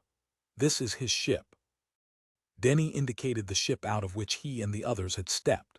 "We appreciated him notifying us of the change of location from the moratorium in Zurich to the mortuary here. Several of us are not here, however, because they weren't at the firm's New York offices. I refer in particular to Inertial's Al Hammond and Wendy Wright and the firm's field tester, Mr. Chip. The whereabouts of the three of them is unknown to us, but perhaps along with—" "Yes," the news announcer with the microphone said. "Perhaps they will see this telecast, which is being beamed by satellite over all of Earth, and will come here to Des Moines for this tragic occasion, as I am sure, and as you undoubtedly are sure, Mr. Runsider and also Mrs. Runsider would want them too." And now back to Jim Hunter at Newsroom Central. Jim Hunter, reappearing on the screen, said, "Ray Hollies, whose psionically talented personnel are the object of inertial nullification and hence the target of the prudence organizations, said today, in a statement released by his office, that he regretted the accidental death of Glenn Runsider, and would if possible attend the funeral services in Des Moines. It may be, however, that Len Nigelman, representing the Prudence Society, as we told you earlier, will ask that he be barred in view of the implication on the part of some Prudence Organization spokesman that Hollies originally reacted to news of Runsider's death with ill-disguised relief." Newscaster Hunter paused, picked up a sheet of paper and said, "Turning now to other news." With his foot, Joe Chip tripped the pedal which controlled the TV set. The screen faded, and the sound ebbed into silence. This doesn't fit in with the graffiti on the bathroom walls, Joe reflected. Maybe Runsider is dead after all. The TV people think so. Ray Hollies thinks so. So does Len Nigelman. They all consider him dead, and all we have that says otherwise is the two rhymed couplets which could have been scrawled by anyone despite what Al thought. The TV screen relit. Much to his surprise, he had not repressed the pedal switch. And in addition, it changed channels. Images flitted past, of one thing and then another, until at last the mysterious agency was satisfied. The final image remained. The face of Glenn Runsider. Tired of lazy taste buds, Runsider said in his familiar gravelly voice. Has boiled cabbage taken over your world of food? That same old, stale, flat, Monday morning odor no matter how many dimes you put into your stove. Ubik changes all that. Ubik wakes up food flavor, puts hearty taste back where it belongs, and restores fine food smell. On the screen, a brightly colored spray can replace Glenn Runsider. One invisible puff-puff whisk of economically priced Ubik banishes compulsive obsessive fears that the entire world is turning into clotted milk, worn-out tape recorders, and obsolete iron cage elevators, plus other, further, as yet unglimpsed manifestations of decay. You see, world deterioration of this regressive type is a normal experience of many half-lifers, especially in the early stages when ties to the real reality are still very strong. A sort of lingering universe is retained as a residual charge, experienced as a pseudo-environment but highly unstable and unsupported by any ergic substructure. This is particularly true when several memory systems are fused, as in the case of you people. But with today's new, more powerful than ever Ubik, all this is changed. Dazed, Joe seated himself, his eyes fixed on the screen. A cartoon fairy zipped airily in spirals, squirting Ubik here and there. A hard-eyed housewife with big teeth and horse's chin replaced the cartoon fairy. In a brassy voice she bellowed, I came over to Ubik after trying weak, out-of-date reality supports. My pots and pans were turning into heaps of rust. The floors of my canap were sagging. My husband Charlie put his foot right through the bedroom door. But now I use economical new powerful today's Ubik, and with miraculous results. Look at this refrigerator. On the screen appeared an antique turret-top GE refrigerator. Why, it's devolved back 80 years. 62 years, Joe corrected reflexively. But now look at it, the housewife continued, squirting the old turret top with her spray can of Ubik. Sparkles of magic light lit up in a nimbus surrounding the old turret top, and in a flash, a modern 6-door pay refrigerator replaced it in splendid glory. Yes, Runsider's dark voice resumed, by making use of the most advanced techniques of present-day science, the reversion of matter to earlier forms can be reversed, and at a price any canapped owner can afford. Ubik is sold by leading Homart stores throughout Earth. Do not take internally. Keep away from open flame. Do not deviate from printed procedural approaches as expressed on label. So look for it, Joe. Don't just sit there. Go out and buy a can of Ubik and spray it all around you night and day. Standing up, Joe said loudly, you know I'm here. Does that mean you can't hear and see me? Of course I can't hear you and see you. This commercial message is on videotape. I recorded it 2 weeks ago, specifically 12 days before my death. I knew the bomb blast was coming. I made use of precog talents. Then you are really dead. Of course I'm dead. Didn't you watch the telecast from Des Moines just now? I know you did because my precog saw that too. What about the graffiti on the men's room wall? Runsider from the audio system of the TV set boomed, another deterioration phenomenon. Go buy a can of Ubik and it'll stop happening to you. All those things will cease. Al thinks we're dead, Joe said. Al is deteriorating. Runsider laughed, a deep, re-echoing pulsation that made the conference room vibrate. Look, Joe, I recorded this goddamn TV commercial to assist you, to guide you, you in particular, because we've always been friends. And I knew you'd be very confused, which is exactly what you are right now, totally confused. Which isn't very surprising considering your usual condition. Anyhow, try to hang on. Maybe once you get to Des Moines and see my body lying in state, you'll calm down. What's this Ubik? Joe asked. I think, though, it's too late to help Al. Joe said, what is Ubik made of?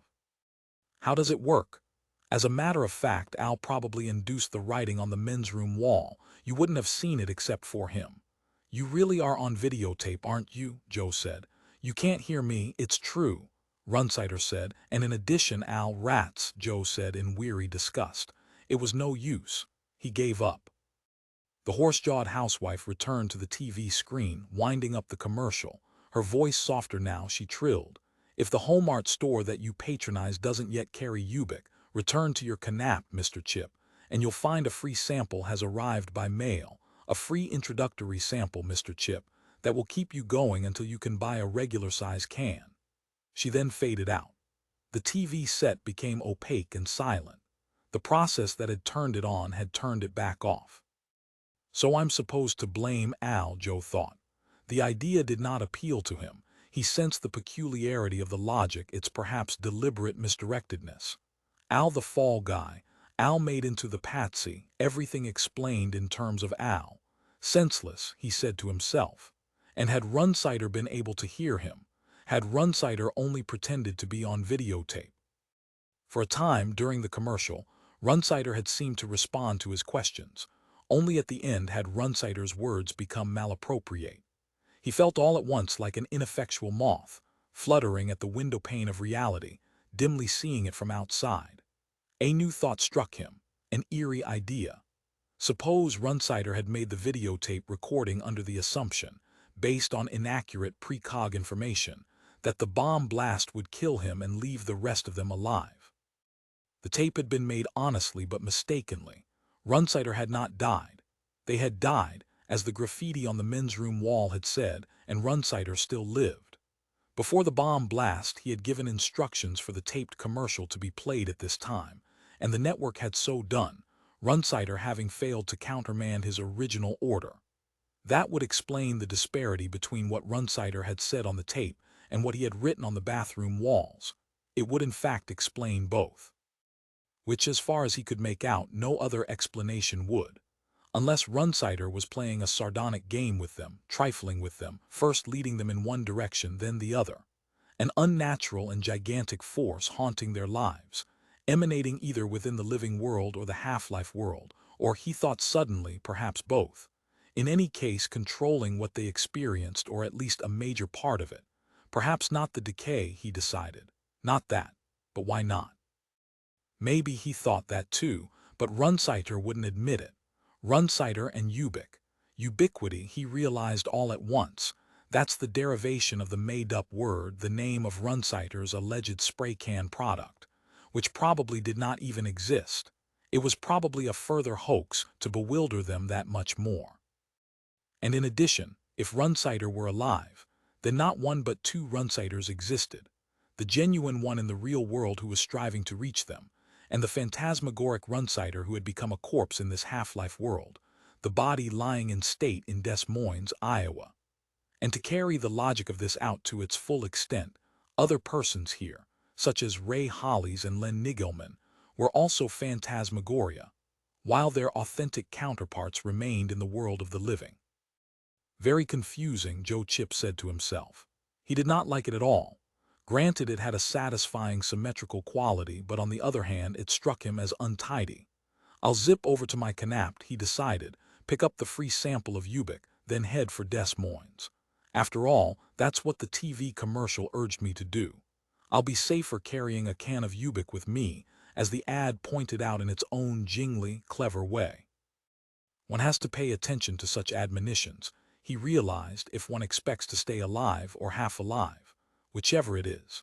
The taxi let him off on the roof field of his canapped building. He descended by moving ramp and arrived at his own door. With a coin that someone had given him, Al or Pat, he could not knowingly remember, he opened the door and entered. The living room smelled faintly of burned grease, an odor he had not come across since childhood. Going into the kitchen, he discovered the reason. His stove had reverted back to an ancient Buck natural gas model with clogged burners and encrusted oven door which did not close entirely. He gazed at the old, much-used stove dully, then discovered that the other kitchen appliances had undergone similar metamorphoses. The homeopathic machine had vanished entirely. The toaster had dissolved sometime during the day and reformed itself as a rubbishy, quaint, non-automatic model. Not even pop-up. he discovered as he poked bleakly at it. The refrigerator that greeted him was an enormous belt-driven model, a relic that had floated into being from God knew what distant past. It was even more obsolete than the turret-top GE shown in the TV commercial. The coffee pot had undergone the least change. As a matter of fact, in one respect it had improved. It lacked the coin slot, operating obviously toll-free. This aspect was true of all the appliances, he realized.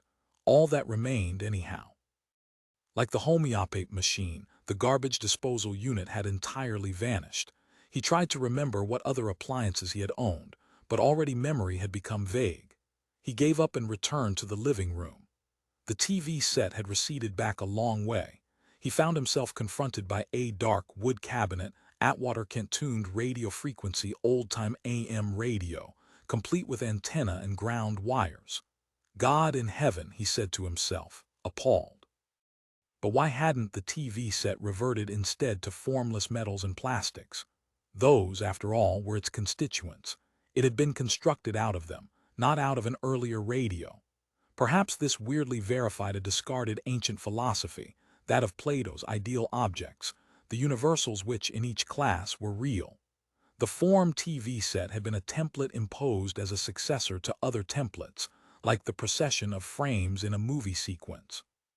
Prior forms, he reflected, must carry on an invisible residual life in every object. The past is latent, is submerged but still there, capable of rising to the surface once the later imprinting unfortunately, and against ordinary experience vanished. The man contains not the boy but earlier men, he thought. History began a long time ago. The dehydrated remnants of Wendy. The procession of forms that normally takes place, that procession ceased. And the last form wore off with nothing subsequent. No newer form, no next stage of what we see as growth to take its place. This must be what we experience as old age. From this absence comes degeneration and senility. Only in this instance it happened abruptly in a matter of hours. But this old theory, didn't Plato think that something survived the decline, something inner not able to decay? The ancient dualism, body separated from soul. The body ending as Wendy did and the soul out of its nest the bird flown elsewhere. Maybe so, he thought. To be reborn again, as the Tibetan Book of the Dead says. It really is true. Christ, I hope so. Because in that case we all can meet again. In as in Winnie the Pooh, another part of the forest where a boy and his bear will always be playing.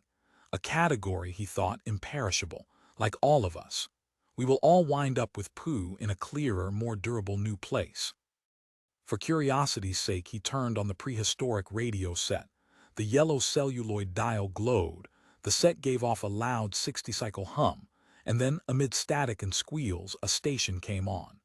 Time for Pepper Young's Family, the announcer said, and organ music gurgled. Brought to you by Mild Camay, the soap of beautiful women.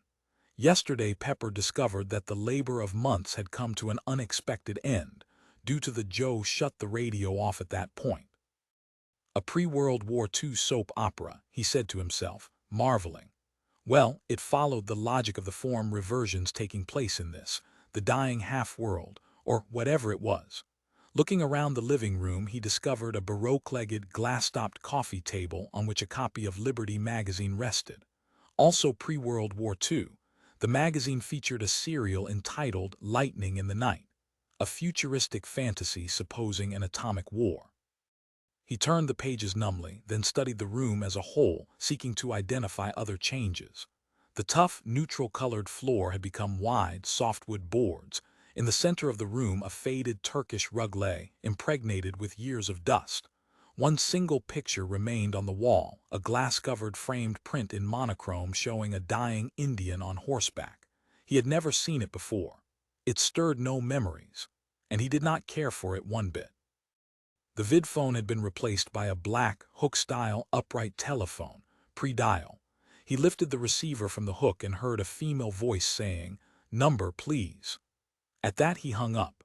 The thermostatically controlled heating system had evidently departed. At one end of the living room he perceived a gas heater, complete with large tin flue running up the wall almost to the ceiling. Going into the bedroom, he looked in the closet, rummaged, then assembled an outfit. Black Oxfords, wool socks, knickers, blue cotton shirt, camel's hair sports coat, and golf cap. For more formal, where he laid out on the bed a pinstriped, blue-black double-breasted suit, suspenders, wide floral necktie, and white shirt with celluloid collar. Geez, he said to himself in dismay as in the closet he came across a golf bag with assorted clubs. What a relic! Once more he returned to the living room. This time he noticed the spot where his polyphonic audio components had formerly been assembled. The multiplex FM tuner, the high hysteresis turntable and weightless tracking arm speakers, horns, multi-track amplifier, all had vanished. In their place a tall, tan wooden structure greeted him. He made out the crank handle and did not need to lift the lid to know what his sound system now consisted of. Bamboo needles, a pack of them on the bookcase beside the Victrola, and a 10-inch 78-speed Black Label Victor record of Ray Noble's orchestra playing Turkish Delight. So much for his tape and LP collection, and by tomorrow he would probably find himself equipped with a cylinder phonograph, screw-driven, and to play on it a shouted recitation of the Lord's Prayer. A fresh-looking newspaper lying at the far end of the overstuffed sofa attracted his attention. He picked it up and read the date.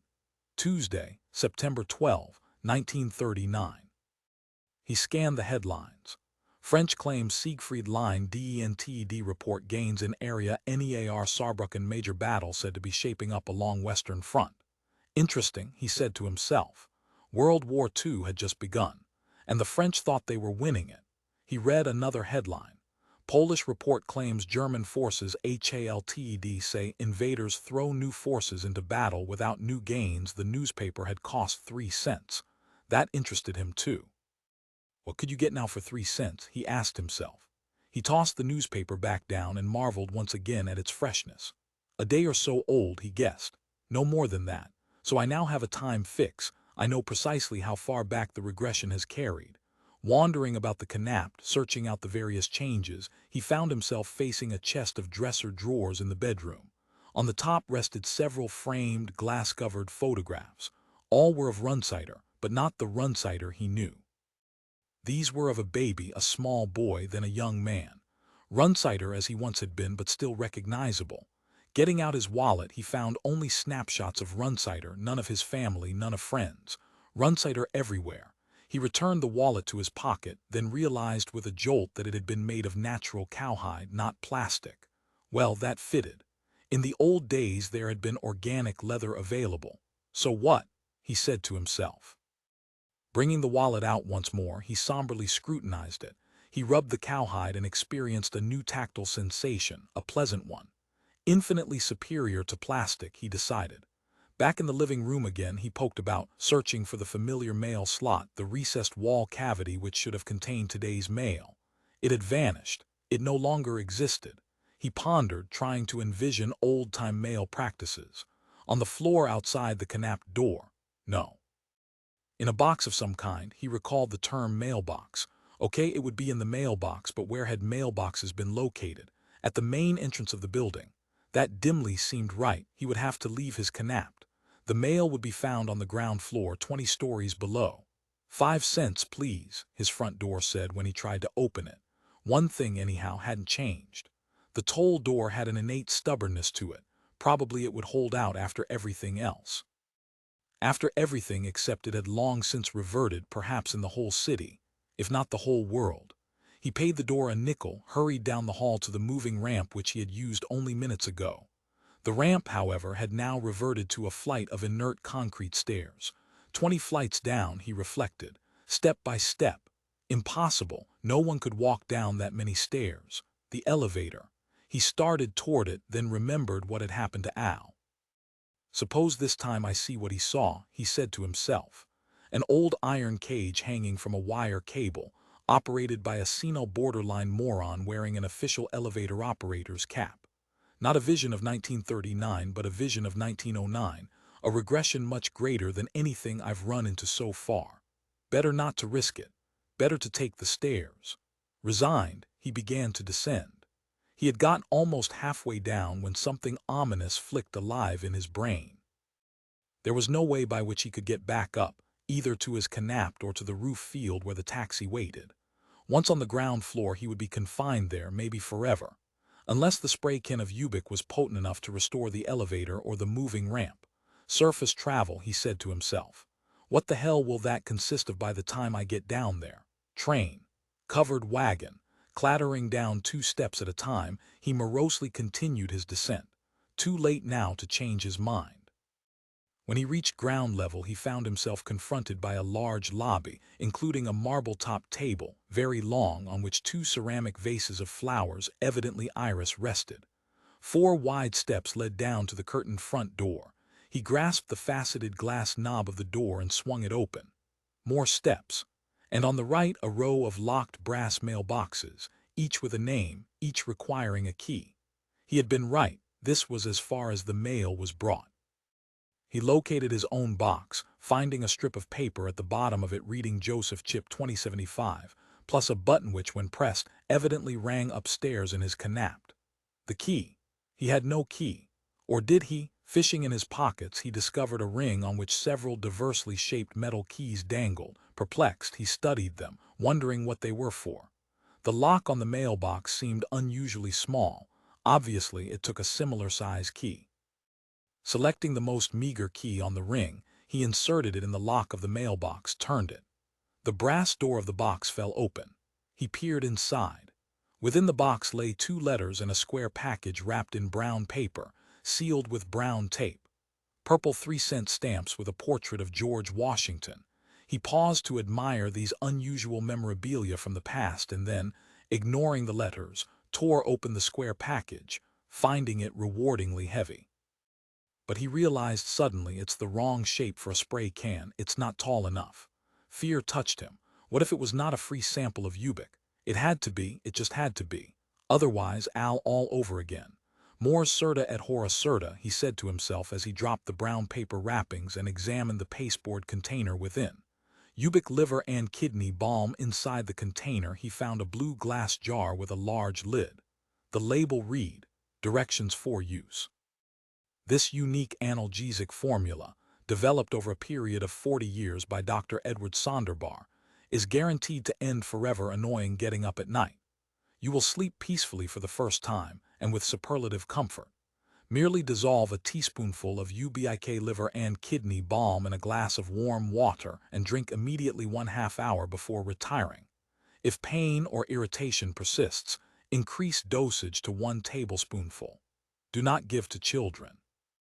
Contains processed oleander leaves, saltpeter, oil of peppermint, N-acetylpyramidophenol, zinc oxide, charcoal, cobalt chloride, caffeine, extract of digitalis, steroids in trace amounts, sodium citrate, ascorbic acid, artificial coloring and flavoring. Ubik liver and kidney balm is potent and effective if handled as per instructions. Inflammable. Use rubber gloves. Do not allow to get in eyes. Do not splash on skin. Do not inhale over long periods of time. Warning, prolonged or excessive use may result in habituation. This is insane, Joe said to himself. He read the list of ingredients once more, feeling growing, baffled anger, and a mounting helpless sensation that took root and spread through every part of him. I'm finished, he said to himself. This stuff isn't what Runsider advertised on TV. This is some arcane mixture of old-time patent medicines, skin salves, painkillers, poisons, inert nothings, plus, of all things, cortisone, which didn't exist before World War II. Obviously, the Ubik which he described to me in the taped TV commercial, this sample of it anyhow, has reverted. An irony that is just plain too much. The substance created to reverse the regressive change process has itself regressed. I should have known as soon as I saw the old purple 3-cent stamps. He looked up and down the street and saw, parked at the curb, a classic museum-piece surface car, a LaSalle. Can I get to Des Moines in a 1939 LaSalle automobile? He asked himself. Eventually, if it remains stable, perhaps a week from now. But by then it won't matter. And anyhow, the car won't remain stable. Nothing except maybe my front door will. However, he walked over to the LaSalle to examine it at close range. Maybe it's mine, he said to himself. Maybe one of my keys fits its ignition. Isn't that how surface cars operated? On the other hand, how am I going to drive it? I don't know how to pilot an old-time automobile, especially one with, what did they call it? Manual transmission. He opened the door and slid onto the seat behind the driver's steering wheel. There he sat, plucking aimlessly at his lower lip and trying to think the situation through. Maybe I ought to drink down a tablespoon of Ubik liver and kidney balm, he said to himself grimly. With those ingredients it ought to kill me fairly thoroughly.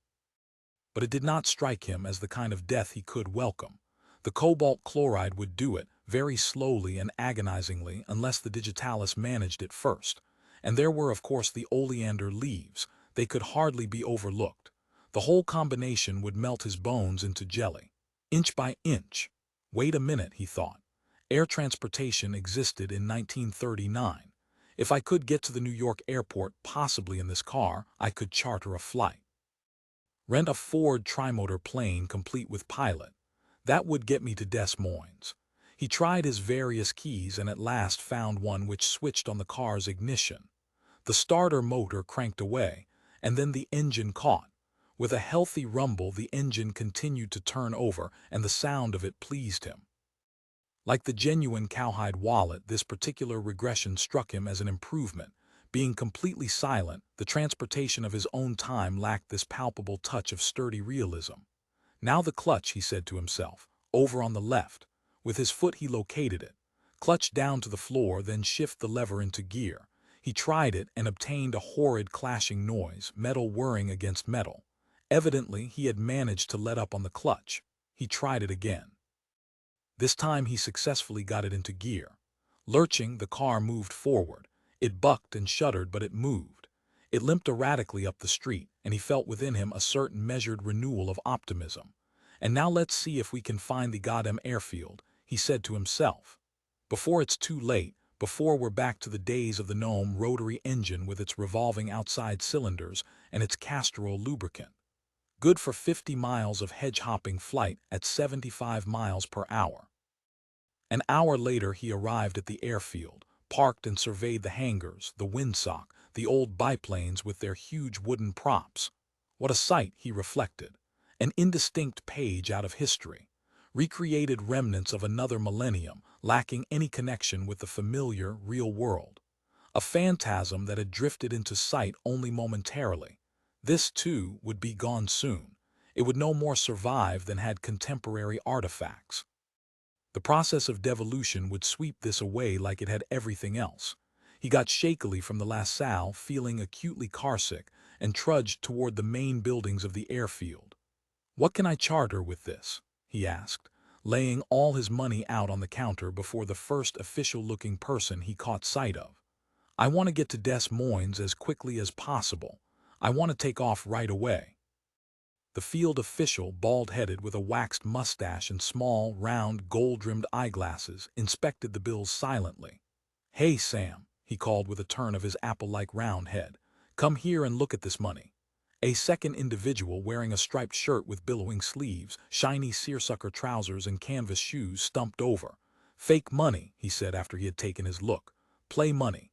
Not George Washington and not Alexander Hamilton. Both officials scrutinized Joe.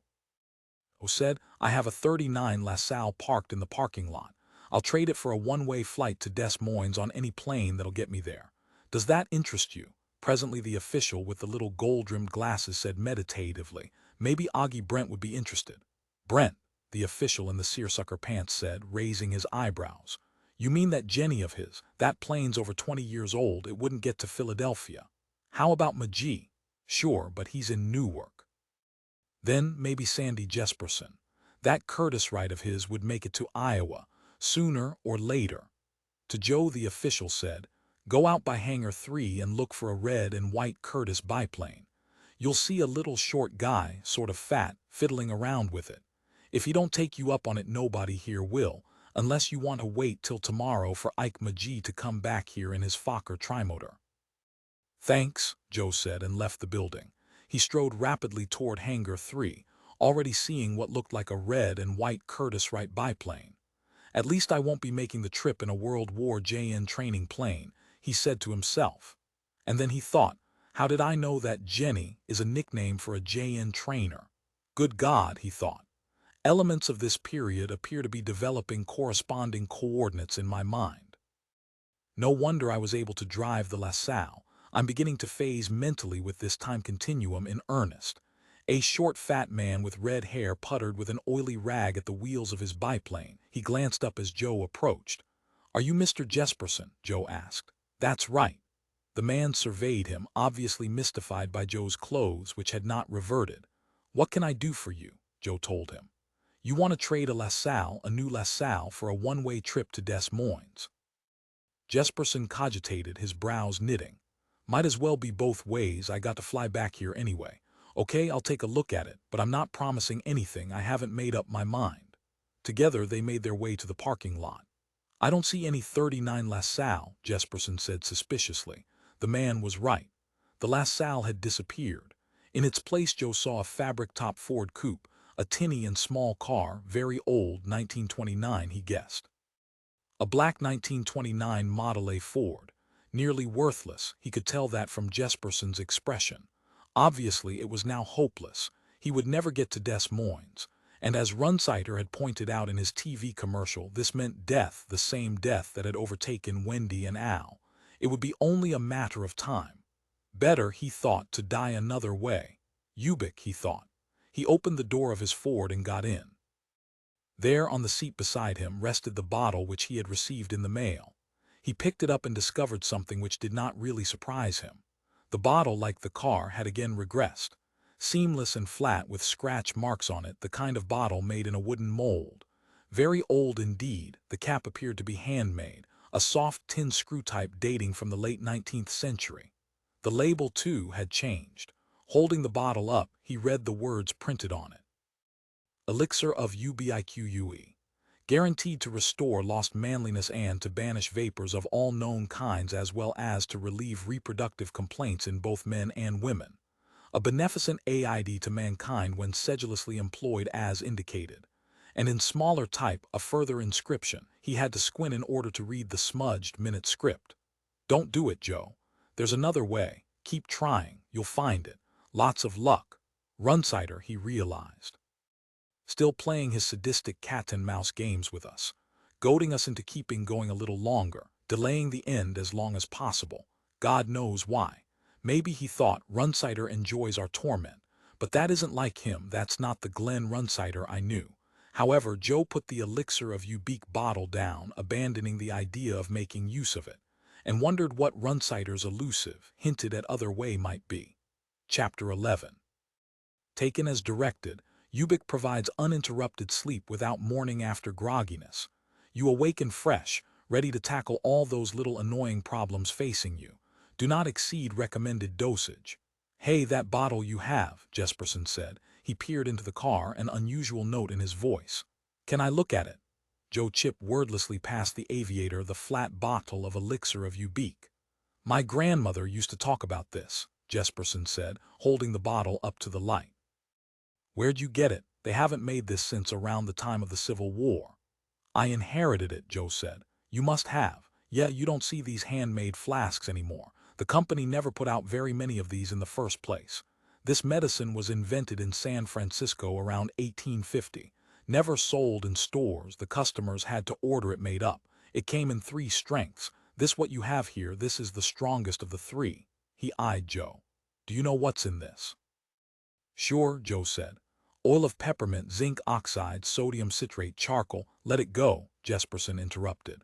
Frowning, he appeared to be busily turning something over in his mind. Then at last his expression changed. He had come to a decision. "I'll fly you to Des Moines in exchange for this flask of elixir of Ubik. Let's get started. I want to do as much of the flying as possible in daylight." He strode away from the 29 Ford, taking the bottle with him. 10 minutes later, the Curtiss-Wright biplane had been gassed, the prop manually spun, and with Joe, Chip, and Jesperson aboard, it began weaving an erratic, sloppy path down the runway, bouncing into the air and then collapsing back again. Joe gritted his teeth and hung on. "We're carrying so much weight," Jesperson said without emotion. He did not seem alarmed. The plane at last wobbled up into the air, leaving the runway permanently behind. Noisily it droned over the rooftops of buildings on its way west. Joe yelled, "How long will it take to get there?" "Depends on how much tailwind we get. Hard to say. Probably around noon tomorrow if our luck holds out." "Will you tell me now?" Joe yelled. "What's in the bottle?" "Gold flakes suspended in a base composed mostly of mineral oil," the pilot yelled back. "How much gold?" "Very much." Jesperson turned his head and grinned without answering. He did not have to say. It was obvious. The old Curtiss-Wright biplane blurpled on, in the general direction of Iowa. At 3 in the afternoon the following day they reached the airfield at Des Moines. Having landed the plane, the pilot sauntered off for parts unknown, carrying his flask of gold flakes with him. With aching, cramped stiffness, Joe climbed from the plane, stood for a time rubbing his numb legs, and then unsteadily headed toward the airport office, as little of it as there was. "Can I use your phone?" he asked an elderly rustic official who sat hunched over a weather map, absorbed in what he was doing. "If you got a nickel." The official, with a jerk of his cowlick head, indicated the public phone. Joe sorted through his money, casting out all the coins which had Runsider's profile on them. At last he found an authentic buffalo nickel of the period and laid it before the elderly official. The official grunted without looking up. Locating the local phone book, Joe extracted from it the number of the Simple Shepherd mortuary. He gave the number to the operator, and presently his party responded. "Simple Shepherd mortuary, Mr. Bliss speaking." "I'm here to attend the services for Glenn Runsider," Joe said. "Am I too late?" He prayed silently that he was not. "Services for Mr. Runsider are in progress right now," Mr. Bliss said. "Where are you, sir? Would you like us to send a vehicle to fetch you?" He seemed fussily disapproving. "I'm at the airport," Joe said. "You should have arrived earlier," Mr. Bliss chided. "I doubt very much if you'll be able to attend any of the service. However, Mr. Runsider will be lying in state for the balance of today and tomorrow morning. Watch for our car, Mr. Chip," Joe said. "Yes, you have been expected. Several of the bereaved have asked that we maintain a vigil for you as well as for Mr. Hammond and he paused, a Miss Wright. Are they with you?" "No," Joe said. He hung up, then seated himself on a curved, polished wooden bench where he could watch cars approaching the airport. "Anyhow," he said to himself, "I'm here in time to join the rest of the group. They haven't left town yet, and that's what matters." The elderly official called, "Mister, come over here a sec." Getting up, Joe crossed the waiting room. "What's wrong?" "This nickel you gave me." The official had been scrutinizing it all this time. "It's a buffalo nickel," Joe said. "Isn't that the right coin for this period?" "This nickel is dated 1940. The elderly official eyed him unblinkingly. With a groan, Joe got out his remaining coins, again sorted among them. At last he found a 1938 nickel and tossed it down before the official. "Keep them both," he said, and once more seated himself on the polished, curved bench. "We get counterfeit money every now and then," the official said. Joe said nothing. He turned his attention to the semi-highboy Audiola radio playing by itself off in a corner of the waiting room. The announcer was plugging a toothpaste called Ipana. "I wonder how long I'm going to have to wait here," Joe asked himself. It made him nervous, now that he had come so close physically to the inertials.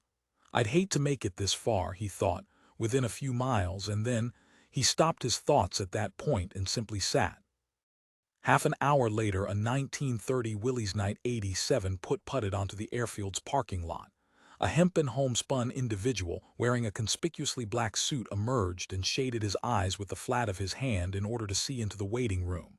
Joe approached him. "Are you Mr. Bliss?" he asked. "Certainly, I am." Bliss briefly shook hands with him, meanwhile emitting a strong smell of sen-sen, then got back at once into the Willys Knight and restarted the motor. "Come along, Mr. Chip. Please hurry. We may still be able to attend a part of the service. Father Abernathy generally speaks quite a while on such important occasions as this." Joe got into the front seat beside Mr. Bliss. A moment later they clanked onto the road leading to downtown Des Moines, rushing along at speeds sometimes reaching 40 miles an hour. "You're an employee of Mr. Runsider?" Bliss asked. "Right," Joe said. "Unusual line of business that Mr. Runsider was in." "I'm not quite sure I understand it." Bliss honked at a red setter which had ventured onto the asphalt pavement. The dog retreated, giving the Willys Knight its pompous right-of-way. "What does psionic mean?" Several of Mr. Runsider's employees have used the term. "Parapsychological powers," Joe said. Mental force operating directly without any intervening physical agency. Mystical powers, you mean, like knowing the future.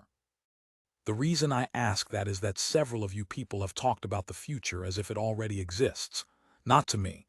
They didn't say anything about it except to each other, but I overheard. You know how it is. Are you people mediums, is that it? In a manner of speaking. What do you foresee about the war in Europe? Joe said. Germany and Japan will lose. The United States will get into it on December 7th, 1941. He lapsed into silence then, not feeling inclined to discuss it. He had his own problems to occupy his attention. I'm a Shriner myself, Bliss said. What is the rest of the group experiencing? Joe wondered. This reality. The United States of 1939. Or when I rejoin them, will my regression be reversed, placing me at a later period? A good question. Because, collectively, they would have to find their way back 53 years, to the reasonable and proper form constituents of contemporary, unregressed time. If the group as a whole had experienced the same amount of regression as he had, then his joining them would not help him or them, except in one regard. He might be spared the ordeal of undergoing further world decay. On the other hand, this reality of 1939 seemed fairly stable. In the last 24 hours it had managed to remain virtually constant. But he reflected, that might be due to my drawing nearer to the group. On the other hand, the 1939 jar of Ubik liver and kidney balm had reverted back an additional 80-odd years, from spray can to jar to wooden mold bottle within a few hours. Like the 1908 cage elevator, which Al alone had seen, but that wasn't so. The short, fat pilot, Sandy Jesperson, had also seen the wooden mold bottle, the elixir of Ubik, as it had become finally. This was not a private vision. It had, in fact, gotten him here to Des Moines. And the pilot had seen the reversion of the LaSalle as well. Something entirely different had overtaken Al, it would seem. At least he hoped so. Prayed so. Suppose, he reflected, we can't reverse our regression. Suppose we remain here the balance of our lives. Is that so bad? We can get used to 9-tube screen grid highboy Philco radios, although they won't really be necessary, inasmuch as the superheterodyne circuit has already been invented, although I haven't as yet run across one. We can learn to drive American Austin motor cars selling for $445, a sum that had popped into his mind seemingly at random, but which, he intuited, was correct. Once we get jobs and earn money of this period, he said to himself, we won't be traveling aboard antique Curtiss-Wright biplanes. After all, 4 years ago, in 1935, Trans-Pacific service by 4-engine China Clippers was inaugurated. The Ford Trimotor is an 11-year-old plane by now. To these people it's a relic, and the biplane I came here on is, even to them, a museum piece. That LaSalle I had before it reverted was a considerable piece of machinery. I felt real satisfaction driving it. What about Russia? Mr. Bliss was asking. In the war, I mean. Do we wipe out those Reds? Can you see that far ahead? Joe said. Russia will fight on the same side as the USA and all the other objects and entities and artifacts of this world, he mulled. Medicine will be a major drawback. Let's see, just about now they should be using the sulfa drugs. It's going to be serious for us when we become ill. And dental work isn't going to be much fun either. They're still working with hot drills and Novocaine. Fluoride toothpaste haven't even come into being. That's another 20 years in the future. On our side, Bliss sputtered. The communists, that's impossible. They've got that pact with the Nazis. Germany will violate that pact, Joe said. Hitler will attack the Soviet Union in June 1941. And wipe it out, I hope. Startled out of his preoccupations, Joe turned to look closely at Mr. Bliss driving his 9-year-old Willys Knight. Bliss said, those communists are the real menace, not the Germans. Take the treatment of the Jews. You know who makes a lot out of that? Jews in this country, a lot of them not citizens but refugees living on public welfare. I think the Nazis certainly have been a little extreme in some of the things they've done to the Jews, but basically, there's been the Jewish question for a long time, and something, although maybe not so vile as those concentration camps, had to be done about it. We have a similar problem here in the United States, both with Jews and with the niggers. Eventually, we're going to have to do something about both. I never actually heard the term nigger used, Joe said, and found himself appraising this era a little differently all at once. I forgot about this, he realized. Lindbergh is the one who's right about Germany, Bliss said. Have you ever listened to him speak? I don't mean what the newspapers write it up like, but actually, he slowed the car to a stop for a semaphore-style stop signal. Take Senator Bora and Senator Nye. If it wasn't for them, Roosevelt would be selling munitions to England and getting us into a war that's not our war. Roosevelt is so darn interested in repealing the arms embargo clause of the neutrality bill. He wants us to get into the war. The American people aren't going to support him. The American people aren't interested in fighting England's war or anybody else's war. The signal clanged and a green semaphore swung out. Bliss shifted into low gear and the Willys Knight bumbled forward, melding with downtown Des Moines midday traffic. You're not going to enjoy the next 5 years, Joe said. Why not? The whole state of Iowa is behind me in what I believe. You know what I think about you employees of Mr. Runsider. From what you've said and from what those others said, what I overheard, I think you're professional agitators. Bliss glanced at Joe with uncowed bravado. Joe said nothing. He watched the old-time brick and wood and concrete buildings go by, the quaint cars, most of which appeared to be black, and wondered if he was the only one of the group who had been confronted by this particular aspect of the world of 1939. In New York, he told himself, it'll be different. This is the Bible Belt, the isolationist Middle West. We won't be living here. We'll be on either the East Coast or the West. But instinctively he sensed that a major problem for all of them had exposed itself just now. We know too much, he realized, to live comfortably in this time segment.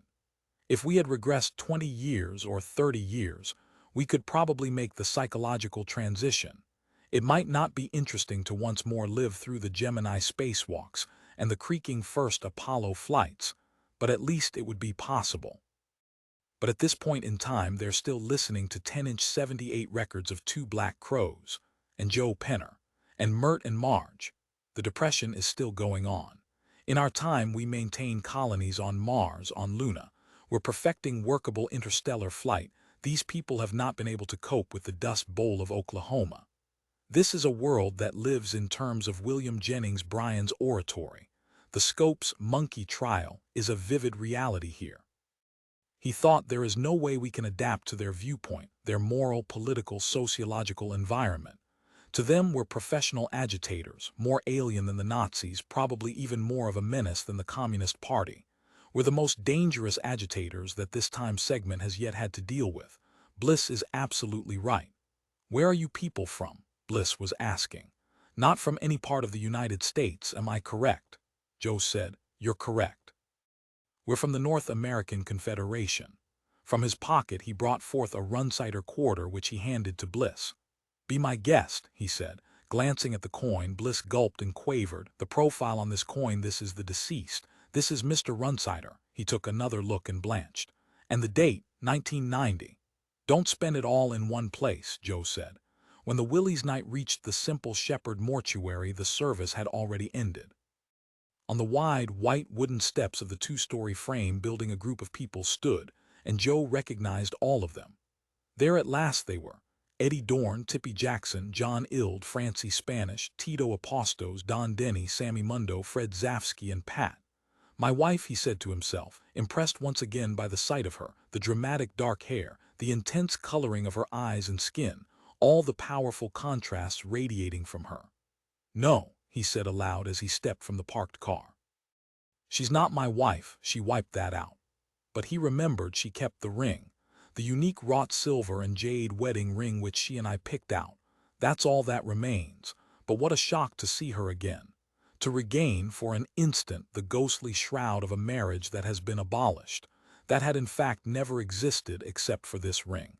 And whenever she felt like it, she could obliterate the ring too.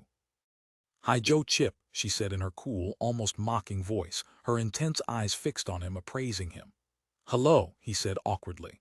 The others greeted him too, but that did not seem so important. Pat had snared his attention. No Al Hammond, Don Denny asked. Joe said, Al's dead. Wendy Wright is dead. We know about Wendy, Pat said calmly. No, we didn't know, Don Denny said. We assumed, but we weren't sure. I wasn't sure. To Joe he said, what happened to them? What killed them? They wore out, Joe said. Why? Tito Aposto said hoarsely, crowding into the circle of people surrounding Joe. Pat Conley said, the last thing you said to us, Joe Chip, back in New York before you went off with Hammond. I know what I said, Joe said. Pat continued, you said something about years. It had been too long, you said. What does that mean? Something about time. Mr. Chip, Eddie Dorn said agitatedly, since we came here to this place, this town has radically changed. None of us understand it. Do you see what we see? With her hand she indicated the mortuary building, then the street and the other buildings. I'm not sure, Joe said, what it is you see. Come on, Chip, Tito Aposto said with anger. Don't mess around, simply tell us for Christ's sakes what this place looks like to you. That vehicle, he gestured toward the Willie's night. You arrived in that, tell us what it is, tell us what you arrived in. They all waited, all of them intently watching Joe. Mr. Chip, Sammy Mundo stammered, that's a real old automobile, that's what it is, right, he giggled. How old is it exactly? After a pause Joe said, 62 years old. That would make it 1930, Tippy Jackson said to Don Denny, which is pretty close to what we figured.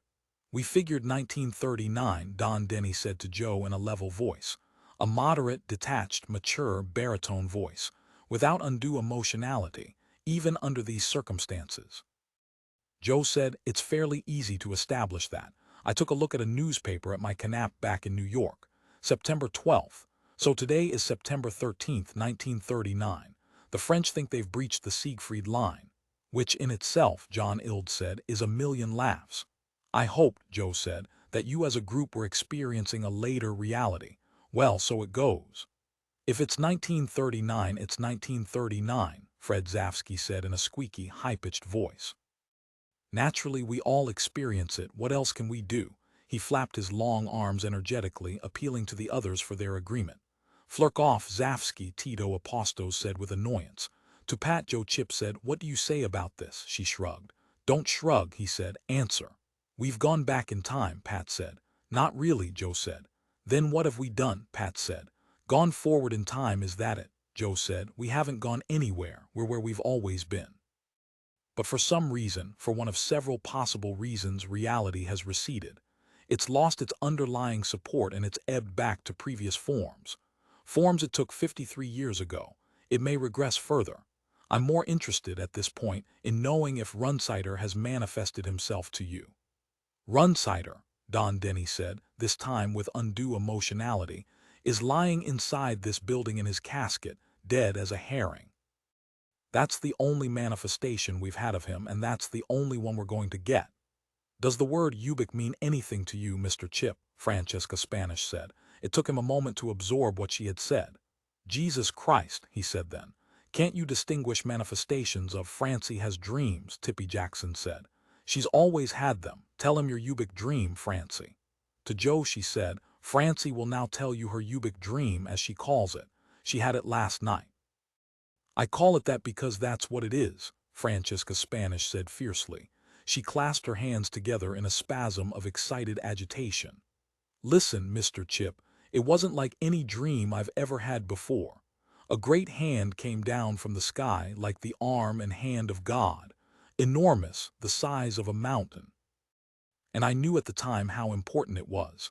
The hand was closed, made into a rock-like fist, and I knew it contained something of value so great that my life and the lives of everyone else on earth depended on it.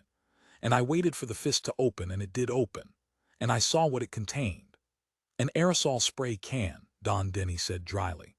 On the spray can, Francesca Spanish continued, there was one word, great golden letters glittering, golden fire spelling out UBIK. Nothing else, just that strange word. And then the hand closed up again around the spray can, and the hand and arm disappeared, drawn back up into a sort of gray overcast. Today before the funeral services I looked in a dictionary and I called the public library, but no one knew that word or even what language it is, and it isn't in the dictionary. It isn't English, the librarian told me. There's a Latin word very close to it, Ubik. It means everywhere, Joe said. Francesca Spanish nodded. That's what it means, but no Ubik, and that's how it was spelled in the dream. They're the same word, Joe said, just different spellings. How do you know that? Pat Conley said archly. Runsider appeared to me yesterday, Joe said, in a taped TV commercial that he made before his death. He did not elaborate, it seemed too complex to explain, at least at this particular time. You miserable fool, Pat Conley said to him. Why? He asked. Is that your idea of a manifestation of a dead man?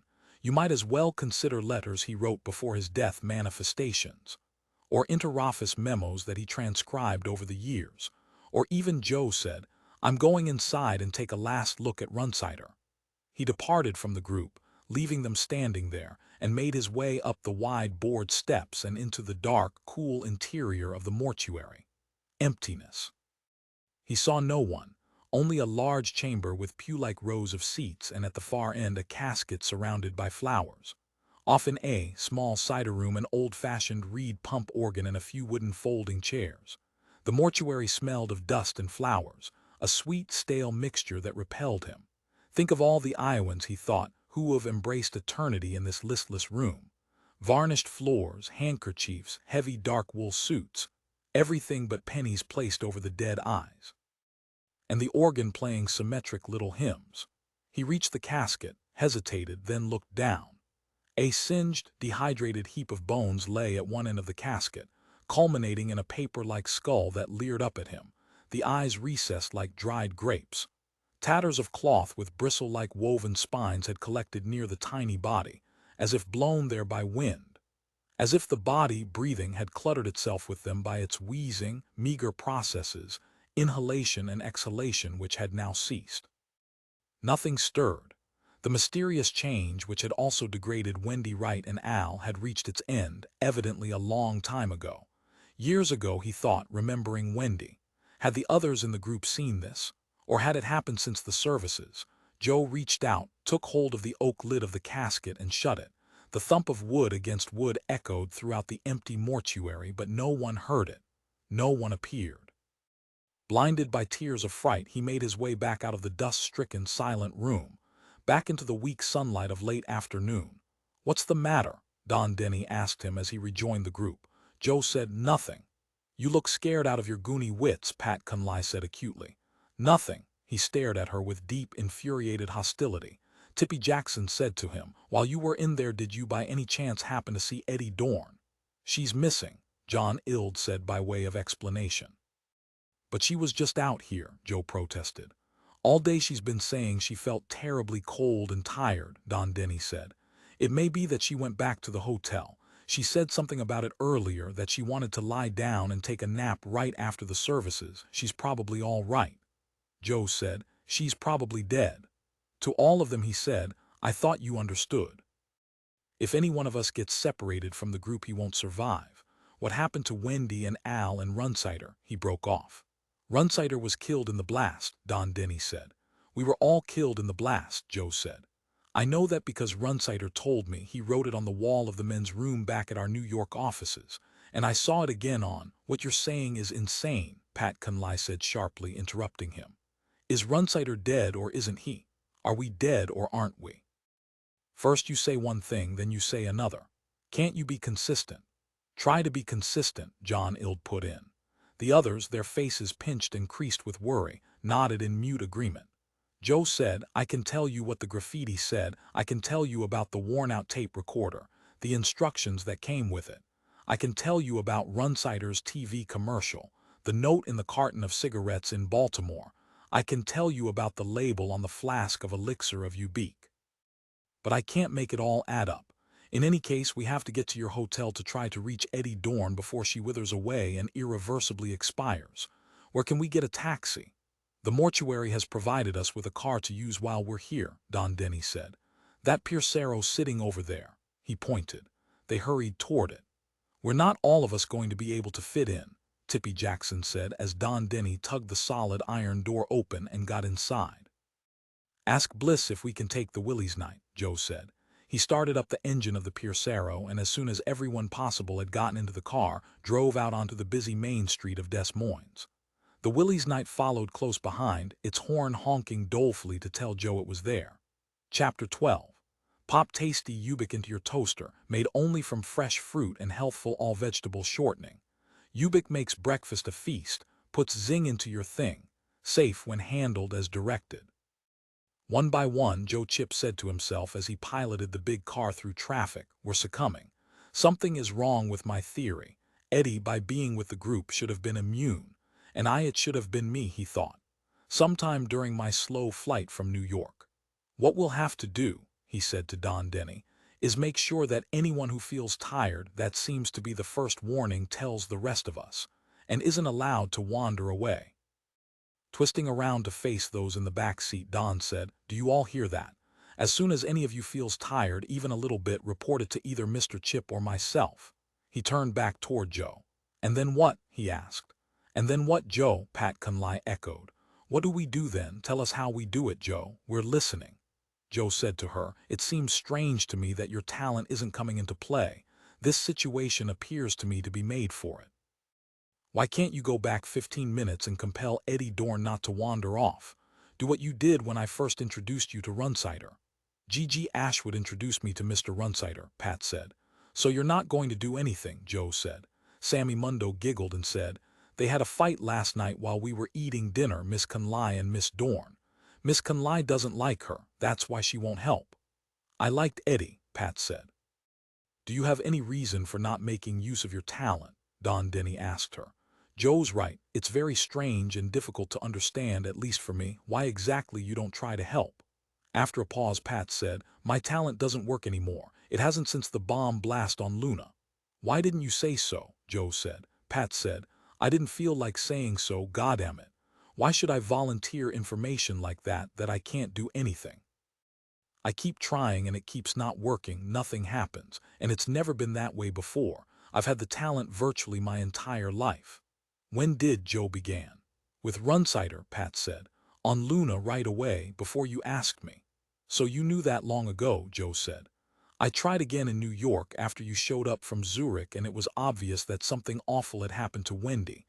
And I've been trying now. I started as soon as you said Eddie was probably dead. Maybe it's because we're back in this archaic time period. Maybe psionic talents don't work in 1939. But that wouldn't explain Luna. Unless we had already traveled back here and we didn't realize it. She lapsed into brooding, introverted silence. Dully, she gazed out at the streets of Des Moines, a bitter expression on her potent, wild face. It fits in, Joe said to himself. Of course, her time-traveling talent no longer functions. This is not really 1939, and we are outside of time entirely. This proves that Al was right. The graffiti was right. This is Half-Life, as the couplets told us. He did not, however, say this to the others with him in the car. Why tell them it's hopeless, he said to himself. They're going to find it out soon enough. The smarter ones, such as Denny, probably understand it already, based on what I've said and what they themselves have gone through. This really bothers you, Don Denny said to him, that her talent no longer works. Sure, he nodded. I hoped it might change the situation. There's more, Denny said with acute intuition.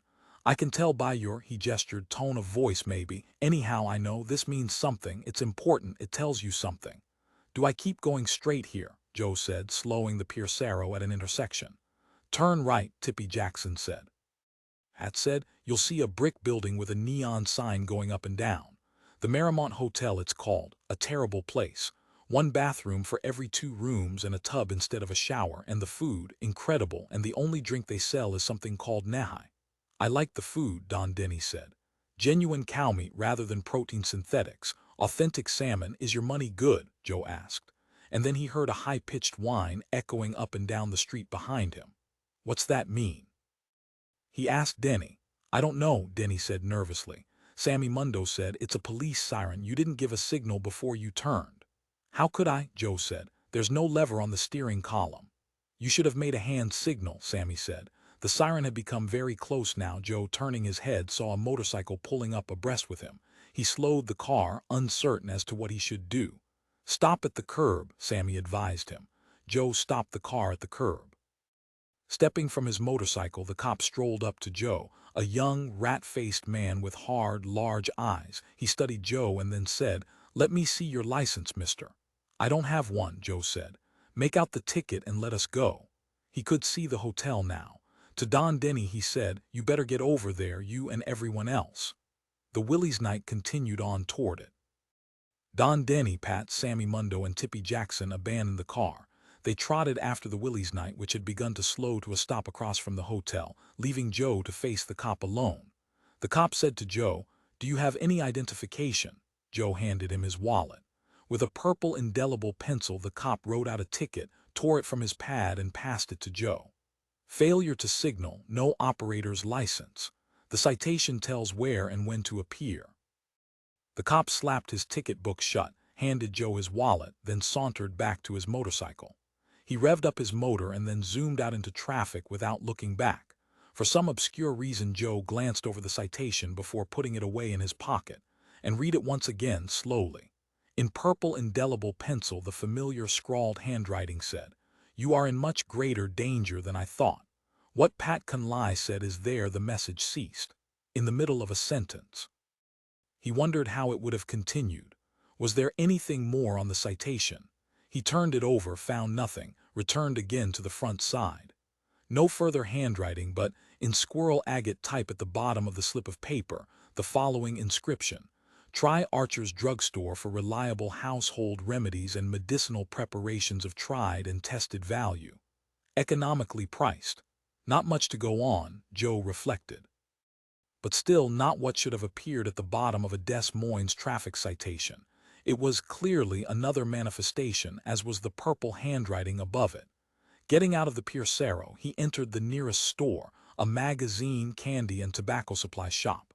"May I use your phone book?" he asked the broad-beamed, middle-aged proprietor.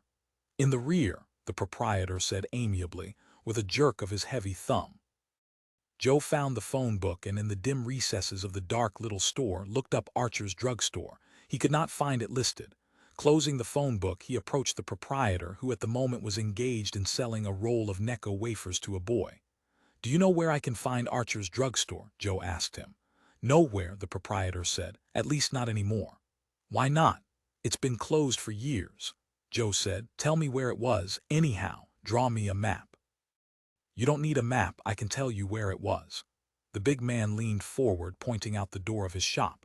"You see that barber pole there? Go over there and then look north. That's north." He indicated the direction. "You'll see an old building with gables, yellow in color. There's a couple of apartments over it still being used, but the store premises downstairs, they're abandoned. You'll be able to make out the sign, though, Archer's Drugs, so you'll know when you've found it. What happened is that Ed Archer came down with throat cancer and—" "Thanks," Joe said, and started out of the store, back into the pale mid-afternoon sunlight. He walked rapidly across the street to the barber pole, and from that position looked due north. He could see the tall, peeling yellow building at the periphery of his range of vision, but something about it struck him as strange. A shimmer, an unsteadiness, as if the building faded forward into stability and then retreated into insubstantial uncertainty. An oscillation, each phase lasting a few seconds and then blurring off into its opposite, a fairly regular variability, as if an organic pulsation underlay the structure. As if he thought, "It's alive." Maybe he thought, "I've come to the end." He began to walk toward the abandoned drugstore, not taking his eyes from it. He watched it pulse. He watched it change between its two states, and then, as he got closer and closer to it, he discerned the nature of its alternate conditions. At the amplitude of greater stability, it became a retail home-art outlet of his own time period, homeostatic in operation, a self-service enterprise selling 10,000 commodities for the modern knapped. He had patronized such highly functional computer-controlled pseudo-merchants throughout his adult life. And at the amplitude of insubstantiality, it resolved itself into a tiny, anachronistic drugstore with rococo ornamentation. In its meager window displays he saw hernia belts, rows of corrective eyeglasses, a mortar and pestle, jars of assorted tablets, a hand-printed sign reading leeches, huge glass-stoppered bottles that contained a Pandora's heritage of patent medicines and placebos. And painted on a Fiat wood board running across the top of the windows, the words Archer's Drugstore. No sign whatever of an empty, abandoned, closed-up store. Its 1939 stage had somehow been excluded. He thought, so in entering it I either revert further or I find myself back roughly in my own time. And it's the further reversion, the pre-1939 phase, that I evidently need. Presently he stood before it, experiencing physically the tidal tug of the amplitudes. He felt himself drawn back, then ahead, then back again. Pedestrians clumped by, taking no notice. Obviously, none of them saw what he saw. They perceived neither Archer's drugstore nor the 1992 Hallmark outlet. That mystified him most of all. As the structure swung directly into its ancient phase, he stepped forward, crossed the threshold, and entered Archer's drugstore. To the right, a long, marble-topped counter. Boxes on the shelves, dingy in color. The whole store had a black quality to it, not merely in regard to the absence of light but rather a protective coloration, as if it had been constructed to blend, to merge with shadows, to be at all times opaque. It had a heavy, dense quality. It pulled him down, weighing on him like something installed permanently on his back, and it had ceased to oscillate, at least for him, now that he had entered it. He wondered if he had made the right choice. Now too late, he considered the alternative, what it might have meant. A return, possibly, to his own time. Out of this devolved world of constantly declining time-binding capacity, out perhaps forever. Well, he thought, so it goes. He wandered about the drugstore, observing the brass and the wood, evidently walnut. He came at last to the prescription window at the rear. A wispy young man, wearing a gray, many-buttoned suit with vest, appeared and silently confronted him. For a long time Joe and the man looked at each other, neither speaking. The only sound came from a wall clock with Latin numerals on its round face. Its pendulum ticked back and forth inexorably. After the fashion of clocks everywhere, Joe said, "I'd like a jar of Ubik." "The salve," the druggist said. His lips did not seem properly synchronized with his words. First Joe saw the man's mouth open, the lips move, and then, after a measurable interval, he heard the words. "Is it a salve?" Joe said. "I thought it was for internal use." The druggist did not respond for an interval, as if a gulf separated the two of them, an epoch of time. Then at last his mouth again opened, his lips again moved, and presently Joe heard words.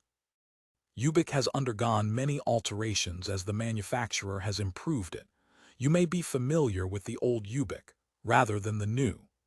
The druggist turned to one side, and his movement had a stop-action quality. He flowed in a slow, measured, dance-like step, an aesthetically pleasing rhythm but emotionally jolting. "We have had a great deal of difficulty obtaining Ubik of late," he said as he flowed back. In his right hand he held a flat leaded tin which he placed before Joe on the prescription counter. "This comes in the form of a powder to which you add coal tar. The coal tar comes separate. I can supply that to you at very little cost. The Ubik powder, however, is dear, $40. "What's in it?" Joe asked. The price chilled him. "That is the manufacturer's secret." Joe picked up the sealed tin and held it to the light. "Is it all right if I read the label?" "Of course." In the dim light entering from the street, he at last managed to make out the printing on the label of the tin.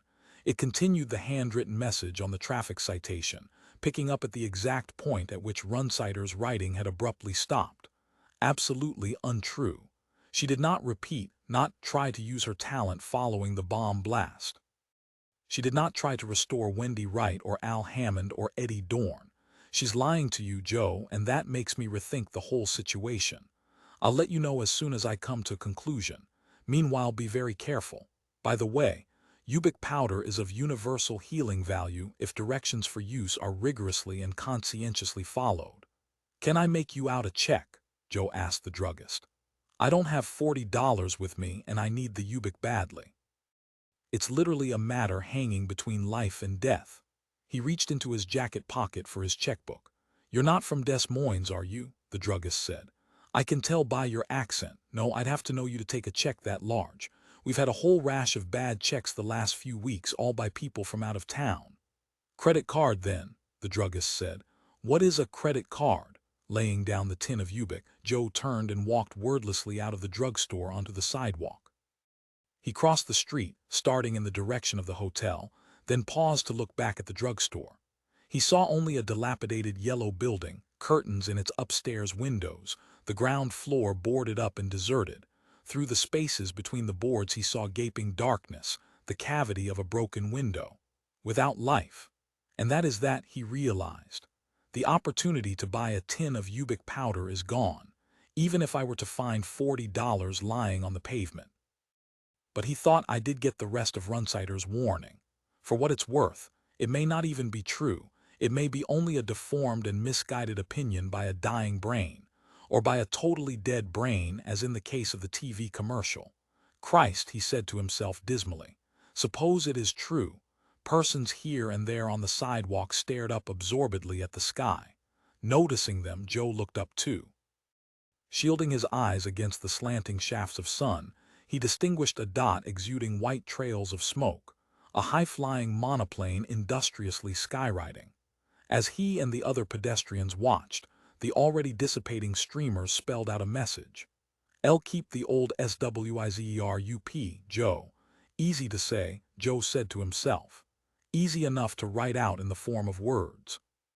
Hunched over with uneasy gloom and the first faint intimations of returning terror, he shuffled off in the direction of the Marymount Hotel. Don Denny met him in the high-ceilinged, provincial, crimson-carpeted lobby. "We found her," he said. "It's all over for her anyhow. And it wasn't pretty, not pretty at all. Now Fred Zafsky is gone. I thought he was in the other car and they thought he went along with us. Apparently he didn't get into either car. He must be back at the mortuary." "It's happening faster now," Joe said. He wondered how much difference Ubik dangled toward them again and again in countless different ways but always out of reach would have made. "I guess we'll never know," he decided. "Can we get a drink here?" he asked Don Denny. "What about money? Mine's worthless." "The mortuary is paying for everything. Runsider's instructions to them." The hotel tab too. It struck him as odd. How had that been managed? "I want you to look at this citation," he said to Don Denny, "while no one else is with us." He passed the slip of paper over to him. "I have the rest of the message. That's where I've been getting it." Denny read the citation, then reread it, then slowly handed it back to Joe. "Runsider thinks Pat Conley is lying," he said. "Yes," Joe said. "You realize what that would mean?" His voice rose sharply. "It means she could have nullified all this. Everything that's happened to us, starting with Runsider's death." Joe said, "It could mean more than that." Eyeing him, Denny said, "You're right. Yes, you're absolutely right." He looked startled and then acutely responsive. Awareness glittered in his face, of an unhappy, stricken kind. "I don't particularly feel like thinking about it," Joe said. "I don't like anything about it. It's worse. A lot worse than what I thought before, what Al Hammond believed, for example, which was bad enough." "But this could be it," Denny said. "Throughout all that's been happening," Joe said, "I've kept trying to understand why. I was sure if I knew why, but Al never thought of this," he said to himself. "Both of us let it drop out of our minds, for a good reason." Denny said, "Don't say anything to the rest of them. This may not be true, and even if it is, knowing it isn't going to help them." "Knowing what?" Pat Conley said from behind them. "What isn't going to help them?" She came around in front of them now, her black, color-saturated eyes wise and calm, serenely calm. "It's a shame about Eddie Dorn," she said. "And Fred Zafsky, I guess he's gone too. That doesn't really leave very many of us, does it? I wonder who'll be next." She seemed undisturbed, totally in control of herself. "Tippy is lying down in her room. She didn't say she felt tired, but I think we must assume she is. Don't you agree?" After a pause, Don Denny said, "Yes, I agree." "How did you make out with your citation, Joe?" Pat said. She held out her hand. "Can I take a look at it?" Joe passed it to her. The moment he thought has come. Everything is now rolled up into the present, into one instant. "How did the policeman know my name?" Pat asked after she had glanced over it. She raised her eyes, looked intently at Joe and then at Don Denny. "Why is there something here about me?" "She doesn't recognize the writing," Joe said to himself, "because she's not familiar with it. As the rest of us are." "Runsider," he said. "You're doing it, aren't you, Pat?" he said. "It's you, your talent. We're here because of you." "And you're killing us off," Don Denny said to her. "One by one, but why?" To Joe he said, "What reason could she have? She doesn't even know us, not really." "Is this why you came to Runsider Associates?" Joe asked her. He tried but failed to keep his voice steady. In his ears it wavered and he felt abrupt contempt for himself. Gigi Ashwood scouted you and brought you in. Was he working for Holly's, is that it? Is that what really happened to us, not the bomb blast but you? Pat smiled. And the lobby of the hotel blew up in Joe Chip's face. Chapter 13. Lift your arms and be all at once curvier. New extra gentle Ubik bra and longline Ubik special bra means lift your arms and be all at once curvier. Supplies firm, relaxing support to bosom all day long when fitted as directed. Darkness hummed about him, clinging to him like coagulated damp warm wool. The terror he had felt as intimation fused with the darkness became whole and real. I wasn't careful, he realized. I didn't do what Runsider told me to do. I let her see the citation. What's the matter, Joe? Don Denny's voice edged with great worry. What's wrong? I'm okay. He could see a little now. The darkness had grown horizontal lines of gray as if it had begun to decompose. I just feel tired, he said, and realized how really tired his body had become. He could not remember such fatigue, never before in his life. Don Denny said, let me help you to a chair. Joe felt his hand clamped over his shoulder. He felt Denny guiding him, and this made him afraid this need to be led. He pulled away. I'm okay, he repeated. The shape of Denny had started to form near him. He concentrated on it, then once again distinguished the turn-of-the-century lobby with its ornate crystal chandelier and its complicated yellow light. Let me sit down, he said, and groping, found a cane-bottomed chair. To Pat, Don Denny said harshly, what did you do to him? She didn't do anything to me, Joe said, trying to make his voice firm. But it dipped shrilly with unnatural overtones. As if it speeded up, he thought. High-pitched. Not my own. That's right, Pat said. I didn't do anything to him or to anybody else. Joe said, I want to go upstairs and lie down. I'll get you a room, Don Denny said nervously. He hovered near Joe, appearing and then disappearing as the lights of the lobby ebbed. The light waned into dull red, then grew stronger, then waned once more. You stay there in that chair, Joe. I'll be right back. Denny hurried off in the direction of the desk. Pat remained. Anything I can do for you? Pat asked pleasantly. No, he said. It took vast effort saying the word aloud. It clung to the internal cavern lodged in his heart, a hollowness which grew with each second. A cigarette maybe, he said, and saying the full sentence exhausted him. He felt his heart labor. The difficult beating increased his burden. It was a further weight pressing down on him, a huge hand squeezing. Do you have one? He said, and managed to look up at her through the smoky red light. The fitful, flickering glow of an unrobust reality. Sorry, Pat said. No got. Joe said, what's the matter with me? Cardiac arrest maybe, Pat said. Do you think there's a hotel doctor? He managed to say. I doubt it. You won't see, you won't look, Pat said. I think it's merely psychosomatic. You're not really sick. You'll recover. Returning, Don Denny said, I've got a room for you, Joe. On the second floor, room 203. He paused, and Joe felt his scrutiny, the concern of his gaze. Joe, you look awful frail, like you're about to blow away. My God, Joe, do you know what you look like? You look like Eddie Dorn looked when we found her. Oh, nothing like that, Pat said. Eddie Dorn is dead. Joe isn't dead. Are you, Joe? Joe said. I want to go upstairs. I want to lie down. Somehow he got to his feet. His heart thudded, seemed to hesitate, to not beat for a moment, and then it resumed, slamming like an upright iron ingot crashing against cement. Each pulse of it made his whole body shudder. Where's the elevator? He said. I'll lead you over to it, Denny said, again his hand clamped over Joe's shoulder. You're like a feather, Denny said. What's happening to you, Joe? Can you say? Do you know? Try to tell me. He doesn't know, Pat said. I think he should have a doctor, Denny said. Right away. No, Joe said. Lying down will help me, he said to himself. He felt an oceanic pull, an enormous tide tugging at him. It urged him to lie down. It compelled him toward one thing alone, to stretch out on his back alone upstairs in his hotel room, where no one could see him. I have to get away, he said to himself. I've got to be by myself. Why? He wondered. He did not know. It had invaded him as an instinct, non-rational, impossible to understand or explain. I'll go get a doctor, Denny said. Pat, you stay here with him. Don't let him out of your sight. I'll be back as soon as I can. He started off. Joe dimly saw his retreating form. Denny appeared to shrink, to dwindle, and then he was entirely gone. Patricia Conley remained, but that did not make him feel less alone. His isolation, in spite of her physical presence, had become absolute. Well, Joe, she said, What do you want? What can I do for you? Just name it. The elevator, he said. You want me to lead you over to the elevator? I'll be glad to. She started off, and as best he could, he followed. It seemed to him that she walked unusually fast. She did not wait and she did not look back. He found it almost impossible to keep her in sight. Is it my imagination, he asked himself, that she's moving so rapidly? It must be me. I'm slowed down, compressed by gravity. His world had assumed the attribute of pure mass. He perceived himself in one mode only, that of an object subjected to the pressure of weight.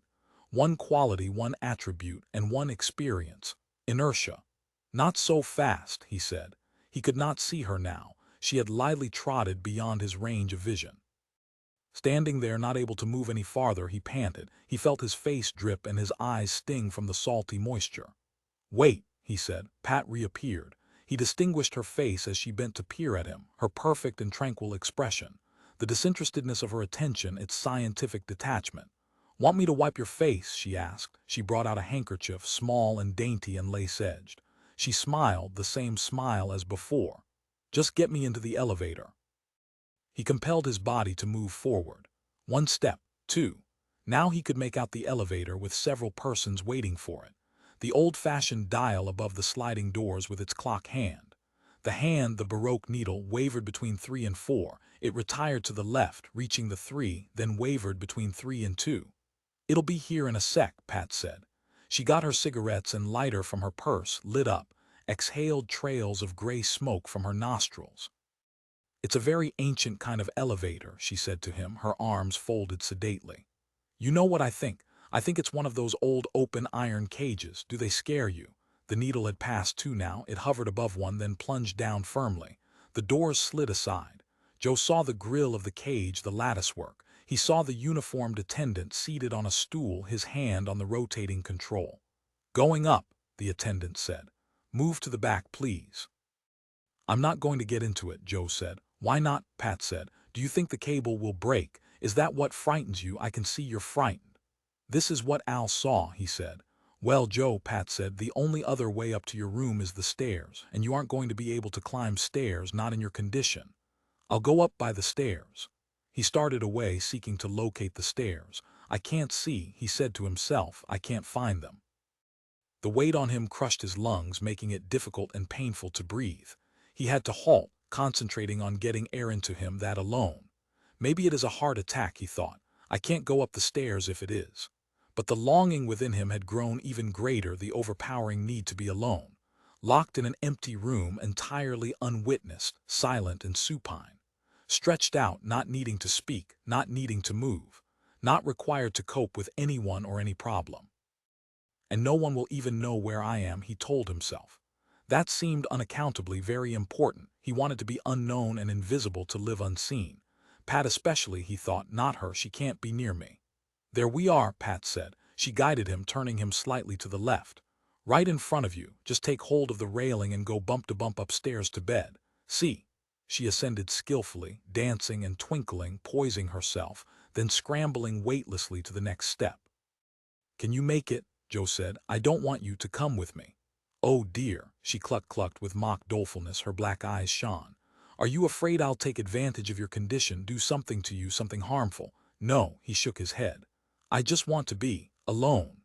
Gripping the rail, he managed to pull himself up onto the first step. Halting there, he gazed up, trying to make out the top of the flight, trying to determine how far away it was, how many steps he had left.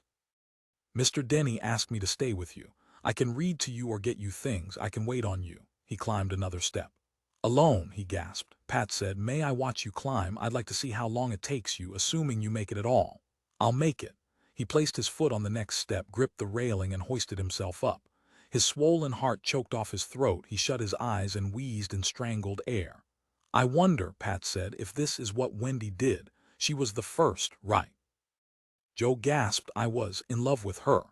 Oh, I know, Gigi Ashwood told me. He read your mind. Gigi and I got to be very good friends. We spent a lot of time together. You might say we had an affair. Yes, you could say that.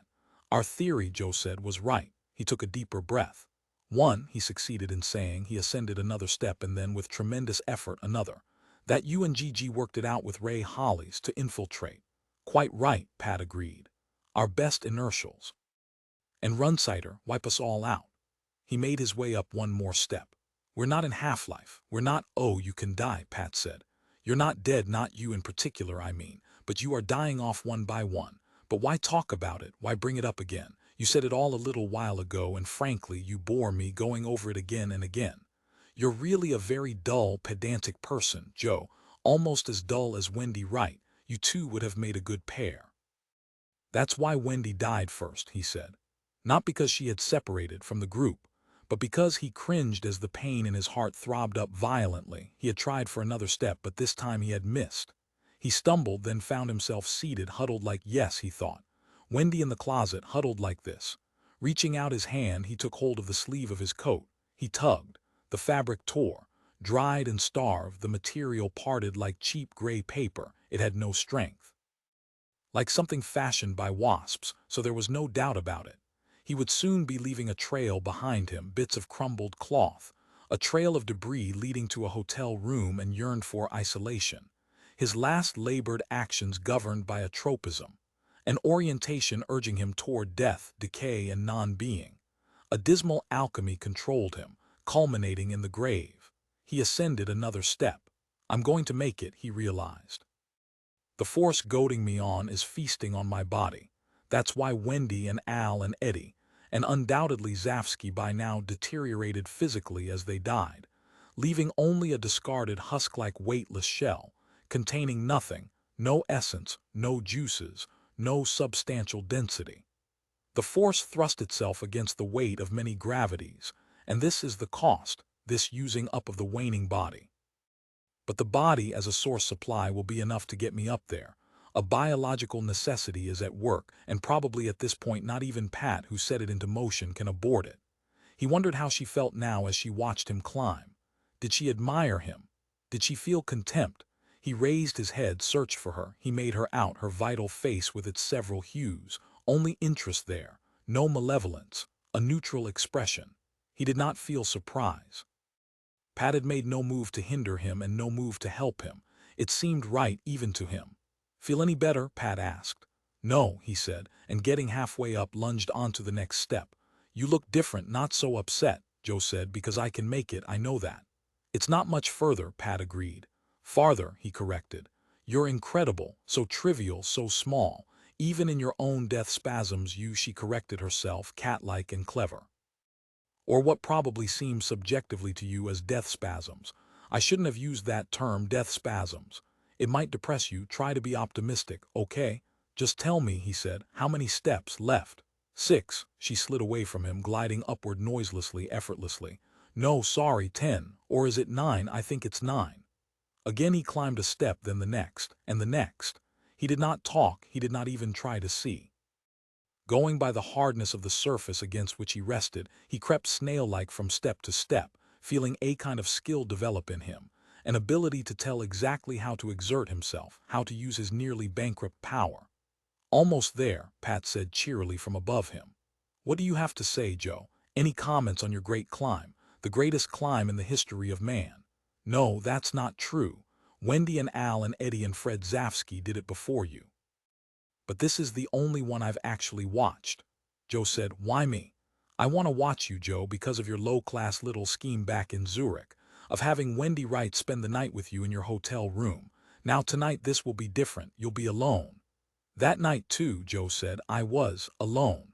Another step. He coughed convulsively, and out of him, in drops hurled from his streaked face, his remaining capacity expelled itself uselessly. She was there, not in your bed but in the room somewhere. You slept through it, though, Pat laughed. I'm trying, Joe said, not to cough. He made it up 2 more steps and knew that he had almost reached the top. How long had he been on the stairs, he wondered. No way for him to tell. He discovered then with a shock that he had become cold as well as exhausted. When had this happened, he asked himself. Sometime in the past, it had infiltrated so gradually that before now he had not noticed it. Oh God, he said to himself and shivered frantically. His bones seemed almost to quake. Worse than on Luna, far worse. Worse, too, than the chill which had hung over his hotel room in Zurich. Those had been harbingers. Metabolism, he reflected, is a burning process, an active furnace. When it ceases to function, life is over. They must be wrong about hell, he said to himself. Hell is cold, everything there is cold. The body means weight and heat. Now weight is a force which I am succumbing to, and my heat is slipping away. And unless I become reborn, it will never return. This is the destiny of the universe, so at least I won't be alone. But he felt alone. It's overtaking me too soon, he realized. The proper time hasn't come. Something has hurried this up, some conniving thing has accelerated it, out of malice and curiosity, a polymorphic, perverse agency which likes to watch. An infantile, retarded entity which enjoys what's happening. It has crushed me like a bent-legged insect, he said to himself. A simple bug which does nothing but hug the earth, which can never fly or escape, can only descend step by step into what is deranged and foul, into the world of the tomb which a perverse entity surrounded by its own filth inhabits, the thing we call Pat. Do you have your key? Pat asked. To your room. Think how awful you'd feel to get up to the second floor and find you had lost your key and couldn't get into your room. I have it. He groped in his pockets. His coat ripped away, tattered and in shreds. It fell from him, and from its top pocket the key slid. It fell 2 steps down below him, beyond reach. Pat said briskly, I'll get it for you. Darting by him, she scooped up the key, held it to the light to examine it, then laid it at the top of the flight of stairs on the railing. Right up here, she said, where you can reach it when you're through climbing. Your reward, the room I think is to the left, about 4 doors down the hall. You'll have to move slowly, but it'll be a lot easier once you're off the stairs, once you don't have to climb. I can see, he said, the key, and the top. I can see the top of the stairs. With both arms grasping the banister, he dragged himself upward, ascended 3 steps in one agonizing expenditure of himself. He felt it deplete him, the weight on him grew, the cold grew, and the substantiality of himself waned. But he had reached the top. Good be Joe, Pat said. She hovered over him, kneeling slightly so that he could see her face. You don't want Don Denny bursting in, do you? A doctor won't be able to help you. So I'll tell him that I got the hotel people to call a cab and that you're on your way across town to a hospital. That way you won't be bothered. You can be entirely by yourself. Do you agree? Yes, he said. Here's the key. She pushed the cold metal thing into his hand, closed his fingers about it. Keep your chin up, as they say here in 39. Don't take any wooden nickels. They say that too. She slipped away then onto her feet. For an instant she stood there, scrutinizing him, and then she darted off down the hall to the elevator. He saw her press the button, wait. He saw the doors slide open, and then Pat disappeared. Gripping the key, he rose lurchingly to a crouched position. He balanced himself against the far wall of the corridor, then turned to the left and began to walk step by step, still supporting himself by means of the wall. Darkness, he thought. It isn't lit. He squeezed his eyes shut, opened them, blinked. Sweat from his face still blinded him, still stung. He could not tell if the corridor were genuinely dark or whether his power of sight was fading out. By the time he reached the first door, he had been reduced to crawling. He tilted his head up, sought for the number on the door. No, not this one. He crept on. When he found the proper door, he had to stand erect, propped up, to insert the key in the lock. The effort finished him. The key still in his hand, he fell. His head struck the door and he flopped back onto the dust-choked carpet, smelling the odor of age and wear and frigid death. I can't get in the room, he realized. I can't stand up anymore, but he had to. Out here he could be seen. Gripping the knob with both hands, he tugged himself onto his feet one more time. He rested his weight entirely against the door as he tremblingly poked the key in the direction of the knob and the lock. This way, once he had turned the key, the door would fall open and he would be inside. And then he thought, if I can close the door after me and if I can get to the bed, it'll be over. The lock grated. The metal unit hauled itself back. The door opened and he pitched forward, arms extended. The Fior rose toward him and he made out shapes in the carpet, swirls and designs and floral entities in red and gold, but worn into roughness and lusterlessness. The colors had denumbed, and as he struck the floor, feeling little if any pain, he thought, this is very old, this room. When this place was first built, they probably did use an open iron cage for an elevator. So I saw the actual elevator, he said to himself, the authentic, original one. He lay for a time and then, as if called, summoned into motion, stirred. He lifted himself up onto his knees, placed his hands flat before him. My hands, he thought, good God. Parchment hands, yellow and knobby like the ass of a cooked, dry turkey. Bristly skin, not like human skin, pin feathers as if I've devolved back millions of years to something that flies and coasts, using its skin as a sail. Opening his eyes, he searched for the bed. He strove to identify it. The fat far window admitting gray light through its web of curtains. A vanity table ugly with lank legs. Then the bed with brass knobs capping its railed sides, bent and irregular, as if years of use had twisted the railings, warped the varnished wooden headboards. I want to get on it even so, he said to himself. He reached toward it, slid and dragged himself farther into the room. And saw then a figure seated in an overstuffed chair facing him. A spectator who had made no sound but who now stood up and came rapidly toward him. Glenn Runsider. I couldn't help you climb the stairs, Runsider said, his heavy face stern. She would have seen me. Matter of fact, I was afraid she'd come all the way into the room with you, and then we'd be in trouble because he broke off, bent and hoisted Joe up to his feet as if Joe had no weight left in him, no remaining material constituents. We'll talk about that later, here. He carried Joe under his arm across the room, not to the bed but to the overstuffed chair in which he himself had been sitting. Can you hold on a few seconds longer? Runsider asked. I want to shut and lock the door. In case she changes her mind. Yes, Joe said. Runsider strode in 3 big steps to the door, slammed it and bolted it, came at once back to Joe. Opening a drawer of the vanity table, he hastily brought out a spray can with bright stripes, balloons and lettering glorifying its shiny surfaces. Ubik, Runsider said. He shook the can mightily, then stood before Joe, aiming it at him. Don't thank me for this, he said, and sprayed prolongedly left and right. The air flickered and shimmered as if bright particles of light had been released, as if the sun's energy sparkled here in this worn-out elderly hotel room. Feel better. It should work on you right away. You should already be getting a reaction. He eyed Joe with anxiety. Chapter 14. It takes more than a bag to seal in food paver. It takes Ubik plastic wrap, actually 4 layers in one. Keeps freshness in, air and moisture out. Watch this simulated test. Do you have a cigarette? Joe said. His voice shook, but not from weariness, nor from cold. Both had gone. I'm tense, he said to himself, but I'm not dying. That process has been stopped by the Ubik spray. As Runsider said it would, he remembered in his taped TV commercial. If I could find it, I would be all right, Runsider promised that. But he thought somberly it took a long time, and I almost didn't get to it. No filter tips, Runsider said. They don't have filtration devices on their cigarettes in this backward, no good time period. He held a pack of Camels toward Joe. I'll light it for you. He struck a match and extended it. It's fresh, Joe said. Oh hell yes, Christ, I just now bought it downstairs at the tobacco counter. We're a long way into this. Well past the stage of clotted milk and stale cigarettes. He grinned starkly, his eyes determined and bleak, reflecting no light. He said, not out of it, there's a difference. He lit a cigarette for himself too. Leaning back, he smoked in silence, his expression still grim. And Joe decided tired, but not the kind of tiredness that he himself had undergone. Joe said, can you help the rest of the group? I have exactly 1 can of this Ubik. Most of it I had to use on you. He gestured with resentment, his fingers convulsed in a tremor of unresigned anger. My ability to alter things here is limited. I've done what I could. His head jerked as he raised his eyes to glare at Joe.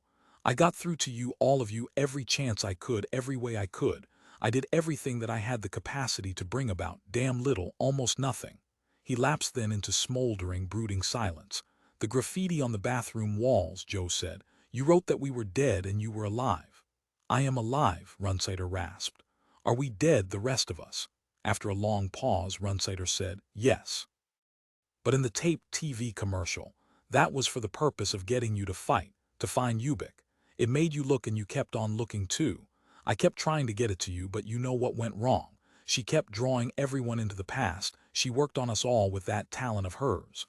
Over and over again she regressed it and made it worthless. Runsider added, except for the fragmentary notes I managed to slip to you in conjunction with the stuff. Urgently he pointed his heavy, determined finger at Joe, gesturing with vigor. Look what I've been up against. The same thing that got all of you, that's killed you off one by one. Frankly, it's amazing to me that I was able to do as much as I could. Joe said, when did you figure out what was taking place? Did you always know from the start? The start, Runsider echoed bitingly. What's that mean? It started months or maybe even years ago. God knows how long Hollies and Mick and Pat Conley and S. Dole Melipone and G.G. Ash would have been hatching it up, working it over and reworking it like dough. Here's what happened. We got lured to Luna. We let Pat Conley come with us, a woman we didn't know, a talent we didn't understand, which possibly even Hollies doesn't understand. An ability anyhow connected with time reversion, not, strictly speaking, the ability to travel through time.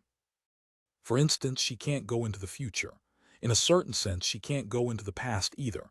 What she does, as near as I can comprehend it, is start a counter-process that uncovers the prior stages inherent in configurations of matter. But you know that, you and Al figured it out. He ground his teeth with wrath. Al Hammond, what a loss, but I couldn't do anything, I couldn't break through then as I've done now. Why were you able to now? Joe asked. Runsider said, because this is as far back as she is able to carry us. Normal forward flow has already resumed. We're again flowing from past into present into future. She evidently stretched her ability to its limit. 1939, that's the limit. What she's done now is shut off her talent. Why not? She's accomplished what Ray Holly sent her to us to do. How many people have been affected? Just the group of us who were on Luna there in that subsurface room. Not even Zoe worked. Pat can circumscribe the range of the field she creates. As far as the rest of the world is concerned, the bunch of us took off for Luna and got blown up in an accidental explosion. We were put into cold pack by solicitous Stant and Mick, but no contact could be established. They didn't get us soon enough. Joe said, why wouldn't the bomb blast be enough? Lifting an eyebrow, Runsider regarded him. Why use Pat Conley at all? Joe said. He sensed, even in his weary, shaken state, something wrong. There's no reason for all this reversion machinery, this sinking us into a retrograde time momentum back here to 1939. It serves no purpose. That's an interesting point, Runsider said. He nodded slowly, a frown on his rugged, stony face. I'll have to think about it. Give me a little while. He walked to the window, stood gazing out at the stores across the street. It strikes me, Joe said, that what we appear to be faced with is a malignant rather than a purposeful force. Not so much someone trying to kill us or nullify us, someone trying to eliminate us from functioning as a prudence organization, but, he pondered, he almost had it. An irresponsible entity that's enjoying what it's doing to us. The way it's killing us off one by one. It doesn't have to prolong all this. That doesn't sound to me like Ray Hollies. He deals in cold, practical murder. From what I know about Stant and Mick, Pat herself, Runsider interrupted brusquely. He turned away from the window. She's psychologically a sadistic person, like tearing wings off flies, playing with us. He watched for Joe's reaction. Joe said, it sounds to me more like a child. But look at Pat Conley, she's spiteful and jealous.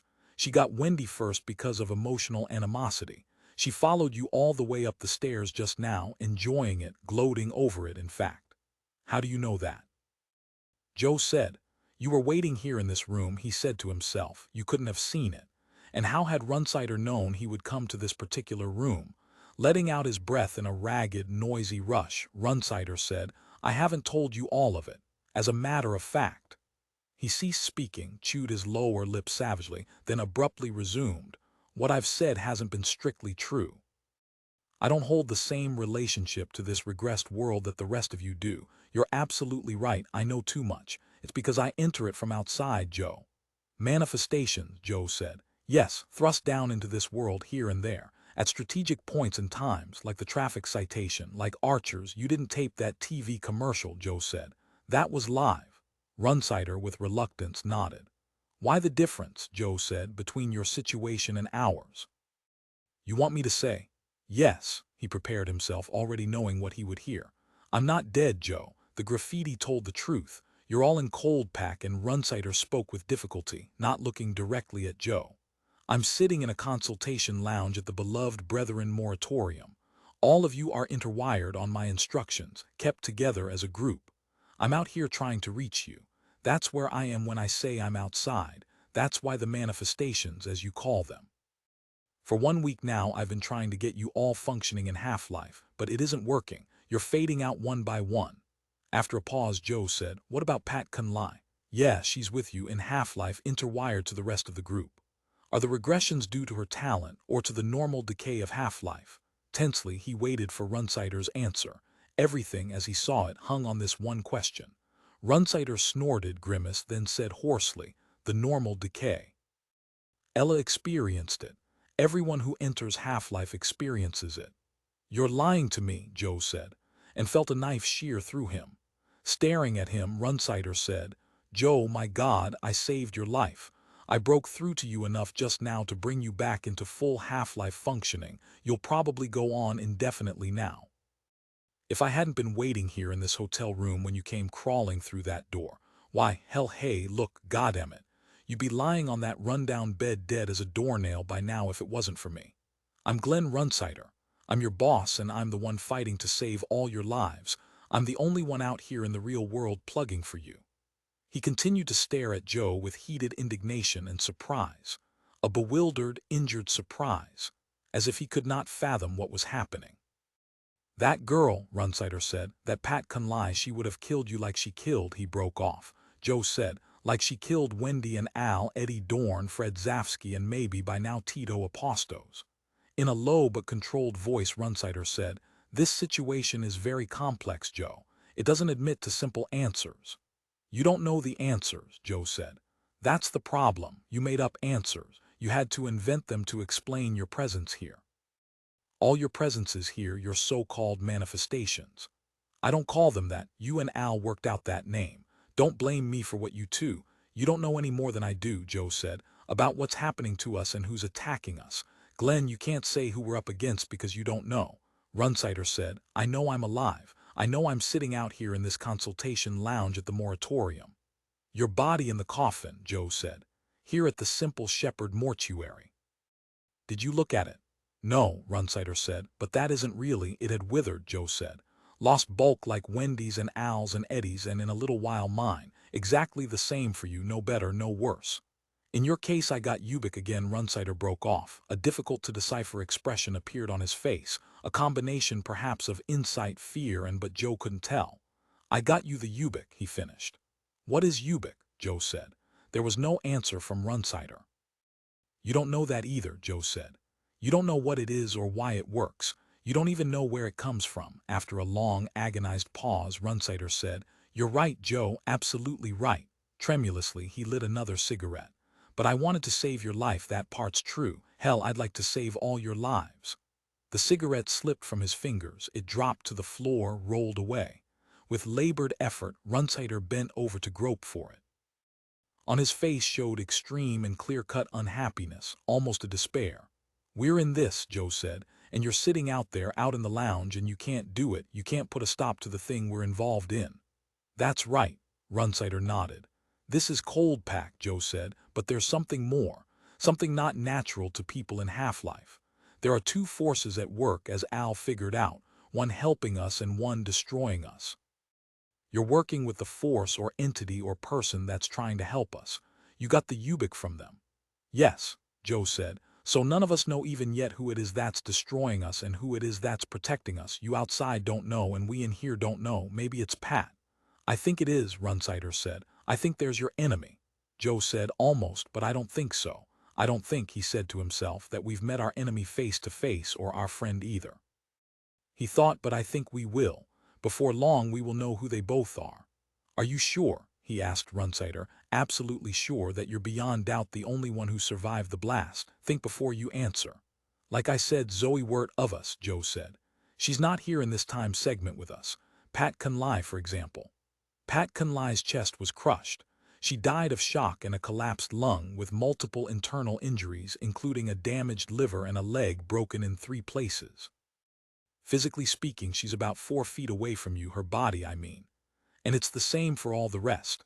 They're all here in cold pack at the beloved Brethren Moratorium," Runsider said, "with one exception, Sammy Mundo. He suffered massive brain damage and lapsed into a coma out of which they say he'll never emerge. The cortical, then he's alive. He's not in cold pack. He's not here. I wouldn't call it alive. They've run encephalograms on him, no cortical activity at all. A vegetable, nothing more. No personality, no motion, no consciousness. There's nothing happening in Mundo's brain, nothing in the slightest. Joe said, so therefore you naturally didn't think to mention it. I mentioned it now. When I asked you, he reflected, how far is he from us? In Zurich. We set down here in Zurich, yes, he's at the Carl Jung Hospital, about a quarter-mile from this moratorium. Rent a telepath, Joe said, or use G.G. Ashwood, have him scanned. A boy, he said to himself, disorganized and immature, a cruel, unformed, peculiar personality. This may be it, he said to himself. It would fit in with what we're experiencing, the capricious contradictory happenings, the pulling off of our wings and then the putting back. The temporary restorations, as in just now with me here in this hotel room after my climb up the stairs. Runsider sighed. We did that. In brain injury cases like this, it's a regular practice to try to reach the person telepathically. No results, nothing. No frontal lobe cerebration of any sort. Sorry, Joe. He wagged his massive head in a sympathetic tick-like motion. Obviously, he shared Joe's disappointment. Did you ring for me, sir? Herbert Schoenheit von Vogelsang scuttled into the consultation lounge, cringing like a medieval toady. Shall I put Mr. Chip back with the others? You're done, sir, Runsider said. I'm done. Yes, I got through all right. We could hear each other fine this time. He lit a cigarette. It had been hours since he had found a free moment. By now the arduous, prolonged task of reaching Joe Chip had depleted him. Do you have an amphetamine dispenser nearby? He asked the moratorium owner. In the hall outside the consultation lounge. The eager-to-please creature pointed. Leaving the lounge, Runsider made his way to the amphetamine dispenser. He inserted a coin, pushed the choice lever, and into the drop slot, a small familiar object slid with a tinkling sound. The pill made him feel better. But then he thought about his appointment with Len Nigelman 2 hours from now and wondered if he could really make it. There's been too much going on, he decided. I'm not ready to make my formal report to the society. I'll have to vid Nigelman and ask for a postponement. Using a pay phone, he called Nigelman back in the North American Confederation. Len, he said, I can't do any more today. I've spent the last 12 hours trying to get through to my people in Cold Pack and I'm exhausted. Would tomorrow be okay? Nigelman said. The sooner you file your official formal statement with us, the sooner we can begin action against Hollies. My legal department says it's open and shut. They're champing at the bit. They think they can make a civil charge stick. Civil and criminal. They've been talking to the New York District Attorney. But until you make a formal, notarized report to us, tomorrow, Runsider promised. After I get some sleep. This has damn near finished me off. This loss of all my best people, he said to himself. Especially Joe Chip. My organization is depleted and we won't be able to resume commercial operations for months, maybe years. God, he thought, where am I going to get inertials to replace those I've lost? Where am I going to find a tester like Joe? Nigelman said, sure, Glenn. Get a good night's sleep and then meet me in my office tomorrow, say at 10 o'clock our time. Thanks, Runsider said. He rang off, then threw himself heavily down on a pink plastic couch across the corridor from the phone. I can't find a tester like Joe, he said to himself. The fact of the matter is that Runsider Associates is finished. The moratorium owner came in then, putting in another of his untimely appearances. Can I get you anything, Mr. Runsider? A cup of coffee, another amphetamine, perhaps a 12-hour spansul. In my office I have some 24-hour spansuls. One of those would get you back up into action for hours, if not all night. All night, Runsider said. I intend to sleep. Then how about a flap away, Runsider grated. The moratorium owner scuttled off, leaving him alone. Why did I have to pick this place? Runsider asked himself. I guess because Ella's here. It is, after all, the best. That's why she's here and hence why they're all here. Think of them, he reflected, so many who were so recently on this side of the casket. What a catastrophe. Ella, he said to himself, remembering. I'd better talk to her again for a moment to let her know how things are going. That's, after all, what I told her I'd do. Getting to his feet, he started off in search of the moratorium owner. Am I going to get that damn Jory this time? He asked himself. Or will I be able to keep Ella in focus long enough to tell her what Joe said? It's become so hard to hang on to her now, with Jory growing and expanding and feeding on her and maybe on others over there in Half-Life. The moratorium should do something about him. Jory's a hazard to everyone here. Why do they let him go on? He asked himself. He thought maybe because they can't stop him. Maybe there's never been anyone in Half-Life like Jory before. Chapter 15. Could it be that I have bad breath, Tom? Well, Ed, if you're worried about that, try today's new Ubik with powerful germicidal foaming action, guaranteed safe when taken as directed. The door of the ancient hotel room swung open. Don Denny, accompanied by a middle-aged, responsible-looking man with neatly trimmed gray hair, entered. Denny, his face strained with apprehension, said, "How are you, Joe? Why aren't you lying down? For Christ's sake, get onto the bed." "He's lie down, Mr. Chip," the doctor said as he set his medical bag on the vanity table and opened it up. "Is there pain along with the innervation and the difficult respiration?" He approached the bed with an old-fashioned stethoscope and cumbersome blood pressure reading equipment. "Do you have any history of cardiac involvement, Mr. Chip, or your mother or father? Unbutton your shirt, please." He drew up a wooden chair beside the bed, seated himself expectantly on it. Joe said, "I'm okay now." "Let him listen to your heart," Denny said tersely. "Okay." Joe stretched out on the bed and unbuttoned his shirt. "Runsider managed to get through to me," he said to Denny. "We're in cold pack. He's on the other side trying to reach us. Someone else is trying to injure us. Pat didn't do it, or anyhow she didn't do it alone. Neither she nor Runsider knows what's going on. When you opened the door, did you see Runsider?" "No," Denny said. "He was sitting across the room from me," Joe said. 2-3 minutes ago."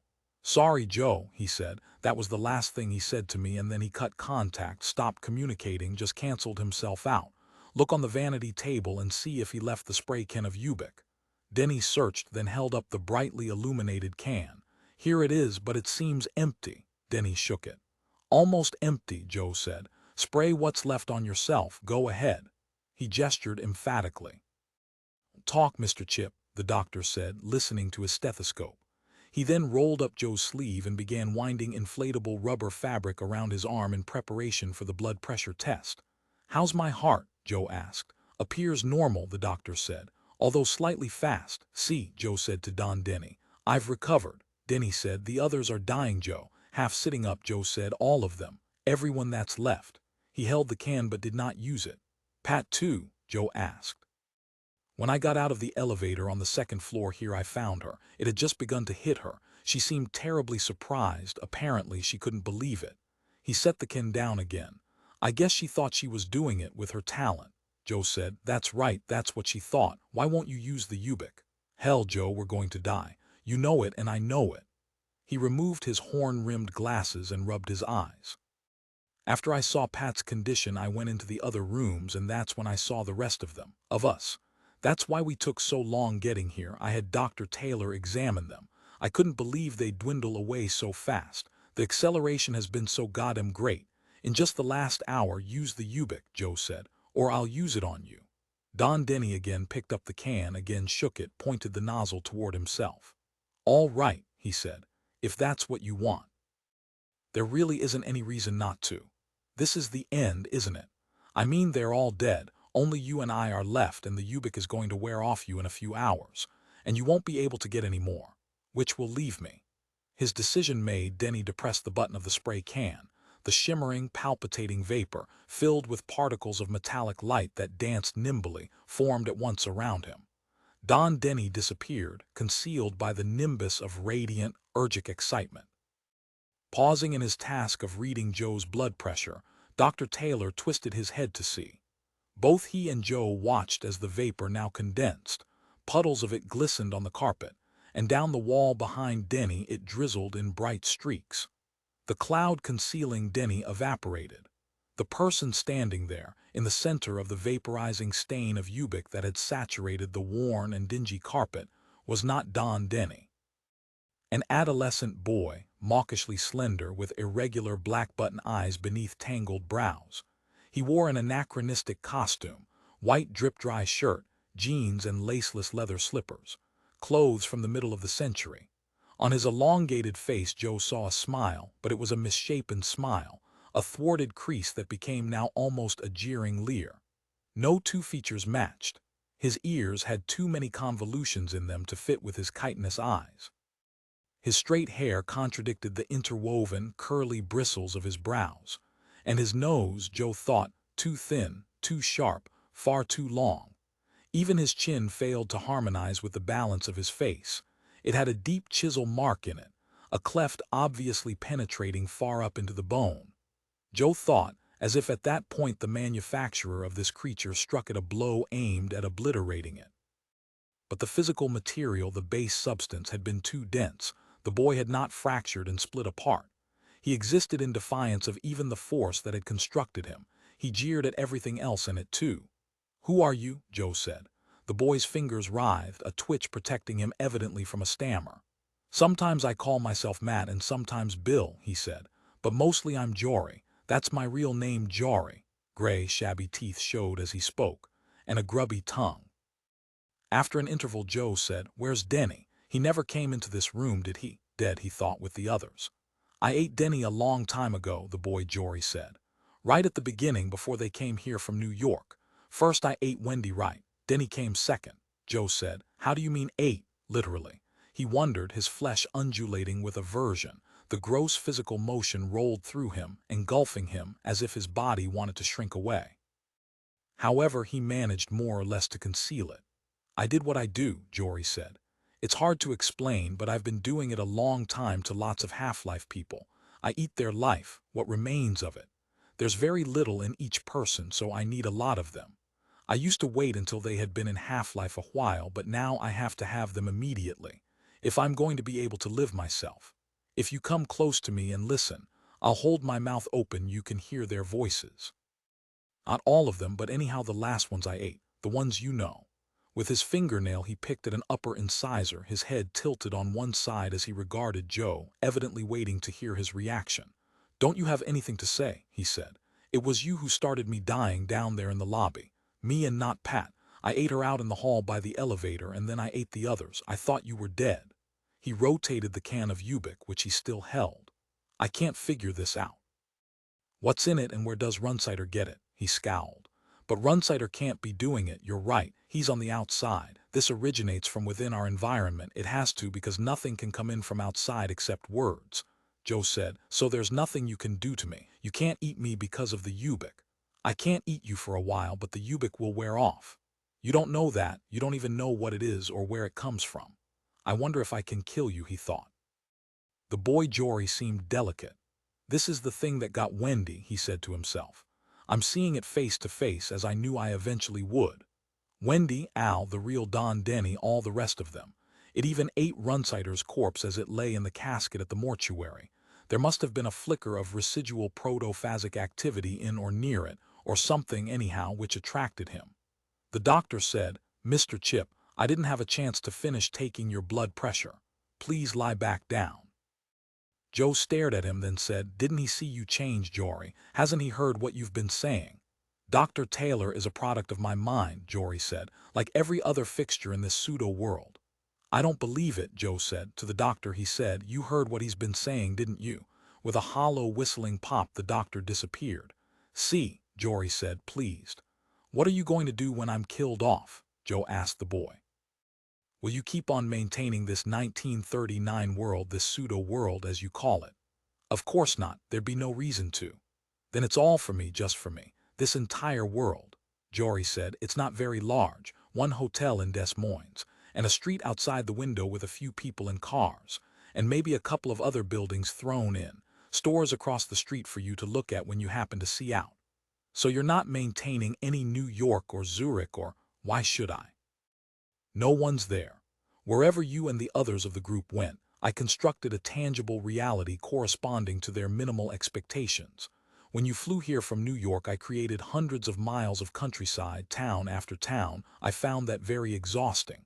I had to eat a great deal to make up for that. In fact, that's the reason I had to finish off the others so soon after you got here. I needed to replenish myself." Joe said, "Why 1939? Why not our own contemporary world, 1992? The effort, I can't keep objects from regressing. Doing it all alone, it was too much for me. I created 1992 at first, but then things began to break down. The coins, the cream, the cigarettes, all those phenomena that you noticed. And then Runsider kept breaking through from outside. That made it even harder for me. Actually, it would have been better if he hadn't interfered." Jory grinned slyly. But I didn't worry about the reversion. I knew you'd figure it was Pat Conlai. It would seem like her talent because it's sort of like what her talent does. I thought maybe the rest of you would kill her. I would enjoy that. His grin increased. What's the point of keeping this hotel and the street outside going for me now? Joe said. Now that I know. But I always do it this way. Jory's eyes widened. Joe said, I'm going to kill you. He stepped toward Jory in an uncoordinated half-falling motion. Raising his open hands, he plunged against the boy, trying to capture the neck, searching for the bent pipestem windpipe with all his fingers. Snarling, Jory bit him. The great shovel teeth fastened deep into Joe's right hand. They hung on as meanwhile Jory raised his head, lifting Joe's hand with his jaw. Jory stared at him with unwinking eyes, snoring wetly as he tried to close his jaws. The teeth sank deeper and Joe felt the pain of it throughout him. He's eating me, he realized. You can't, he said aloud. He hit Jory on the snout, punching again and again. The Ubik keeps you away, he said as he cuffed Jory's jeering eyes. You can't do it to me. Gom growl, Jory bubbled, working his jaws sideways like a sheep's, grinding Joe's hand until the pain became too much for Joe to stand. He kicked Jory. The teeth released his hand. He crept backward, looking at the blood rising from the punctures made by the troll teeth. Jesus, he said to himself, appalled. You can't do to me, Joe said, what you did to them. Locating the spray can of Ubik, he pointed the nozzle toward the bleeding wound which his hand had become. He pressed the red plastic stud and a weak stream of particles emerged and settled in a film over the chewed, torn flesh. The pain immediately departed. Before his eyes the wound healed. And you can't kill me, Jory said. He still grinned. Joe said, I'm going downstairs. He walked unsteadily to the door of the room and opened it. Outside lay the dingy hall. He started forward step by step, treading carefully. The floor, however, seemed substantial, not a quasi or irreal world at all. Don't go too far, Jory said from behind him. I can't keep too great an area going, like if you were to get into one of those cars and drive for miles. Eventually you'd reach a point where it breaks down, and you wouldn't like that any better than I do. I don't see what I have to lose. Joe reached the elevator, pressed the down button. Jory called after him, I have trouble with elevators. They're complicated. Maybe you should take the stairs. After waiting a little longer, Joe gave up. As Jory had advised, he descended by the stairs, the same flight up which he had so recently come, step by step, in an agony of effort. Well, he thought, that's one of the two agencies hooray at work. Jory is the one who's destroying us, has destroyed us, except for me. Behind Jory there is nothing. He is the end. Will I meet the other? Probably not soon enough for it to matter, he decided. He looked once more at his hand, completely well. Reaching the lobby, he gazed around him at the people, the great chandelier overhead. Jory, in many respects, had done a good job despite the reversion to these older forms. Real, he thought, experiencing the floor beneath his feet. I can't get over it, he thought. Jory must have had experience. He must have done this many times before. Going to the hotel desk, he said to the clerk, you have a restaurant that you'd recommend? Down the street, the clerk said, pausing in his task of sorting mail. To your right, the Matador, you'll find it excellent, sir. I'm lonely, Joe said on impulse. Does the hotel have any source of supply, any girls? The clerk said in a clipped, disapproving voice. Not this hotel, sir. This hotel does not pander. You keep a good, clean family hotel, Joe said. We like to think so, sir. I was just testing you, Joe said. I wanted to be sure what kind of hotel I was staying in. He left the counter, recrossed the lobby, made his way down the wide marble stairs, through the revolving door and onto the pavement outside. Chapter 16. Wake up to a hearty, lip-smacking bowlful of nutritious, nourishing Ubik toasted flakes, the adult cereal that's more crunchy, more tasty, more ummish. Ubik breakfast cereal, the whole bowl taste treat. Do not exceed recommended portion at any one meal. The diversity of cars impressed him. Many years represented, many makes and many models. The fact that they mostly came in black could not be laid at Jory's door. This detail was authentic. But how did Jory know it? That's peculiar, he thought. Jory's knowledge of the minutiae of 1939, a period in which none of us lived except Glenn Runsider. Then all at once he realized why. Jory had told the truth. He had constructed not this world but the world, or rather its phantasmagoric counterpart of their own time. Decomposition back to these forms was not of his doing. They happened despite his efforts. These are natural atavisms, Joe realized, happening mechanically as Jory's strength wanes. As the boy says, it's an enormous effort. This is perhaps the first time he has created a world this diverse, for so many people at once. It isn't usual for so many half-lifers to be interwired. We have put an abnormal strain on Jory, he said to himself, and we paid for it. A square old Dodge taxi sputtered past. Joe waved at it and the cab floundered noisily to the curb. Let's test out what Jory said, he said to himself, as to the early boundary of this quasi-world now. To the driver he said, take me for a ride through town, go anywhere you want. To see as many streets and buildings and people as possible, and then when you've driven through all of Des Moines, I want you to drive me to the next town and we'll see that. I don't go between towns, mister, the driver said, holding the door open for Joe. But I'll be glad to drive you around Des Moines. It's a nice city, sir. You're from out of state, aren't you? New York, Joe said, getting inside the cab. The cab rolled back out into traffic. How do they feel about the war back in New York? The driver asked presently. Do you think we'll be getting into it? Roosevelt wants to get us. I don't care to discuss politics or the war, Joe said harshly. They drove for a time in silence. Watching the buildings, people and cars go by, Joe asked himself again how Jory could maintain it all. So many details, he marveled. I should be coming to the edge of it soon. It has to be just about now. Driver, he said, are there any houses of prostitution here in Des Moines? No, the driver said. Maybe Jory can't manage that, Joe reflected, because of his youth, or maybe he disapproves. He felt all at once tired. Where am I going? He asked himself. And what for? To prove to myself that what Jory told me is true. I already know it's true. I saw the doctor wink out. I saw Jory emerge from inside Don Denny. That should have been enough. All I'm doing this way is putting more of a load on Jory, which will increase his appetite. I'd better give up, he decided. This is pointless. And as Jory had said, the Ubik would be wearing off anyhow. This driving around Des Moines is not the way I want to spend my last minutes or hours of life. There must be something else. Along the sidewalk, a girl moved in a slow, easy gait. She seemed to be window shopping. A pretty girl with gay, blonde pigtails, wearing an unbuttoned sweater over her blouse, a bright red skirt and high-heeled little shoes. Slow the cab, he instructed the driver. There, by that girl with the pigtails. She won't talk to you, the driver said. She'll call a cop, Joe said. I don't care. It hardly mattered at this point. Slowing, the old Dodge bumbled its way to the curb. Its tires protested as they rubbed against the curb. The girl glanced up. Hi, miss, Joe said. She regarded him with curiosity. Her warm, intelligent blue eyes widened a little, but they showed no aversion or alarm. Rather, she seemed slightly amused at him, but in a friendly way. Yes, she said. I'm going to die, Joe said. Oh dear, the girl said with concern. Are you? He's not sick, the driver put in. He's been asking after girls. He just wants to pick you up. The girl laughed, without hostility, and she did not depart. It's almost dinner time, Joe said to her. Let me take you to a restaurant, the Matador. I understand that's nice. His tiredness now had increased.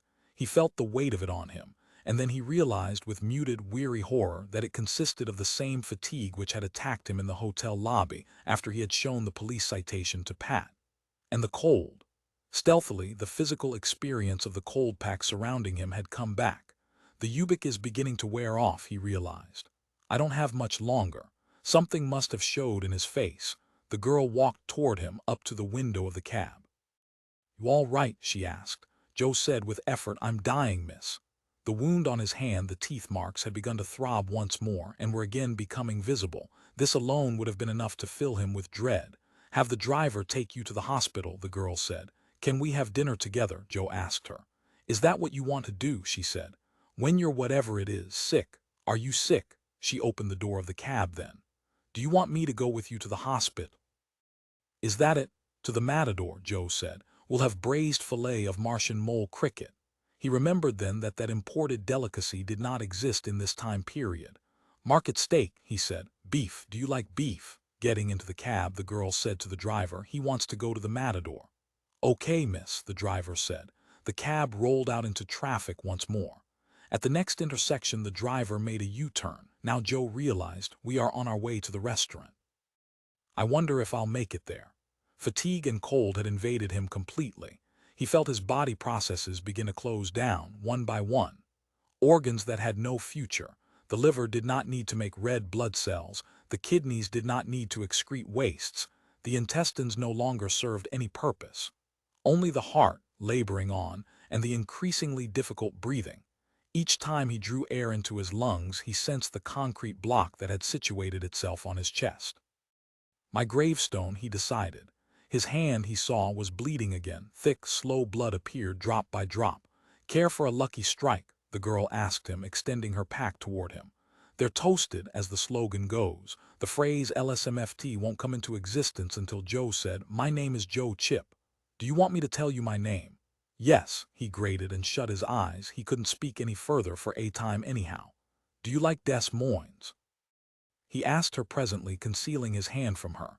"Have you lived here a long time?" "You sound very tired, Mr. Chip," the girl said. "Oh, hell," he said, gesturing. "It doesn't matter."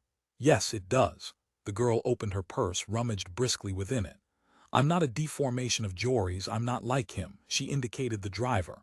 "Or like these little old stores and houses and this dingy street, all these people and their Neolithic cars. Here, Mr. Chip." From her purse she brought an envelope which she passed to him. "This is for you. Open it right away. I don't think either of us should have delayed so long." With leaden fingers he tore open the envelope. In it he found a certificate, stately and ornamented. The printing on it, however, swam. He was too weary now to read. "What's it say?" he asked her, laying it down on his lap. "From the company that manufactures Ubik," the girl said. "It is a guarantee, Mr. Chip, of a free lifetime supply, free because I know your problem regarding money, your, shall we say, idiosyncrasy, and a list on the reverse of all the drugstores which carry it. 2 drugstores and not abandoned ones in Des Moines are listed. I suggest we go to one first before we eat dinner. Here, driver." She leaned forward and handed the driver a slip of paper already written out. "Take us to this address. And hurry, they'll be closing soon." Joe lay back against the seat, panting for breath. "We'll make it to the drugstore," the girl said and patted his arm reassuringly. "Who are you?" Joe asked her. "My name is Ella Hyde Runsider, your employer's wife." "You're here with us," Joe said. "On this side you're in cold pack." "As you well know, I have been for some time," Ella Runsider said. "Fairly soon I'll be reborn into another womb, I think. At least Glenn says so. I keep dreaming about a smoky red light, and that's bad. That's not a morally proper womb to be born into." She laughed a rich, warm laugh. "You're the other one," Joe said. "Jory destroying us, you trying to help us. Behind you there's no one, just as there's no one behind Jory. I've reached the last entities involved." Ella said caustically, "I don't think of myself as an entity. I usually think of myself as Ella Runsider." "But it's true," Joe said. "Yes." Somberly she nodded. "Why are you working against Jory?" "Because Jory invaded me," Ella said. "He menaced me in the same way he's menaced you. We both know what he does. He told you himself in your hotel room. Sometimes he becomes very powerful. On occasion, he manages to supplant me when I'm active and trying to talk to Glenn. But I seem to be able to cope with him better than most half-lifers, with or without Ubik. Better, for instance, than your group, even acting as a collective." "Yes," Joe said. It certainly was true. Well proved. "When I'm reborn," Ella said, "Glenn won't be able to consult with me anymore. I have a very selfish, practical reason for assisting you, Mr. Chip. I want you to replace me. I want to have someone whom Glenn can ask for advice and assistance, whom he can lean on. You will be ideal. You'll be doing in half-life what you did in full life. So, in a sense, I'm not motivated by noble sentiments. I saved you from Jory for a good common-sense reason." She added, "And God knows I detest Jory." "After you're reborn," Joe said, "I won't succumb. You have your lifetime supply of Ubik, as it says on the certificate I gave you." Joe said, "Maybe I can defeat Jory." "Destroy him, you mean?" Ella pondered. "He's not invulnerable. Maybe in time you can learn ways to nullify him." "I think that's really the best you can hope to do. I doubt if you can truly destroy him, in other words consume him, as he does to half-lifers placed near him at the moratorium." "Hell," Joe said. "I'll tell Glenn Runsider the situation and have him move Jory out of the moratorium entirely." "Glenn has no authority to do that." "Won't Schoenheit von Vogelsen," Ella said. Herbert is paid a great deal of money annually by Jory's family to keep him with the others and to think up plausible reasons for doing so. And there are Jorys in every moratorium. This battle goes on wherever you have half-lifers. It's a verity, a rule of our kind of existence. She lapsed into silence then. For the first time he saw on her face an expression of anger, a ruffled, taut look that disturbed her tranquility. "It has to be fought on our side of the glass," Ella said. "By those of us in half-life, those that Jory preys on. You'll have to take charge, Mr. Chip, after I'm reborn. Do you think you can do that? It'll be hard. Jory will be sapping your strength always, putting a burden on you that you'll feel." As she hesitated. "The approach of death, which it will be, because in half-life we diminish constantly anyhow. Jory only speeds it up. The weariness and cooling off come anyhow, but not so soon." To himself Joe thought, "I can remember what he did to Wendy.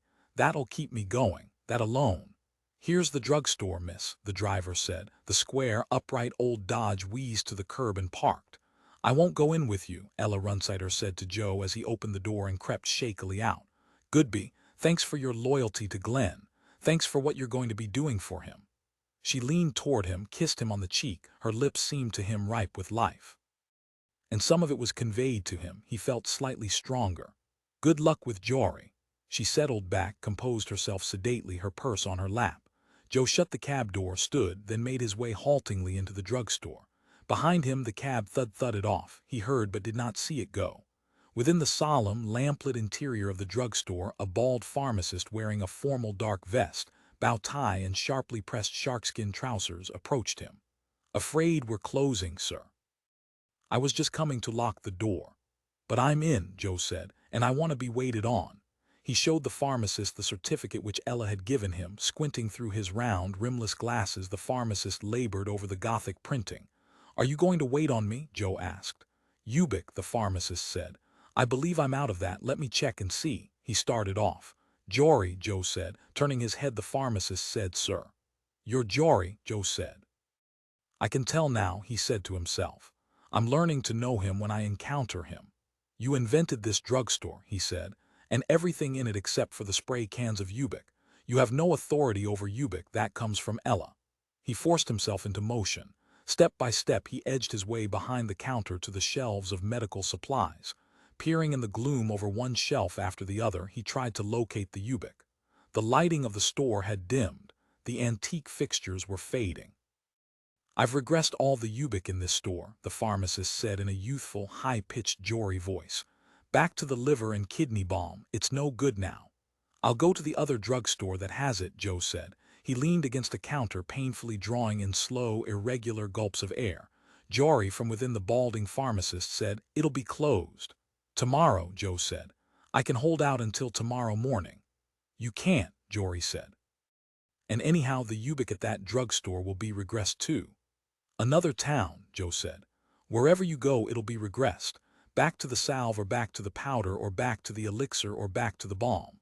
You'll never see a spray can of it, Joe Chip." Jory, in the form of the bald-headed pharmacist, smiled, showing celluloid-like dentures. He broke off, gathering his meager vitality to him, trying by his own strength to warm his stiffening, cold-numbed body. "Bring it up to the present," he said, "to 1992. "Can you, Mr. Chip?" The pharmacist handed Joe a square pasteboard container. "Here you are. Open it and you'll see." Joe said, "I know what I'll see." He concentrated on the blue jar of liver and kidney balm. "Evolve forward," he said to it, flooding it with his need. He poured whatever energy he had left onto the container. It did not change. "This is the regular world," he said to it. "Spray can," he said aloud. He shut his eyes, resting. "It's not a spray can, Mr. Chip," the pharmacist said.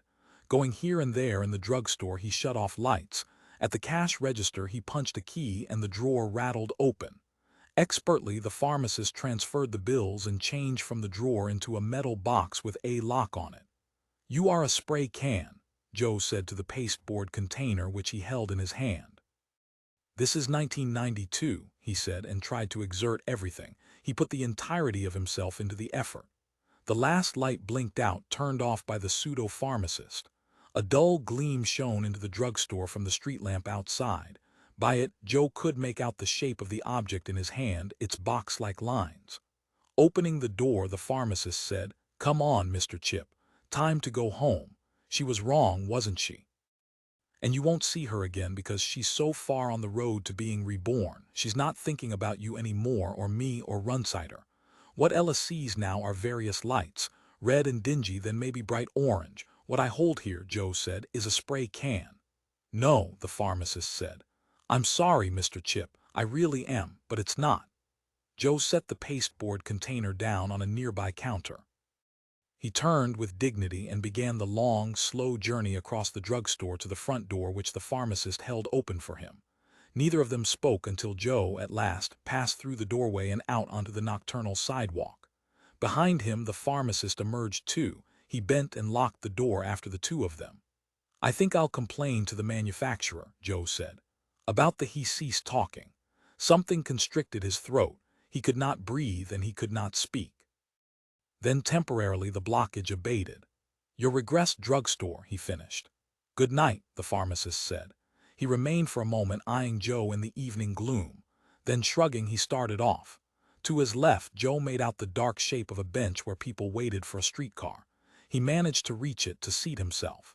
The other persons, 2 or 3, whichever it was, squeezed away from him, either out of aversion or to give him room. He could not tell which, and he didn't care. All he felt was the support of the bench beneath him, the release of some of his vast inertial weight. "A few more minutes," he said to himself. "If I remember right. Christ, what a thing to have to go through," he said to himself, for the second time. "Anyhow, we tried," he thought as he watched the yellow flickering lights and neon signs, the flow of cars going in both directions directly before his eyes. He thought to himself, Runsider kicked and struggled. Ella has been scratching and biting and gouging for a long time. And he thought, I damn near evolved the jar of Ubik liver and kidney balm back to the present. I almost succeeded. There was something in knowing that, an awareness of his own great strength. His final transcendental attempt.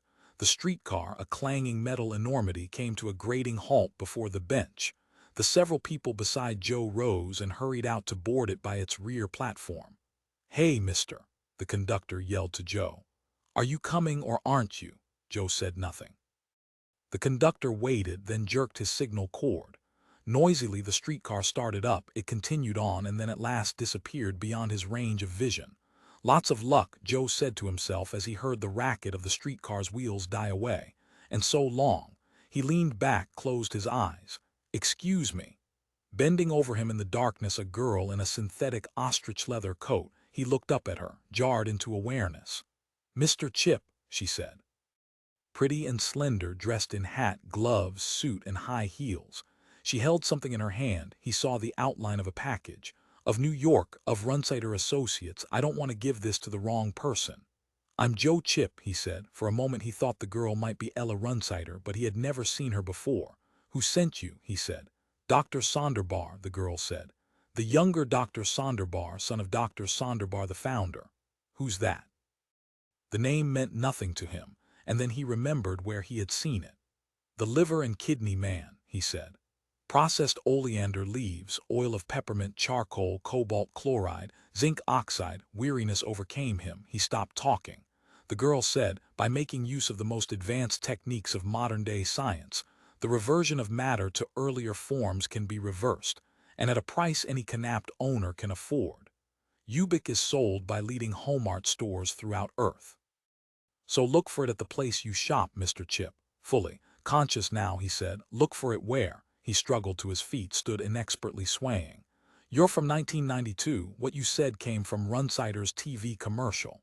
An evening wind rustled at him, and he felt it tug at him, drawing him away with it. He seemed to be like some ragged bundle of webs and cloth, barely holding together. "Yes, Mr. Chip." The girl handed him a package. "You brought me from the future by what you did there inside the drugstore a few moments ago. You summoned me directly from the factory. Mr. Chip, I could spray it on you if you're too weak to. Shall I? I'm an official factory representative and technical consultant. I know how to apply it." She took the package swiftly back from his trembling hands. Tearing it open, she immediately sprayed him with Ubik. In the dusk he saw the spray can glint. He saw the happy, colored lettering. "Thanks," he said after a time, after he felt better, and warmer. The girl said, "You didn't need as much this time as you did in the hotel room. You must be stronger than before. Here, take the can of it. You might need it before morning." "Can I get more?" Joe said. "When this runs out?" "Evidently so. If you got me here once, I would assume you can get me here again. The same way." She moved away from him, merging with the shadows created by the dense walls of closed-up nearby stores. "What is Ubik?" Joe said, wanting her to stay. "A spray can of Ubik," the girl answered, "is a portable negative ionizer with a self-contained, high-voltage, low-amp unit powered by a peak-gain helium battery of 25 kV. The negative ions are given a counterclockwise spin by a radically biased acceleration chamber, which creates a centripetal tendency to them so that they cohere rather than dissipate. A negative ion field diminishes the velocity of antiprotophosphates normally present in the atmosphere. As soon as their velocity falls, they cease to be antiprotophosphates, and under the principle of parity, no longer can unite with protophosphates radiated from persons frozen in cold pack. That is, those in half-life. The end result is that the proportion of protophosphates not cancelled by antiprotophosphates increases, which means, for a specific time, anyhow, an increment in the net put-forth field of protophosphonic activity, which the affected half-lifer experiences as greater vitality plus a lowering of the experience of low cold pack temperatures. So you can see why regressed forms of Ubik failed to, Joe said reflexively. To say negative ions is redundant. All ions are negative. Again the girl moved away. "Maybe I'll see you again," she said gently. "It was rewarding to bring you the spray can. Maybe next time, maybe we can have dinner together," Joe said. "I'll look forward to it." She ebbed farther and farther away. "Who invented Ubik?" Joe asked. "A number of responsible half-lifers whom Jory threatened, but principally by Ella Runsider. It took her and them working together a long, long time, and there still isn't very much of it available as yet." Ebbing from him in her trim, covert way, she continued to retreat and then by degrees was gone. "At the Matador," Joe called after her. "I understand Jory did a good job materializing it, or regressing it just right, whatever it is he does." He listened, but the girl did not answer. Carefully carrying the spray can of Ubik, Joe Chip walked out to greet the evening traffic, searching for a cab. Under a streetlight, he held up the spray can of Ubik, read the printing on the label. "I think her name is Myralany. Look on reverse side of container 4, address and phone number." "Thanks," Joe said to the spray can. "We are served by organic ghosts," he thought, whose speaking and writing pass through this our new environment. Watching, wise, physical ghosts from the full life world, elements of which have become for us invading but agreeable splinters of a substance that pulsates like a former heart. And of all of them, he thought, thanks to Glenn Runsider. In particular, the writer of instructions, labels, and notes, valuable notes. He raised his arm to slow to a grumpy halt a passing 1936 Graham cab. Chapter 17. I am Ubik. Before the universe was, I am. I made the suns, I made the worlds. I created the lives and the places they inhabit. I move them here, I put them there. They go as I say, they do as I tell them. I am the word and my name is never spoken, the name which no one knows. I am called Ubik, but that is not my name. I am, I shall always be. Glenn Runsider could not find the moratorium owner. "Are you sure you don't know where he is?" Runsider asked Miss Beeson, the moratorium owner's secretary. "It's essential that I talk to Ella again." "I'll have her brought out," Miss Beeson said. "You may use office 4B. Please wait there, Mr. Runsider. I will have your wife for you in a very short time. Try to make yourself comfortable." Locating office 4B, Runsider paced about restlessly. At last a moratorium attendant appeared, wheeling in Ella's casket on a hand truck. "Sorry to keep you waiting," the attendant said. He began at once to set up the electronic communing mechanism, humming happily as he worked. In short order the task was completed. The attendant checked the circuit one last time, nodded in satisfaction, then started to leave the office. "This is for you," Runsider said, and handed him several 50-cent pieces which he had scrounged from his various pockets. "I appreciate the rapidity with which you accomplished the job." "Thank you, Mr. Runsider," the attendant said. He glanced at the coins, then frowned. "What kind of money is this?" he said. Runsider took a good long look at the 50-cent pieces. He saw at once what the attendant meant. Very definitely the coins were not as they should be. Whose profile is this, he asked himself. Who's this on all 3 coins? Not the right person at all. And yet he's familiar, I know him. And then he recognized the profile. I wonder what this means, he asked himself. Strangest thing I've ever seen. Most things in life eventually can be explained. But Joe chip on a 50-cent piece. It was the first Joe chip money he had ever seen. He had an intuition, chillingly, that if he searched his pockets and his billfold, he would find more. This was just the beginning. 42.